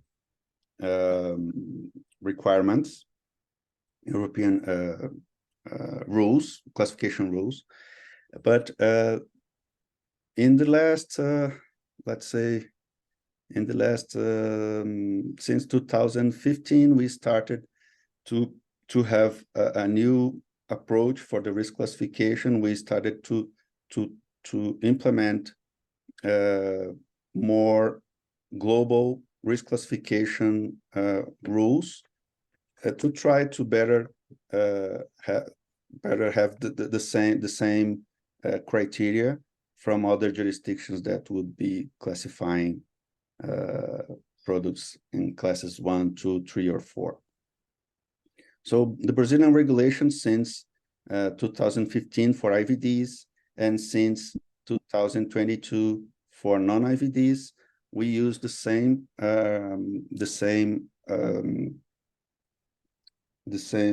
risk classification rules from the European market. So we adopted the same classification rules from the EU MDR and IVDR, and these were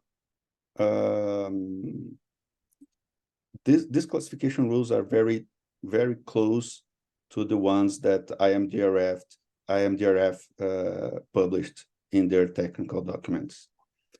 But of course, there is some specific topics that we may have some differences, especially in the IVD field, because we consider that some parameters or some markers should have a higher classification.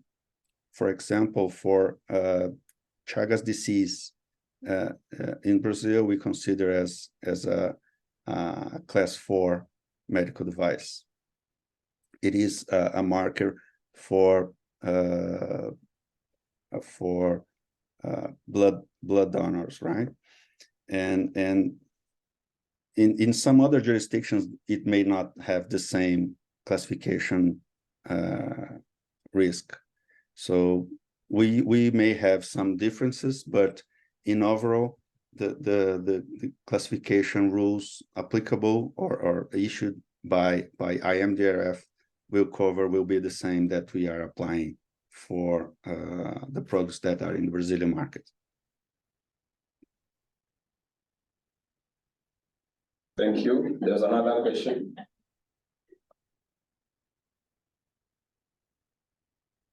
Dr. Augusto, this is Fatima from Medtronic. Thank you so much for your presentation. You did mention IMDRF table of contents, and I wanted to pull on that a little bit for the benefit of the group in the room. As we know, US FDA has implemented IMDRF table of contents in a template that they call eStar. And not long ago, that eStar template got expanded to Health Canada. And Health Canada's requirements are now in that template. And a joint pilot is ongoing, as you're aware, and actually Medtronic is participating in that. I have to say, as a manufacturer, it's really pleasing for us to see that regulators continue to collaborate with each other and get us closer to single dossier. Now I want to ask you, from a regulator's perspective, what is the benefit of single dossier for you? Because we do have quite a big crowd of regulators in the room, and I'm hoping that your answer will entice them to consider participating in this exercise and hopefully implementing IMDRF table of contents. Thank you. Thank you, Fatma. Great to see you also as taking part of this.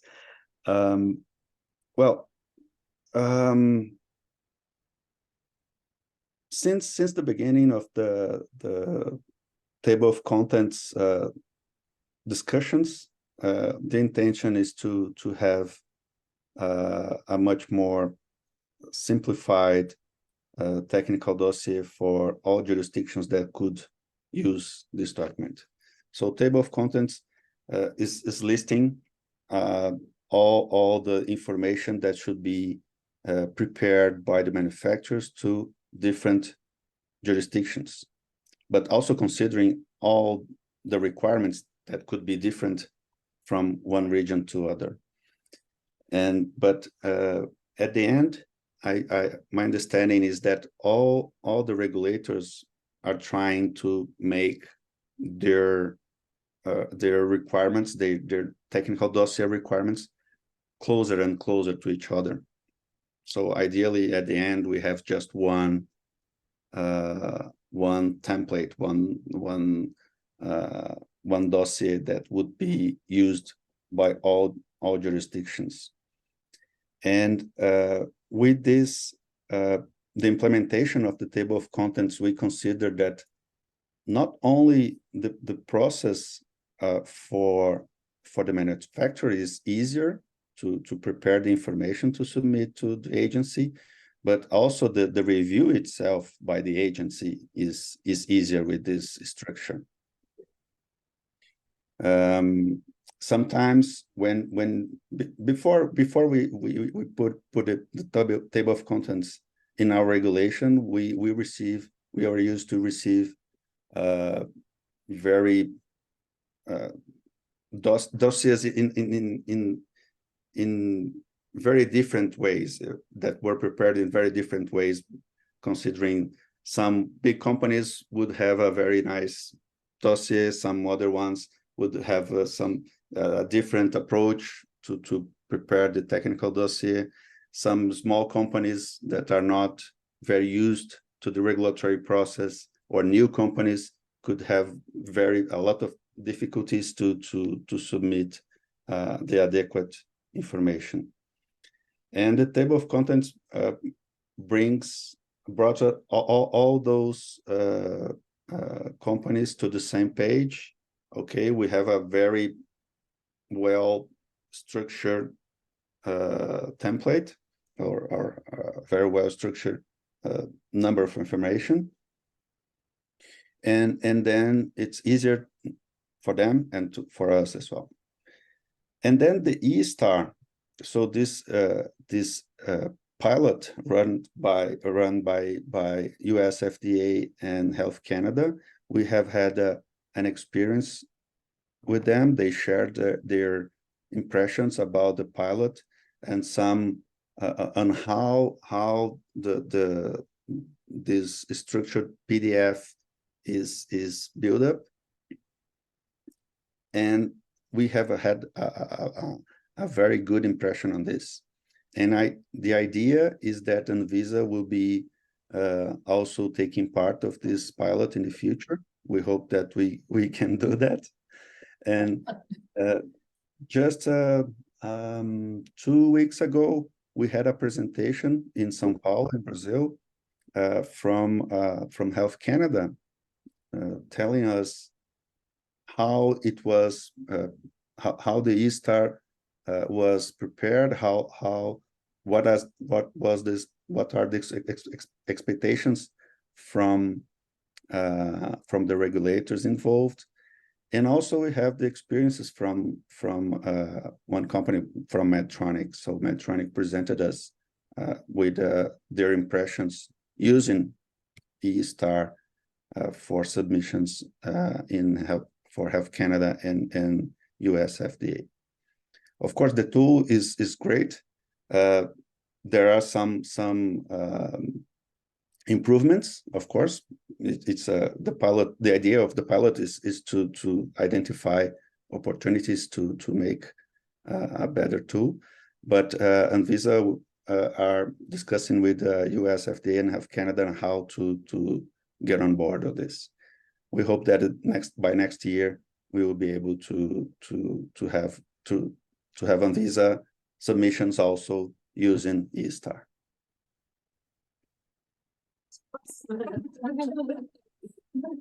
Thank you.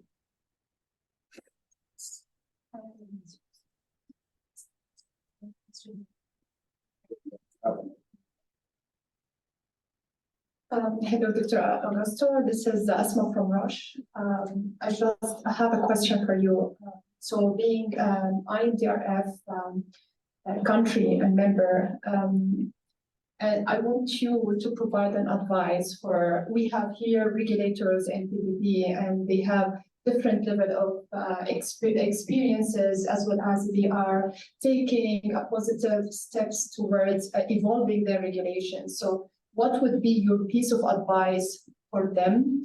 Keep in mind that the level of maturity, the local regulation, as well as also the level of expertise, and their goal to achieve high quality performing medical device, while at the same time, just to not overwhelm them in many of the regulatory processes. So I think you started earlier, and maybe you could share the earlier journey, how you started, and what would be your advice for them. Thank you so much.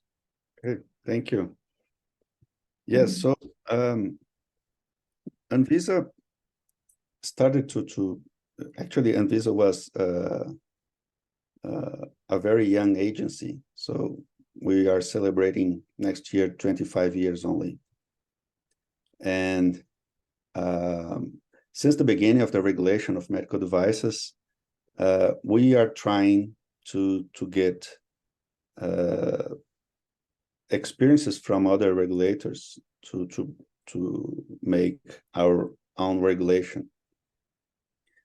And in some occasions, in some situations, we tried to develop our own regulations without the help of others.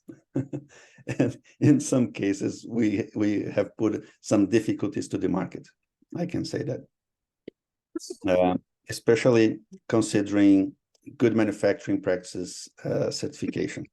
So there was a time that Anvisa decided to ask for GMP certificates based on inspections that should be performed by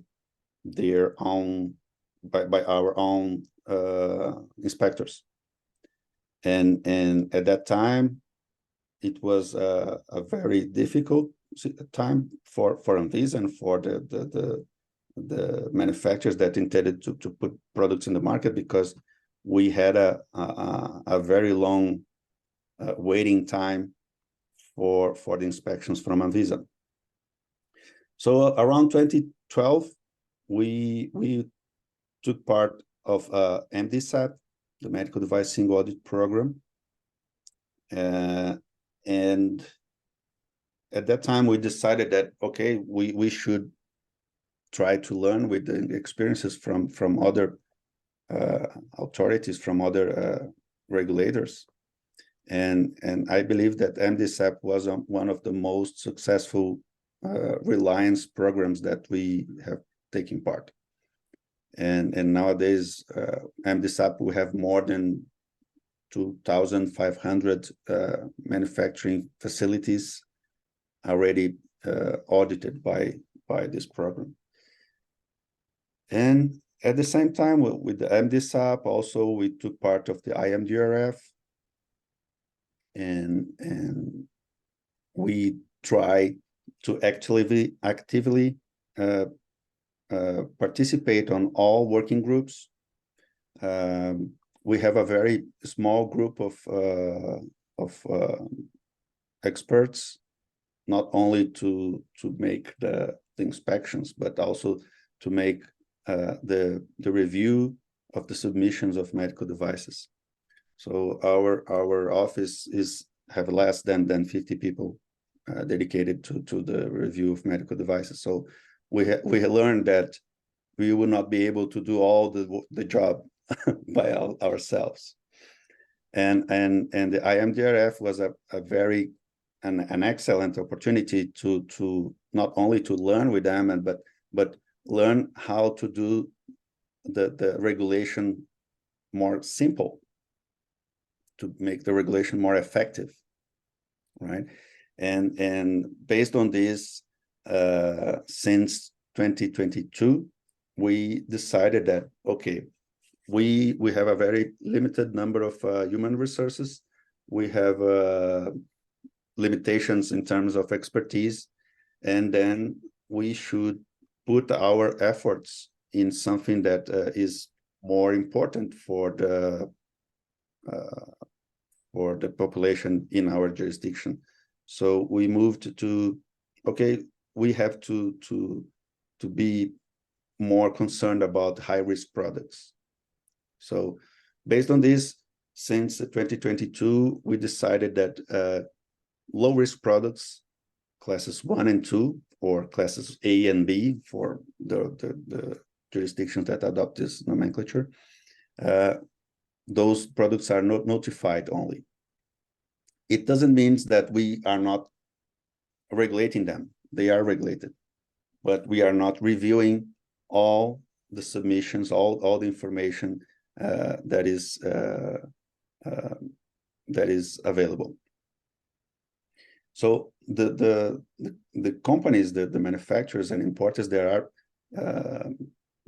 must submit classes 1 and 2 devices, notified us with classes 1 and 2 devices. And eventually we will run some kind of audit based on specific type of product. Then we ask for the companies for some extra information other than the information that was submitted for the notification.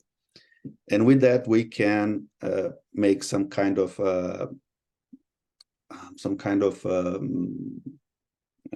audit on this documentation, and to be more confident in the process of the notification that we adopted. And for classes 3 and 4s, we still have the registration process, which is a very comprehensive review of all the information that is prepared in this technical dossier. So basically, this is the approach that we decided to have at Anvisa, considering that we have a very large population, a very large number of manufacturers selling products to our country. We have problems with the falsified products. We have problems with the counterfeit products, and of course we have to also dedicate some effort for the enforcement, right? And especially for the post-market vigilance as well. Okay, thank you so much. So if we could summarize that, so you have included reliance in your framework, and then you also focus your resources on the high-risk classification products. So you put more efforts into reviewing the class 3 and class 4, depending on the classification risk that you have, and then you be more flexible or more lean when it comes to a lower risk classification. And also you are participating in an international organization allowing work sharing. That's right. All the points. Okay, great. Thank you so much. And just another point is regarding reliance of medical, for the registration of medical devices. So we are about to publish, to make a public consultation about reliance. So the intention here is to use the approval certificates from other jurisdictions to make our process of review more efficient. So ideally, we want to reduce around 30 to 50% the time that would be dedicated for the review of registered products. So at the end of the day, we will reduce the waiting time for products to reach the market. So this is another very important initiative that we have in place.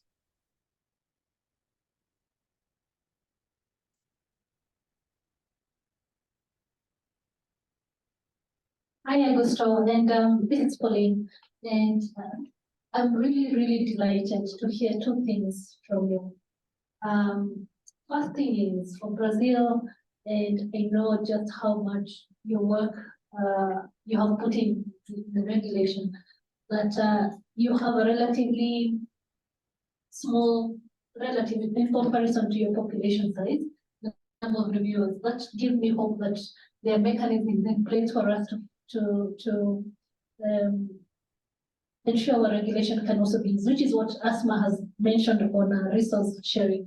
But in specific and in particular for the session you've just shared for us, we did, and we have adopted the safety principles as informed by the IMDF, but it is a very involving and taxing process and documentation. So I just want to, I don't know whether I'm skipping ahead or moving ahead, but I just want to understand from Brazil's perspective, how do you get that information considered for all applications? Because it's a lot from where, and from my standpoint, going through the safety and performance can take maybe 3/4 the time of a dossier evaluation, in addition to the other documentation. So how do you balance that for Brazil, considering I know that the number of applications that you receive are quite high?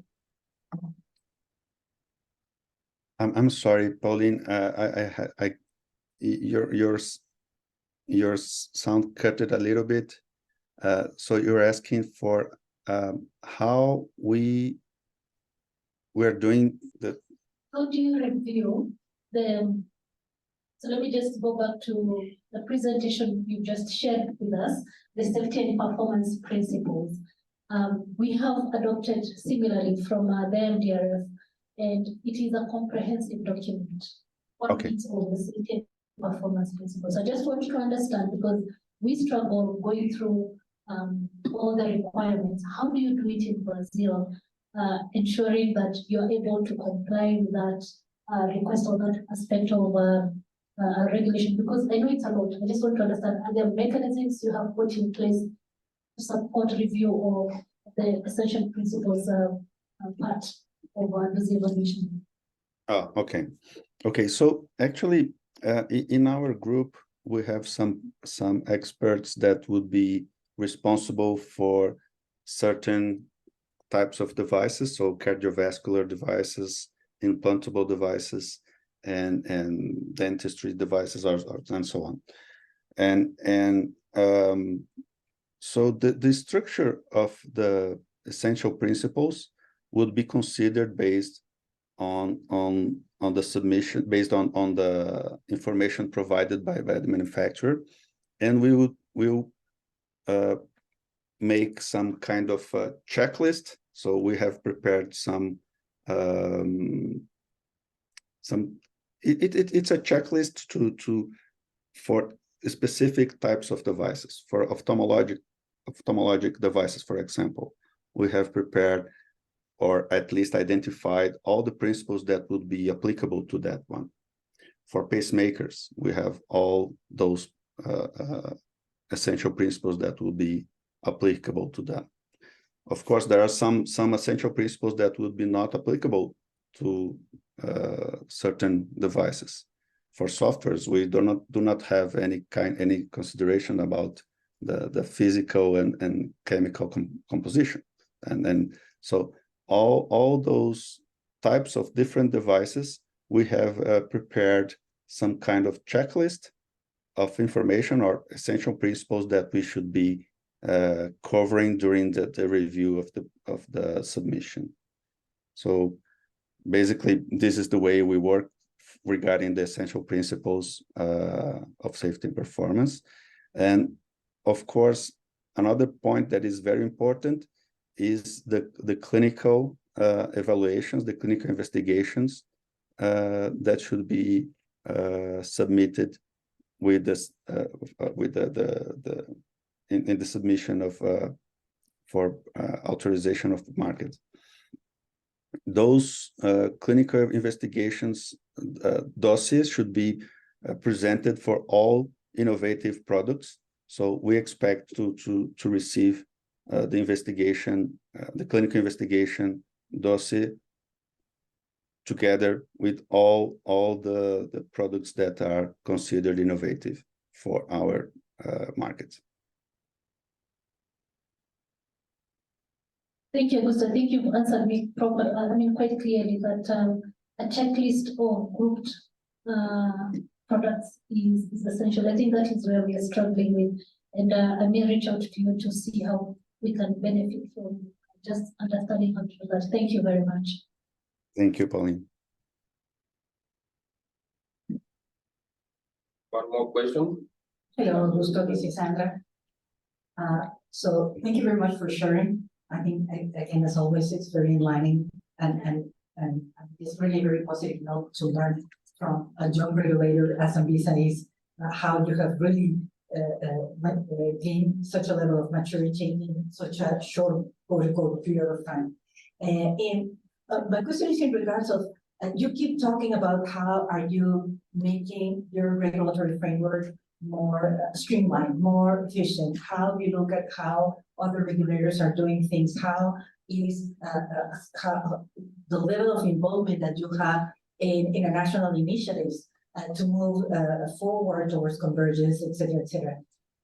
Can you share with us, as we were discussing a lot yesterday on good regulatory practices, can you share with us how you have benefited, how good regulatory practices has contributed to your efforts to simplify, to streamline your regulatory framework? Okay, great. Yes, Anvisa has a specific office, a dedicated office for the good regulatory practices. It is a very well-structured work that was performed by this office, and they consider all the aspects in terms of transparency of the building of the regulations, and I think the most important step for the construction of a regulation is the public consultation. So all regulatory rules that we put in place in Brazil should be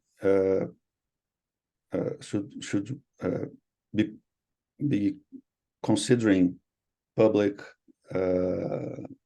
proposals. So normally we have a draft of a regulation that will be published, and we have a period of time to receive contributions from the users, from the population, from lay users, from the society, from technical and scientific associations, from trade associations, from the manufacturers themselves. And all this information is compiled and is discussed internally before we have this the publication and implementation of a regulation. And another part that is very important is the regulatory impact analysis that is performed before we run the public consultation, to consider how this regulation would be impacting the access to the products, if we'll be posing some kind of barriers to the manufacturers to put their products in our market. So all those steps should be performed by Anvisa before we have a regulation. Of course, this kind of Sorry, go ahead. Of course, this kind of pathway sometimes takes a very long time, but normally we have a very good results with that. We have a very strong regulation when this regulation is discussed with all the stakeholders, and we have the availability of products in a faster way, in a very safe manner. Thank you, Augusto. And just complementing the question, does this open public consultation also considers notification to the TBT agreement so you can gather comments from the international community? Yes, also when we have a public consultation, we can receive contributions from any stakeholder that would be interested. So we can receive from based on in an electronic form or from a letter from other government. So normally some agencies, some other regulatory agencies also put some suggestions to us, and all of them are very welcome.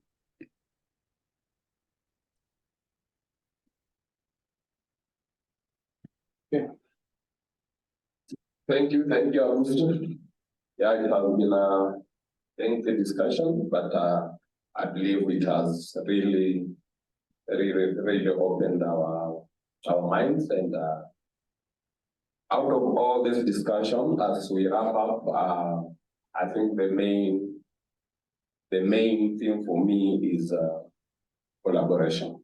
It's about collaboration, each regional collaboration, each national, international. Collaboration will be the healing pin for us, for him. Yeah, thank you so much, everyone. I believe there's no more questions. And with that, I beg to move to the next. We can take a break, a short break of 5 minutes.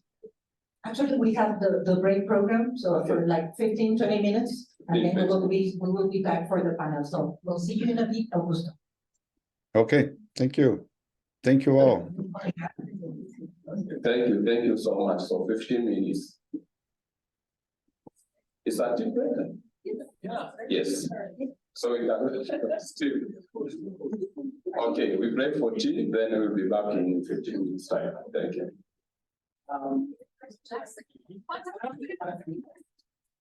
Yes, I think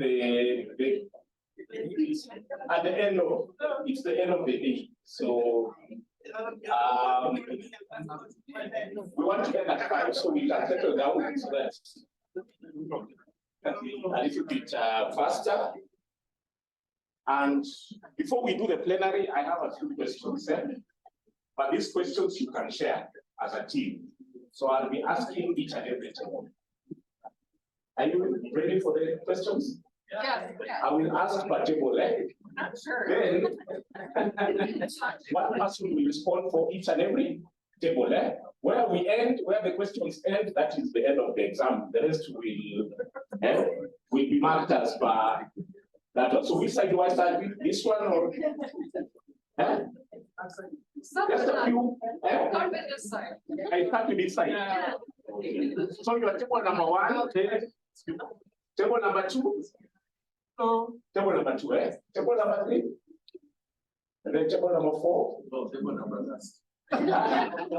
So number 4 is which one? Number 4 is?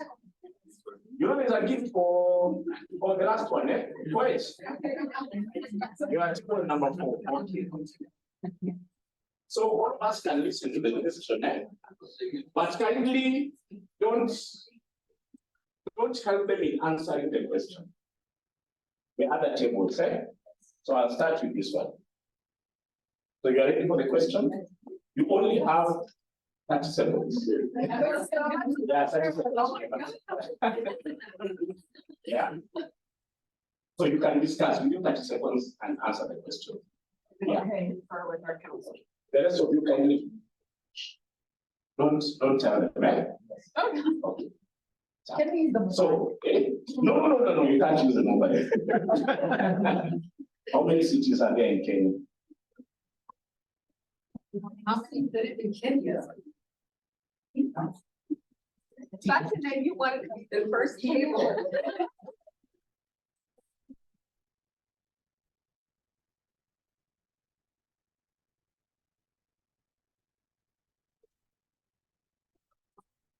Okay. 34. 34, 16. What you wanted to say? 12. Oh, okay. I'm giving you the last chance. 34, 12. 36. No, we said the other table should not help them.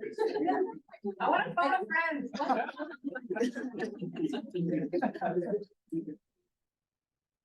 Work sharing. What share? Write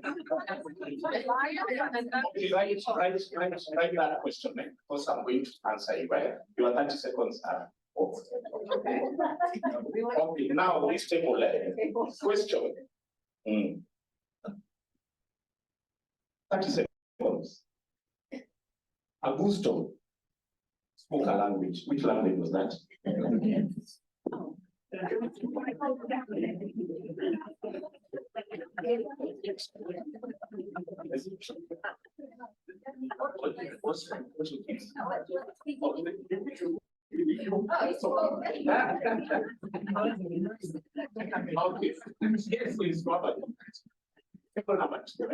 Okay, table number 3.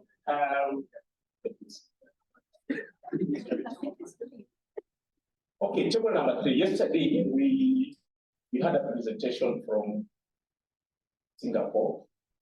What is their national language?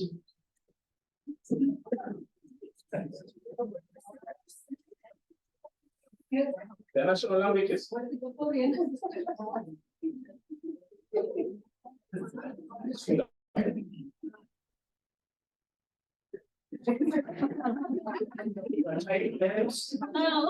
now. Okay, only one table has been able to answer right. Okay, and this table we miss. We want to the other one. You say your number last. Okay. Your question now. Be ready, eh?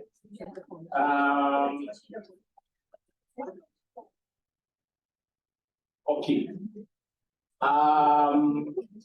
Currently, they are okay. Give them a chance, eh? One championship is currently ongoing. How many medals does Kenya have?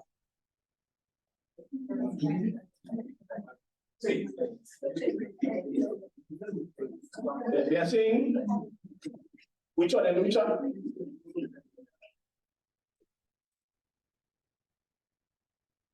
At silver or bronze. How can I say?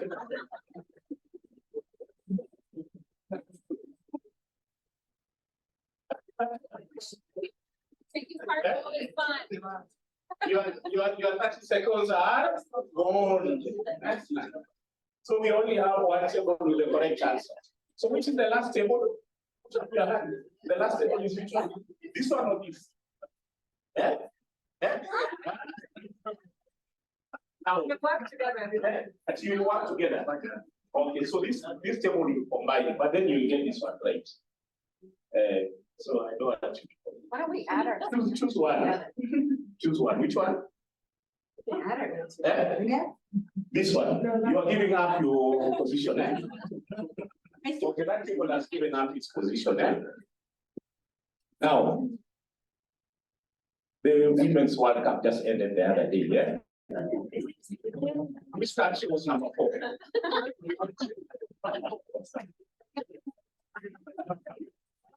Which country was number 4? Quiet. And you are 30 seconds.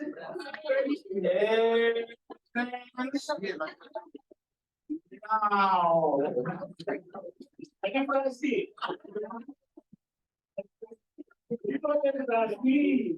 How you can tell them? Number 4 was Australia. Yeah. And number 1 was the number 1. Number 1 was number 1. That's why I just asked. Okay.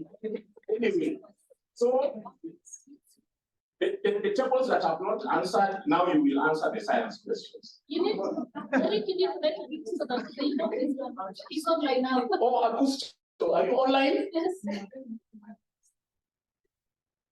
You are muted. Hello. You can yes. Oh, yes, I can see your hand. It means you can. Send me a message, the sound is bad. Oh, his sound is bad, eh? Okay. But tell him we need to. So the people here know that you're speaking Portuguese. So we have people who speak Portuguese. They are actually seated on a table over there. There are how many of them? There are 6, eh? There are 7. So we have 7 Kenyans who can speak Portuguese. Oh, from today. Okay. Yes, now we'll go to the plenary. You'll be able to answer those ones, the prior questions. So we'll be having our plenary, and kindly again take note of the discussions because we want you to ask questions. We are all learning, and as the team goes, and we remain as the industry and as the regulators in country, we are supposed to go back, look at our guidelines, and see where we can put some improvements or even review the guidelines in tandem with what we have learned and in tandem with the international standards that are there. So at this time, I would like to welcome, we want this one to take like around 30 minutes only, and we are through, so we'll be welcoming.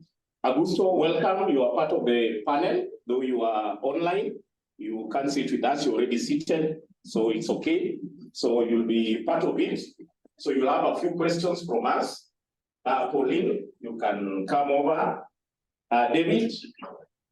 Yeah, David, where are you? Who's here? Yeah, David, my friend, come. Yes, and then Fatima? Yes. Yeah, you can come over from Medtronic. And then Tammy? Yes, from Roche Diagnostics. So, yes, for the ones who want to sit with their cups of tea, it's okay. Yes, I'm gonna need this. Yeah. No, the questions are not as hard. Oh, no, I'm in trouble then. No. They're going to Oh, be they simple aren't questions. as hard, okay. Yes. Okay. All right. So for this session, we are going to be looking at issues around essential principles of safety and performance in regards to medical devices, IVDs. And we just want to know the practices that are currently being practiced and improvements and suggestions within the industry and also within the regulators. So, so we'll start with I'll start with the questions, then I will allow table number, just table number. Your table is number 5 and number 6 also, eh? So you're the ones who are going to ask them the technical questions or suggestions. Yeah, because you did not answer my questions. So we can go to science questions. Yeah. So thank you very much, panelists, for being here. So we'll start with I think let me start with Augusto. I will start with you. You are part of this side, but I will ask you the second question. So be prepared to answer. So I want to hear from the regulators in the house. How, you know, in the context of essentials principles, so how are essential principles of safety and performance used in your daily activities? You know, you have daily activities of screening, receiving dossiers, going through them. How are these principles applying in your daily activities once you receive some of these, either the equipment or the documentation in regards to the equipment? So probably we could start with Pauline, and then also David, you can weigh kindly.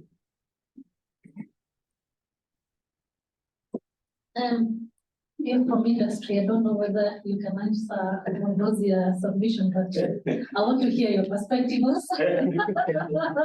Anyway, Yes. thank you very much, Eric. And I must admit, of all sessions, Augusto, this session has been the most exciting, but also the one I have really wanted to know more about. Essential principles and safety and performance is like the core of a dossier in medical devices.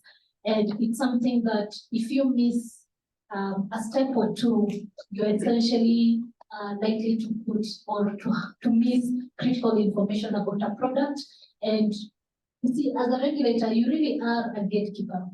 You're a gatekeeper and also supposed to be a seal for well quality documentation and also put away or stop non-quality. And that is the essence of essential principles of safety and performance. So we indicated that we did adopt the International Medical Device Regulators from essential principles form, but I don't feel that we utilize it in the manner that we should, mostly because you need quite some dedicated technical experts to do it, to be able to, on a daily basis, look at it. You also need to have a very good understanding of the level and depth of information that you need to look at. So I want to say that at a level, on a normal day-to-day level, this applies in the evaluation part of the dossier for medical devices. We tend to align and look at standards. I think we rely more on standards when we are reviewing the safety aspects, as well as manufacturing processes and procedures that have been aligned. But I must say that I don't feel that we are yet capable to comprehensively look at all the data given the volume of products and the breadth of medical devices. In PPP, we are, I think, fortunate. We are fortunate in that the automated system actually helps us to sieve products that are not having quality documentations at the onset. So that is one aspect of ensuring that we are adhering to the principles of safety, because that's a key principle. But we are yet, and we need to be able to emphasize more on perhaps developing checklists or clustering like group products to be able to have specialized review of aspects of that medical device. And we need to, I think we need to improve more on our technical expertise to specialize group of products. So daily, this is the work we do. I think it's become, it's a daily habit. Sometimes I think we have habits hardwired. Such a day that you're doing other activities, you are the back of your mind to know that there's a dossier somewhere that I need to check, or there is a electronics application that had 1, 2, 3 things and I need to go and review and compare and do this. I think that is very important, and to understand that as regulator, we have such a critical role of supporting not just the manufacturers, but also ensuring that the public actually gets a good review for that. I want to speak to products that I feel, or group or category of items that I feel we are not, or we ought to look at the safety and performance better. That is orthopedics. I think the data and the level of safety and performance of those group of products calls for different review. That's something I would need to be keen to learn more about. So to break it down, we have 3 levels or 4 levels of ensuring that the documentation we check is meeting the essential principles. We have the onset process, which is the screening. Once screening is done, the reviewing of the essential documents, which look at the manufacturing process, certificates of analysis, ensuring that the standards that the manufacturer communicates that this medical device has been manufactured to is produced, the quality management system and the processes that have gone into ensuring that the process and the declared safety principles are also there. And then once we are satisfied, or once that documentation is deemed to meet the regulatory threshold, then we agree or we reject the approval process. I don't know whether you want to jump to industry right away. Not to industry first, and probably just a follow-up. You may not have a direct answer to this question, but it's a real scenario that happened about safety of medical devices. I know at one time a principal member of the society actually got an adverse event following the use of a medical device, and his feet were burnt and all that. Just a comment on that scenario as a regulator, Yeah, sure. I mean, actually, maybe paraphrase it. This was a heat pad that usually in cold season or cold time you can connect the gadget to an electric source, and it warms, the mat warms, and you put your feet, and ideally that's the purpose, to warm your feet and to keep you warm. Somehow it happened that this particular user ended up having burns at the bottom of the soles of the feet, and it was communicated that there was no proper regulatory procedures.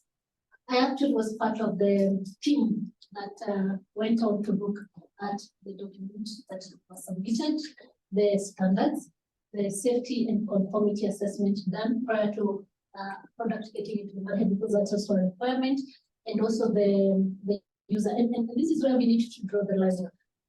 The ability and the information instruction for use on how to use a product is just an important aspect of ensuring safety. So what we found is that in normal circumstances, if, for example, if you poured scalding water on yourself by mistake, obviously you don't do that intentionally, the normal natural reaction is to quickly move away.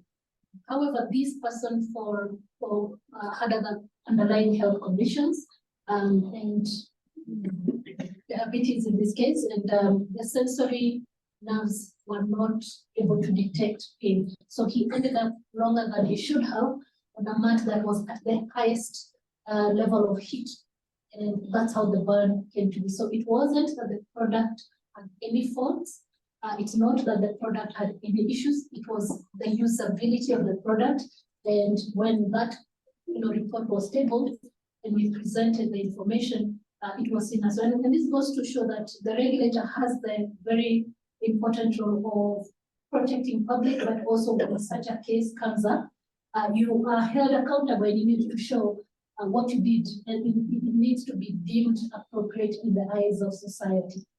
Or you want to comment on that?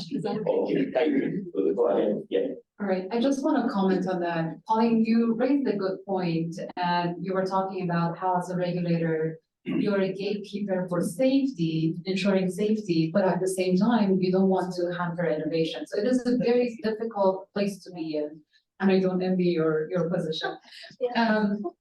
But I was there for almost 12 years, and I was a scientist first before moving to policy. But what I want to say, Pauline, is once a product is approved or cleared and has the blessing from the regulator to go to the market, that's not the end of it. I mean, I think what's important to highlight here is the concept of total product lifecycle, right? And the responsibility falls on both the regulator and the manufacturer to continue monitoring the device after it goes to the market, right? That's why the post-market surveillance is important. That's why the real-world evidence is important, just to see that the device is behaving as intended. There are cases that we need to go back and perhaps add a contraindication in the situation that we said and say, look, this device should not be used on patients who are diabetic, for example. There are cases that devices need to be modified, but at the same time, I'm going to go back to the example that you used. We don't want to deprive other patients who could benefit from this device and just pull it off the market altogether, right? So we need to have this sort of a open line of communication, figure out what we can do together to address that situation, that adverse events, while ensuring that other patients continue to have their medical needs met. Okay. Thank you very much for that. Augusto, do you have a comment on that discussion? Yes, I actually I agree with Fatima in the sense of that not only the regulator would have responsibility to keep the post-market questions. So the manufacturers themselves they have to offer to the regulators all the adverse events issues that they find.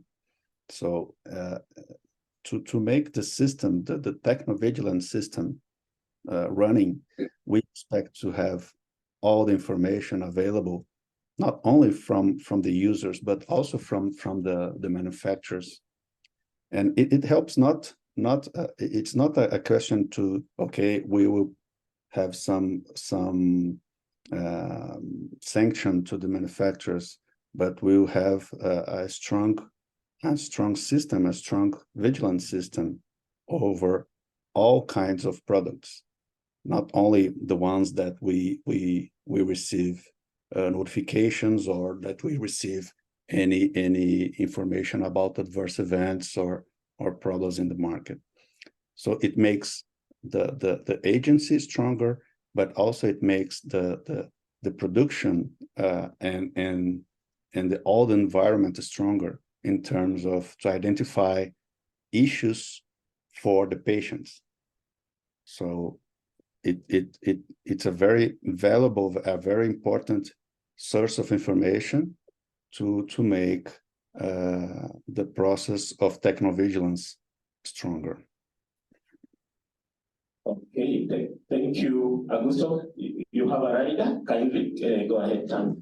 I just wanted to add a couple of considerations as well, because I agree with the conversation and the importance of post-market surveillance. It's where I grew up in my career. It's very familiar to me and very important.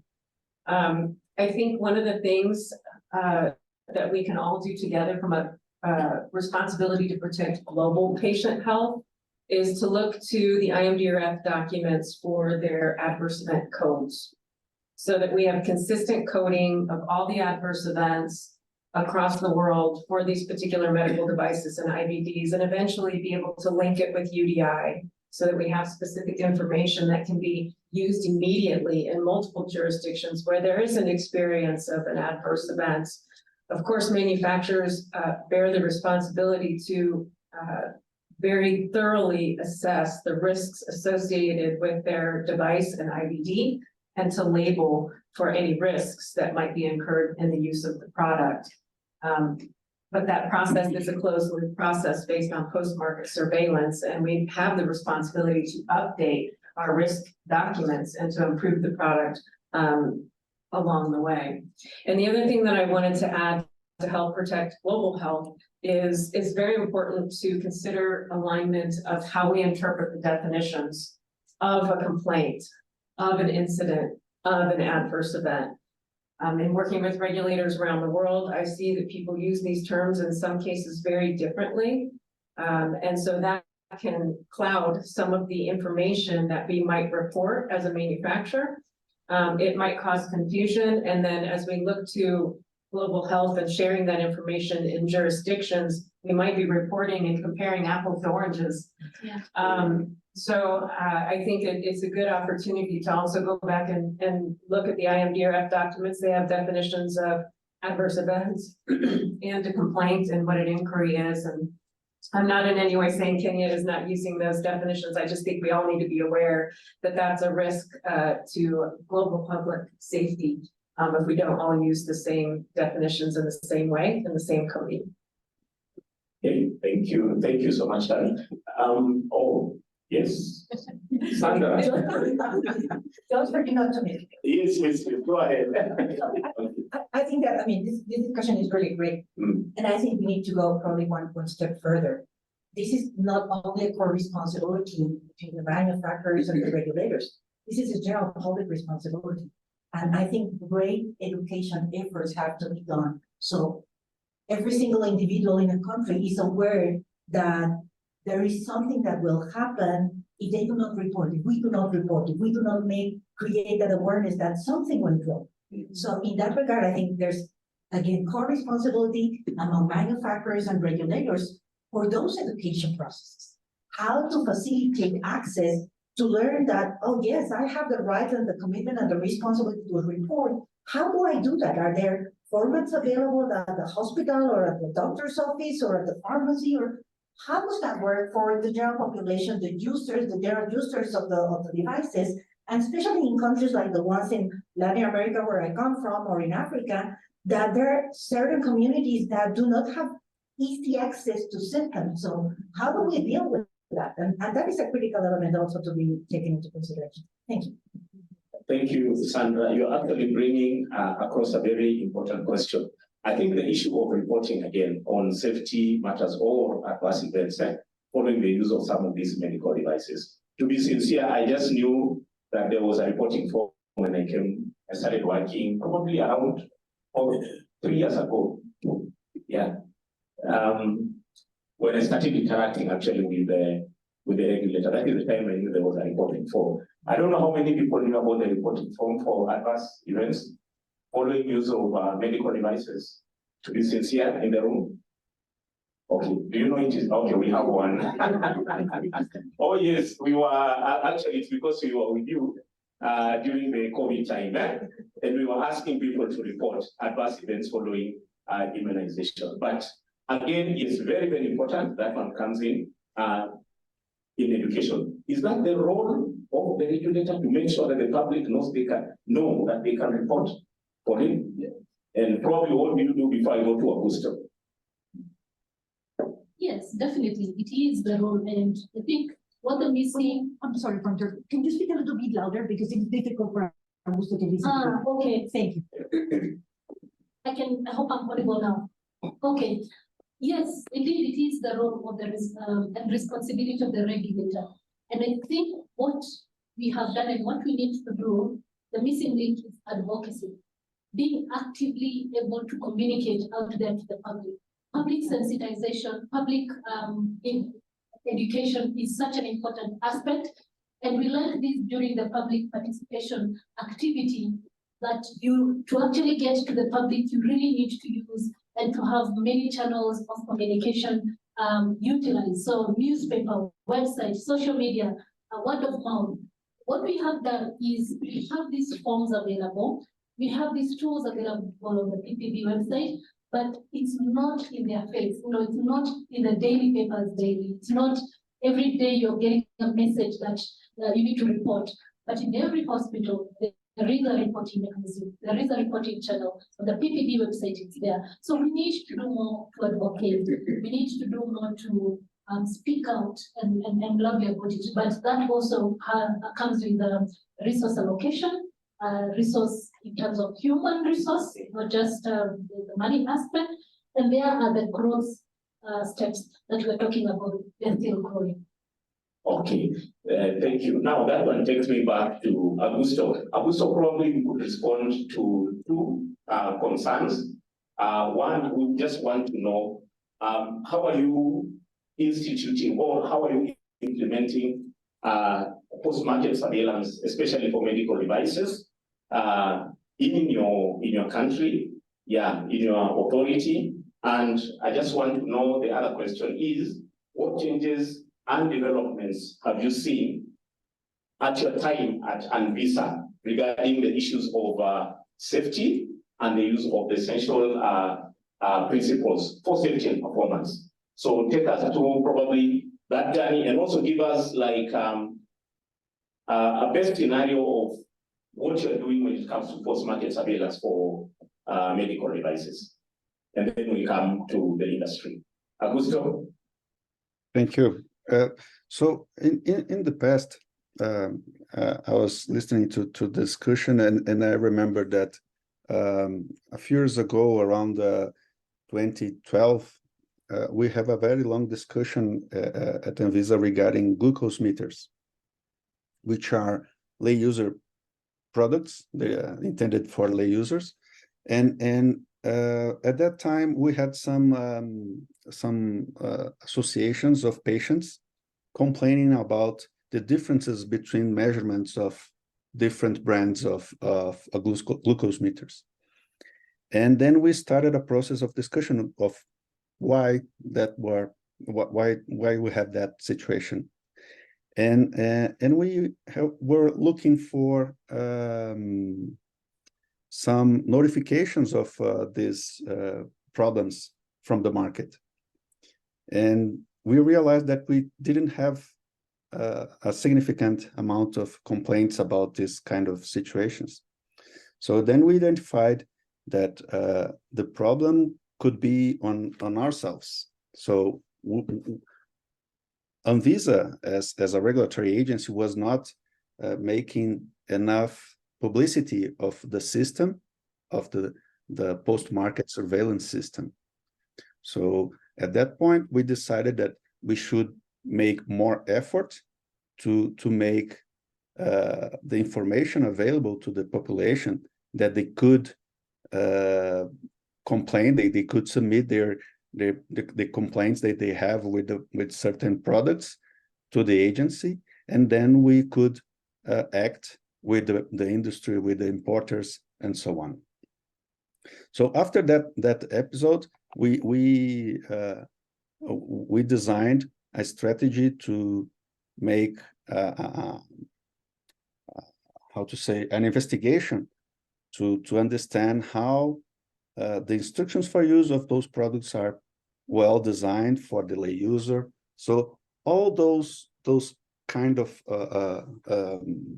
inputs that could make the user use the device in an incorrect way, right? So to identify how can we make the regulation better to make to avoid that the user make mistakes in the using of the device. And this was one of the requirements that we put in place when we were reviewing the regulation for IVD medical devices, especially for the products for lay users. The instructions for use should have a special language, a specific language for them. So this was one small example that we have used the safety and performance essential principles that make the regulation of this kind of devices better, make the regulation of this lay user IVD medical devices with a better understanding for them.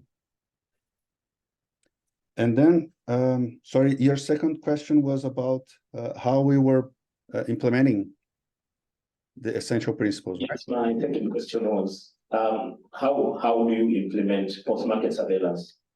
How have you managed to implement post-market surveillance for the medical devices? And what is your long-term experience, as you also answer that one, within Anvisa? Yeah, so for the post-market surveillance also, we have implemented a system called Notivisa, which is available for any citizen that wants to submit any information about the usage of medical devices or any products in the market, but also for the services, hospitals and clinics that identify problems with products during the daily usage. And there is a group of people responsible to compile all this information and eventually perform some kind of program of vigilance specific for that certain devices. Another example is that in the past we had issues with implantable orthopedic implants. So at that time, Anvisa was struggling with a lot of bad quality implantable orthopedic implants, and then we have built a program to collect products from the market and also from explants, surgery explants, to make the analysis of those products in specialized laboratories. And then we identified many issues at that point, and it was one of the main inputs to also update the regulations for the orthopedic implants. And another point, another program from that time is that we have put in place the registry, the National Registry of Implants. So now we are able to identify the hospitals, the doctors, and the patients that have the implants, the surgery implants that were put in the market. And now with the UDI was mentioned by, I believe Tammy mentioned about the UDI. The UDI would be another tool that will be very important to make the post-market surveillance stronger.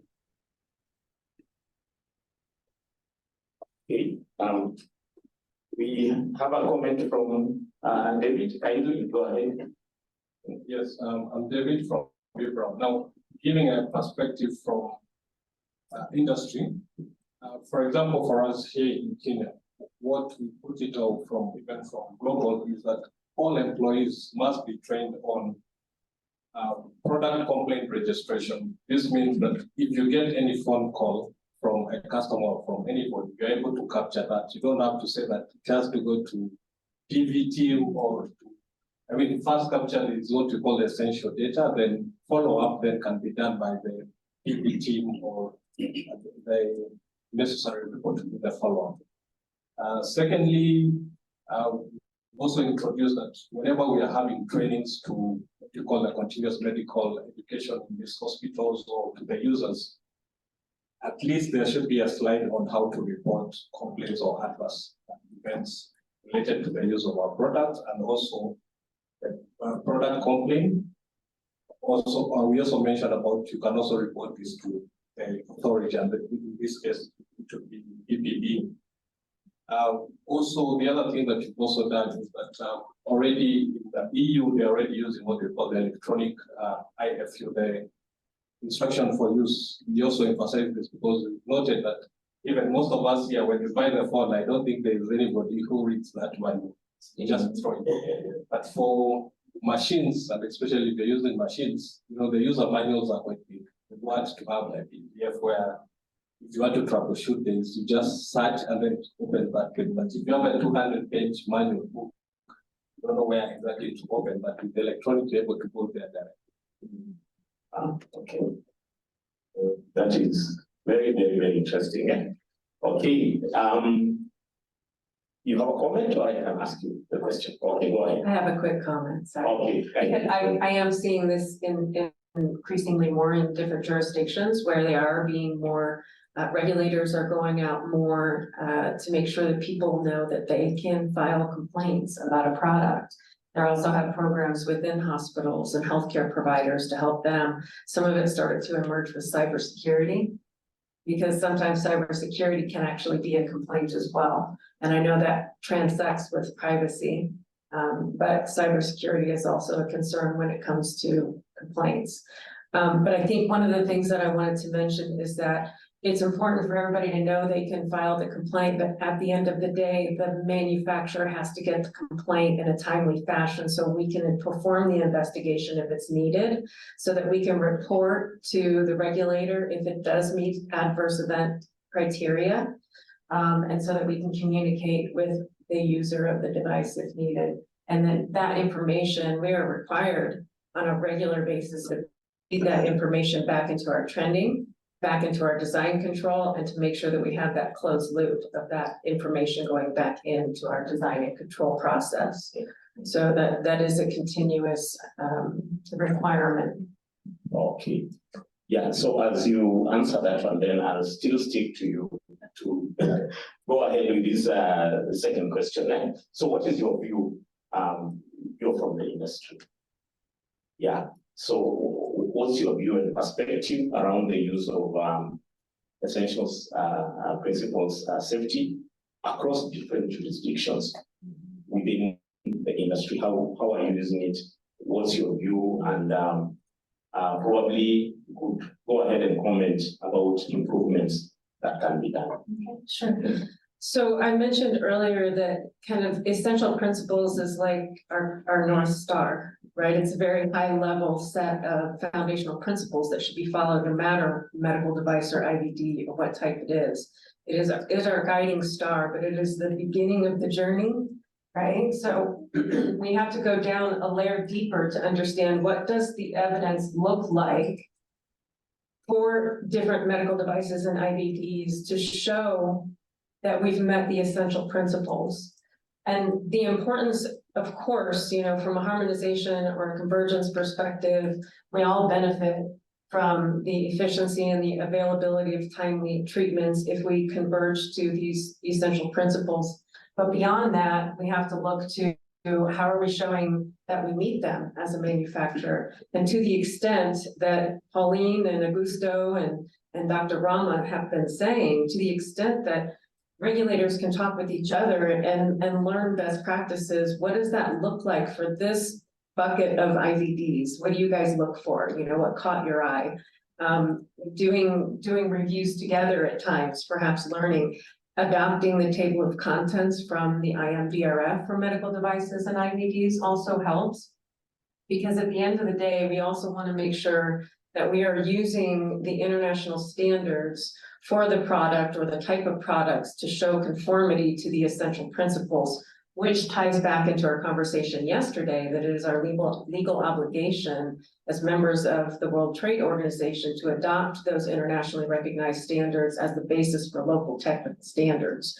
And if we do that, now we've got the high level principles that we're going to follow.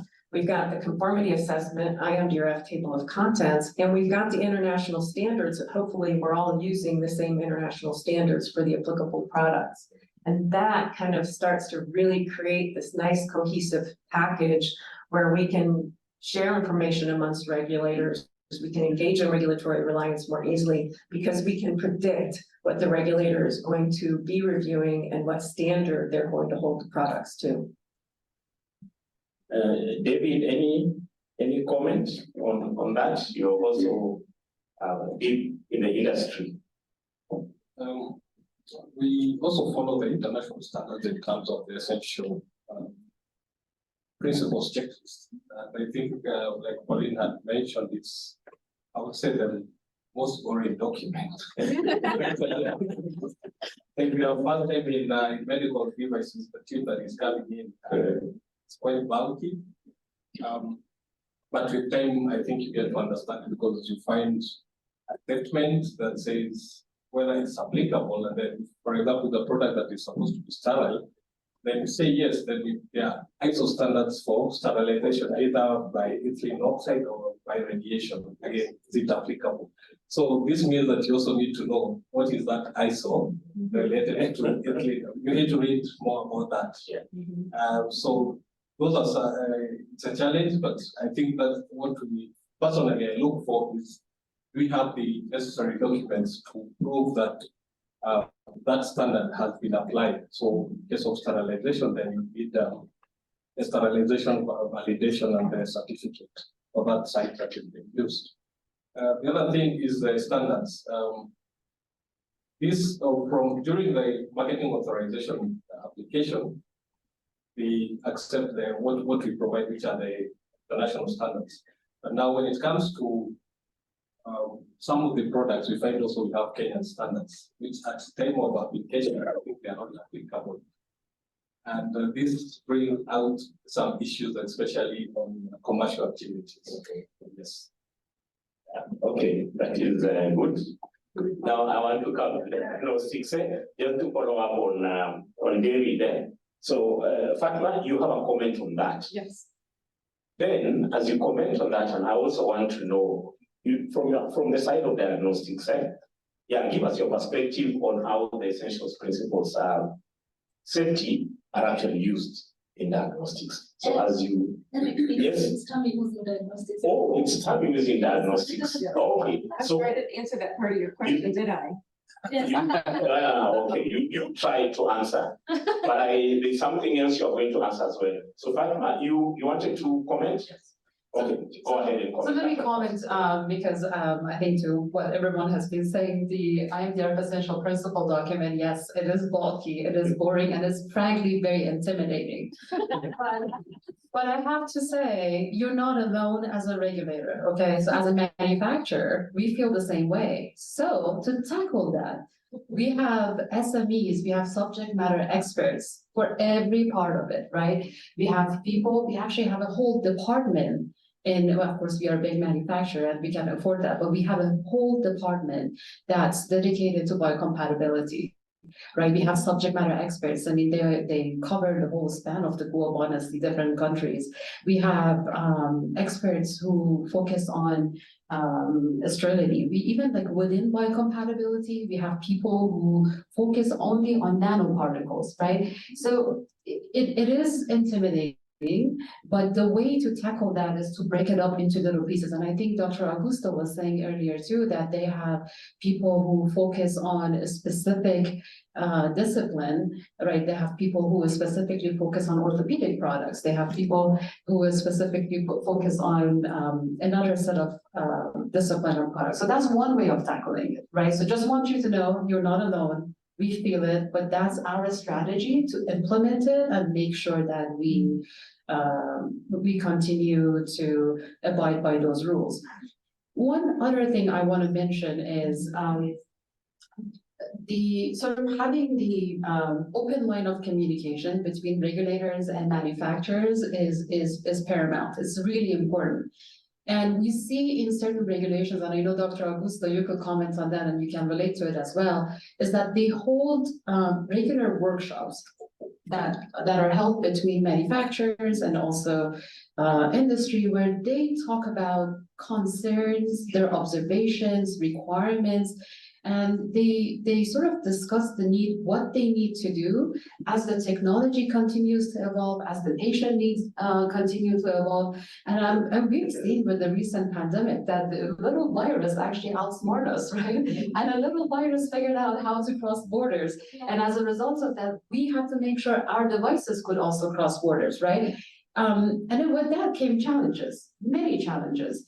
And a challenge, and Dr. Augusto, I have your ears, so I have to say, then please don't roll your eyes, is the opportunity to figure out how can we be more flexible in our regulatory frameworks, right? A good example of that is supply chain constraints became a big challenge for us as manufacturers and also for regulators, because you ultimately have to make sure that your citizens have the right products and they continue to be served and their medical needs are met. I have to use an example. When one of the supply chain constraints that we faced was when a paper mill company in Europe decided to go on a strike. And then somewhere else there was a fire in one of those factories. What did that mean to us? We were not able to get our supply of paper, medical paper. As a result of that, we were not able to put our IFUs, instructions for use, printed. And literally I had pictures from our supply chain operation people where they had rooms and pallets of devices ready to go to get to the patients, but we didn't have the paper to print our instructions for use to send those devices out. And that was an impediment for us, right? So this is a situation, I'm using it as an example to say, look, our regulation needs to be flexible.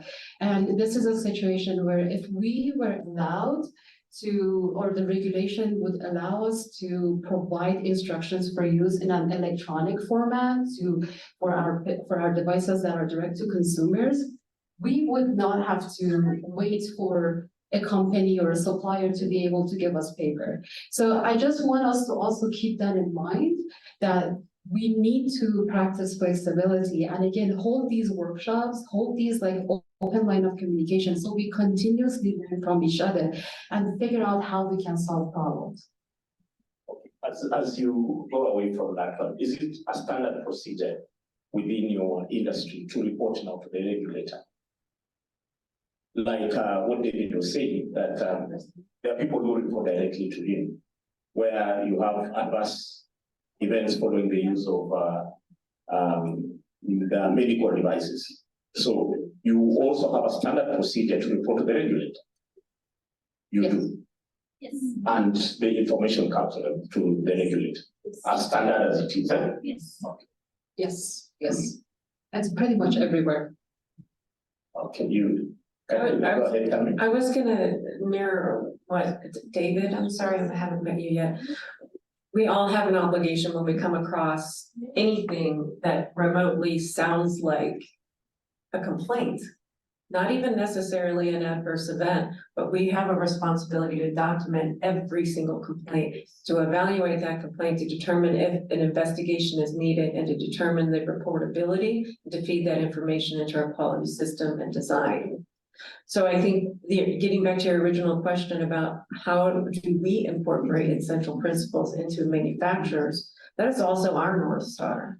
Because every procedure that we follow, because we have a QMS and all manufacturers should have a QMS, they should be following very tight procedures to make sure that everything is tightly packaged, controlled, written, tested, through the entire product life cycle. So those essential principles are our North Stars. When we start to look at how are we going to demonstrate evidence, well, look at what we have to demonstrate. We have to demonstrate in some cases sterility, something being sterile.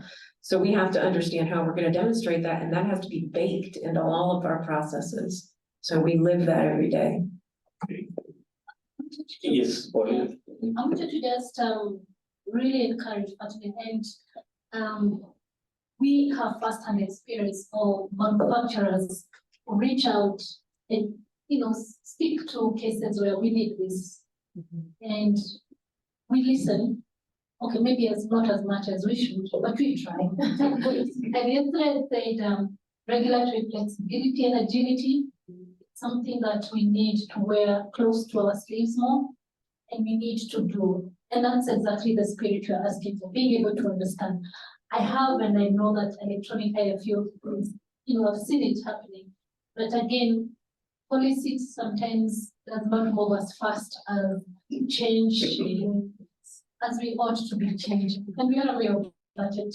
I think we're using this channel of flexibility and agility to say, hey, this worked during the pandemic, and when we understand the extraordinary circumstances the pandemic put us, it worked, and nobody died. We saved lives. Can we use that? Because I think as governments, as regulators, we are a bit apprehensive to embrace too quickly to things or technologies or processes that we are not too sure. We have that laxity. But then again, we've seen through the pandemic that actually some of these, they are useful. And I mean, look at this, we're using virtual platform now, and we've just connected the globe in this room. And how, this would probably have never been possible before the pandemic.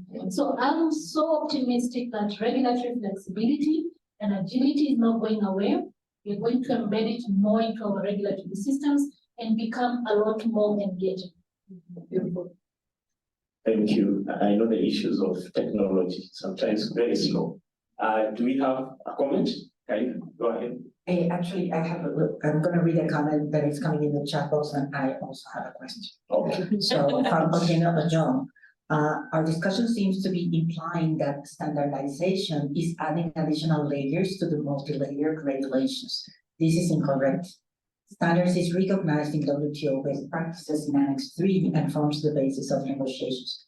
I think there was a misunderstanding at that end, because I think, at least my personal perception and all my respect, if the message was not conveyed as clear as we all thought, is that it is exactly the other way around. Yes. Standards is a way to facilitate, to expedite, but if you would like to comment on that, it's not me that wants to. Okay. But I think, yeah, you're quite right. I don't think standards are an additional layer to bring. It's supposed to enhance and make. And we work closely with Kenya Bureau of Standards and use the standards. And I don't think the use of a Kenya standard is anyway supposed to make the use of standards an extra layer. No, they help us to get our processes. So standards are useful, very useful to help us actually level the standardization procedures. And I think that's what you meant. I don't think it was meant to come up. Yeah. Okay, I can see Augusto wants to comment. Augusto, go ahead. Yes, I thank you. Actually, I just want to comment about the usage of standards in the regulatory processes. Standards, I agree that they are very, very important for the review of market authorizations of medical devices. They give us some trust on the review that we do ourselves, considering that we have to remember all the time that we do not have expertise on all fields of the medical devices that are submitted to our agencies. And I believe that this is true for all regulatory agencies, even the big ones.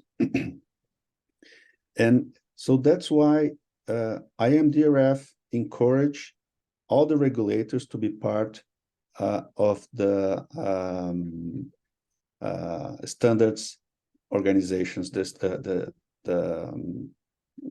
organizations that publish standards. So with this, we would be able to make the standards more appropriate to the regulatory process. So we can put our views on the standards to be used in the regulatory review process. So this in IMDRF, we have this working group that was working in this project to encourage all regulators to be part of those kind of discussions on standards. Thank you. Thank you very much. We are hearing that standards are making work easier. Eh? Go ahead, Sandra. Now my question. So listening on the challenging that getting into all what it is needed for reviewing dossiers and making sure that comply with all essential principles of safety and performance. How do you as regulators balance that as compared to resources dedicated to post-market surveillance and market vigilance? I mean, I think this is a balance that has to be made because resources are X. So how do we dedicate like half of an X to pre-market and half of an X to post-market? How can we get probably like only 1/10 of an X for pre-market by encouraging and advancing those much faster in applying reliance mechanism for pre-market and then focus a lot more of the resources in the post-market? How do you work with that? I think it is very challenging. We can hear from Pauline, then Augusto. I want to pass this on to Augusto. Augusto, the question has been passed to you first. Can you go ahead? It's an excellent question that we discuss this all the time, and you believe me, internally in the agency, at least in our agency, the different offices are fighting for workers, for the human resources.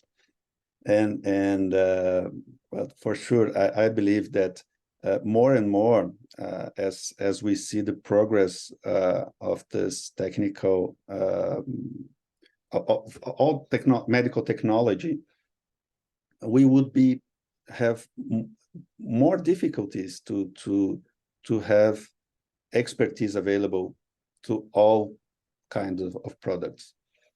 So that makes us to drive our efforts on the pre-market evaluation, on the pre-market review for the high-risk products, as we have been doing at Anvisa. And then we should be able to dedicate more time, more resources for the post-market surveillance, because this is something that cannot be performed by others. So this is something that should be performed internally by each jurisdiction. On the other hand, the regulatory review, the pre-market review, we can reduce the duplication of efforts, since the majority of the information could have been already reviewed by another authority. Eventually, the country of origin, the product would be available in that market already. And then some information about the review of this product would be available for the other regulators to put less effort in this review process and just check some information, check labeling for the local language and some other certifications that we may have. So by the end of the day, we would need more resources available for the post-market surveillance, because it is the task that is performed internally, and we cannot rely on other ones' work, right? So I believe that's the main point. Thank you, Augusto, for that. I know Eugene and Solomon probably will have a few comments on that. You wanted to make a comment? If I could just, I'm sorry. Yes, please. I do want to just make one comment. It was actually prior to the discussion currently, it was about standards. And what I do want to clarify is when there are local standards that differ from an international standard, that does add a layer of complexity. And we do not only see this in different jurisdictions from time to time, but we see it, and I know Pauline, you and I have talked at the WHO with the pre-qualification process. Their technical standards differ sometimes from international standards. And what that causes from a manufacturing perspective is we have to start from scratch, because now our North Star has changed and somebody else is using a different technical standard. So where it can add complexity is when there is a local standard that differs from an international standard. So I just wanted to clarify that. Sorry. Thank you so much. From plenary on something on post-market surveillance. I know Pauline reached to Augusto. Post-market surveillance of medical devices. Eugene, any comment? I know you've been doing it, so yeah. Thank you so much. As regards post-market surveillance of medical devices, I think, yes, you are still not strong, but I think we've been doing it. And because now when the manufacturer or the applicants, they submit their dossier, we encourage that we need to see at least what's the plan of the manufacturers. Okay, we just want the post-market surveillance plan in case of any adverse event. Do they have a plan in place if it involves recalls to track those batches? That's what we are encouraging them to do. Yeah, for now, I think that's what we are. Thank you. I know on the during evaluation, as you passed it, I know there's always that rider that it is the responsibility again of, as much as it is the responsibility of the regulator, it's also the responsibility of the manufacturer. Yeah, supplying the same equipment to be able to report. Yes, Sandra, you have a comment. Thank you. No, I'm going to read a comment that is coming in the chat that refers to what Tammy was mentioning, and it's 100% aligned with that. Okay. So through harmonization process, the difference between the national standards and the international ones are boldly brought out with justification and appropriately applied. And there's another one that's that prior to this one, sorry, that its efforts therefore should be to harmonize the standards as much as possible, giving priority to the international standards for similar understanding. Yes, spot on, because that is exactly what we are saying. To make things easy, standardize. Yeah, both from national to international standards. Yeah. And with that, we are not talking about not considering real specific particular situations where an international standard might not be sufficient.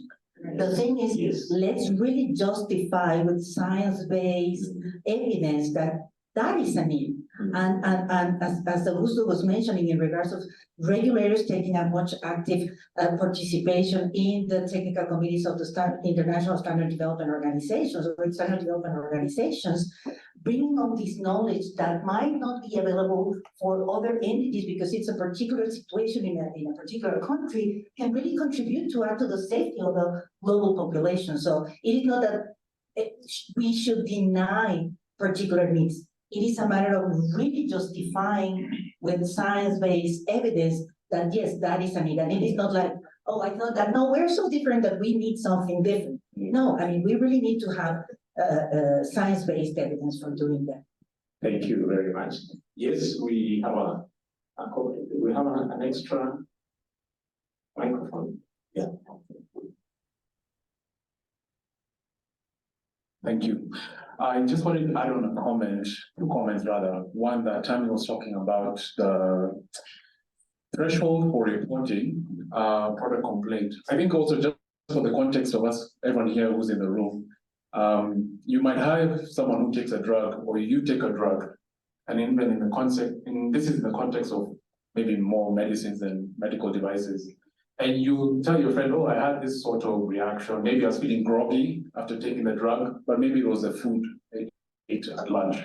And you see, sometimes you justify maybe not having to report it because you're feeling off that day or something. But even when you hear someone complaining about something after taking a drug, again, a drug is anything that causes a chemical change, even if it's coffee or something, and they're telling you something, but they're downplaying the effect, you should still report it. It might come across as a rant, someone is just ranting and telling you their feelings, but that is still warranting a report. And then that will go into the investigation phase. So I think there's no threshold too low for you to say, I should report this. Yeah, that's just something I wanted to share out. And then lastly, when I'm coming to the essential principles, I think this is just maybe to the regulators and also to the whole context that the standardization exists. And I like what Marina said yesterday is that when you look around and you engage with stakeholders, you'll find sometimes there's a practice that you're experiencing that maybe some other geography or territory already has precedence on how to deal with it. And that's why I say sometimes originality is overrated when it comes to regulations. You don't need to go and reinvent the wheel. You don't need to rock your head or bang your head against the wall looking for something that can be shared. I think that's where maybe such forums like this are so important because we come in not knowing what we don't know. Yeah. But when we leave here, we know at least there's a system that exists, there's a framework that exists, the working groups. And I think we don't rise to the level of our goals, but we fall to the level of our systems. But once we know the systems that are available to us, the goals are aligned, but the systems are not. So how can we maybe implement that? So I just wanted to share those two comments. Thank you very much. For the people in vigilance, I know Valerie, who else is in vigilance? Valerie. Samuel, who else? And Nelson. Eh? You always say something. You don't have to be. You just have to be. So that you go to train. Yeah, very good people in vigilance. Yeah, they are the trainers and they always say that you don't have to be certain, you only have to be suspicious. Okay. I think we've done justice to this session. Thank you very much. Our 5 panelists. Augusto, you've been Augusto. Thank you very much, Augusto. Thank you. We'll bring you out from your session and we really appreciate. And Abragito. Obrigado. Obrigado. Thank you very much. Obrigado.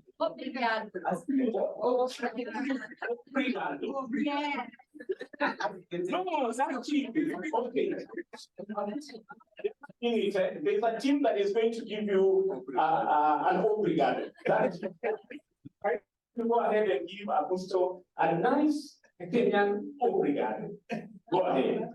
As a team, stand up all of you. Rise up. Yes. Augusto, that is for you from our team. Yes. Oh.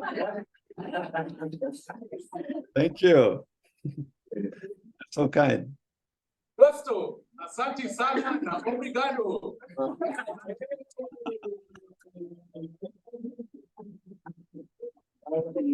Thank you very much. And thank you, Pauline, thank you, David, thank you, Tammy, and yeah, you've been so good to us. We learned a lot. I'm glad you're still around. Augusto, I'm also hoping you're still around for questions and answers tomorrow and past tomorrow. So you'll have to share your email with us so that we can be able to communicate. Okay, let's give them a huge clap. Yeah, most of you are not here apart from me and probably before. So as they walk, let's go.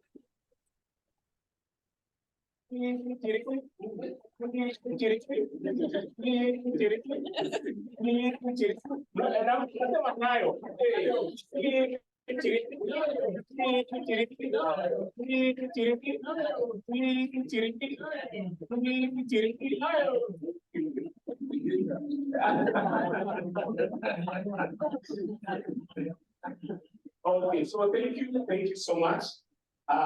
We've come to the end of that session, so I'll give it to Pauline to wrap us up. Asante.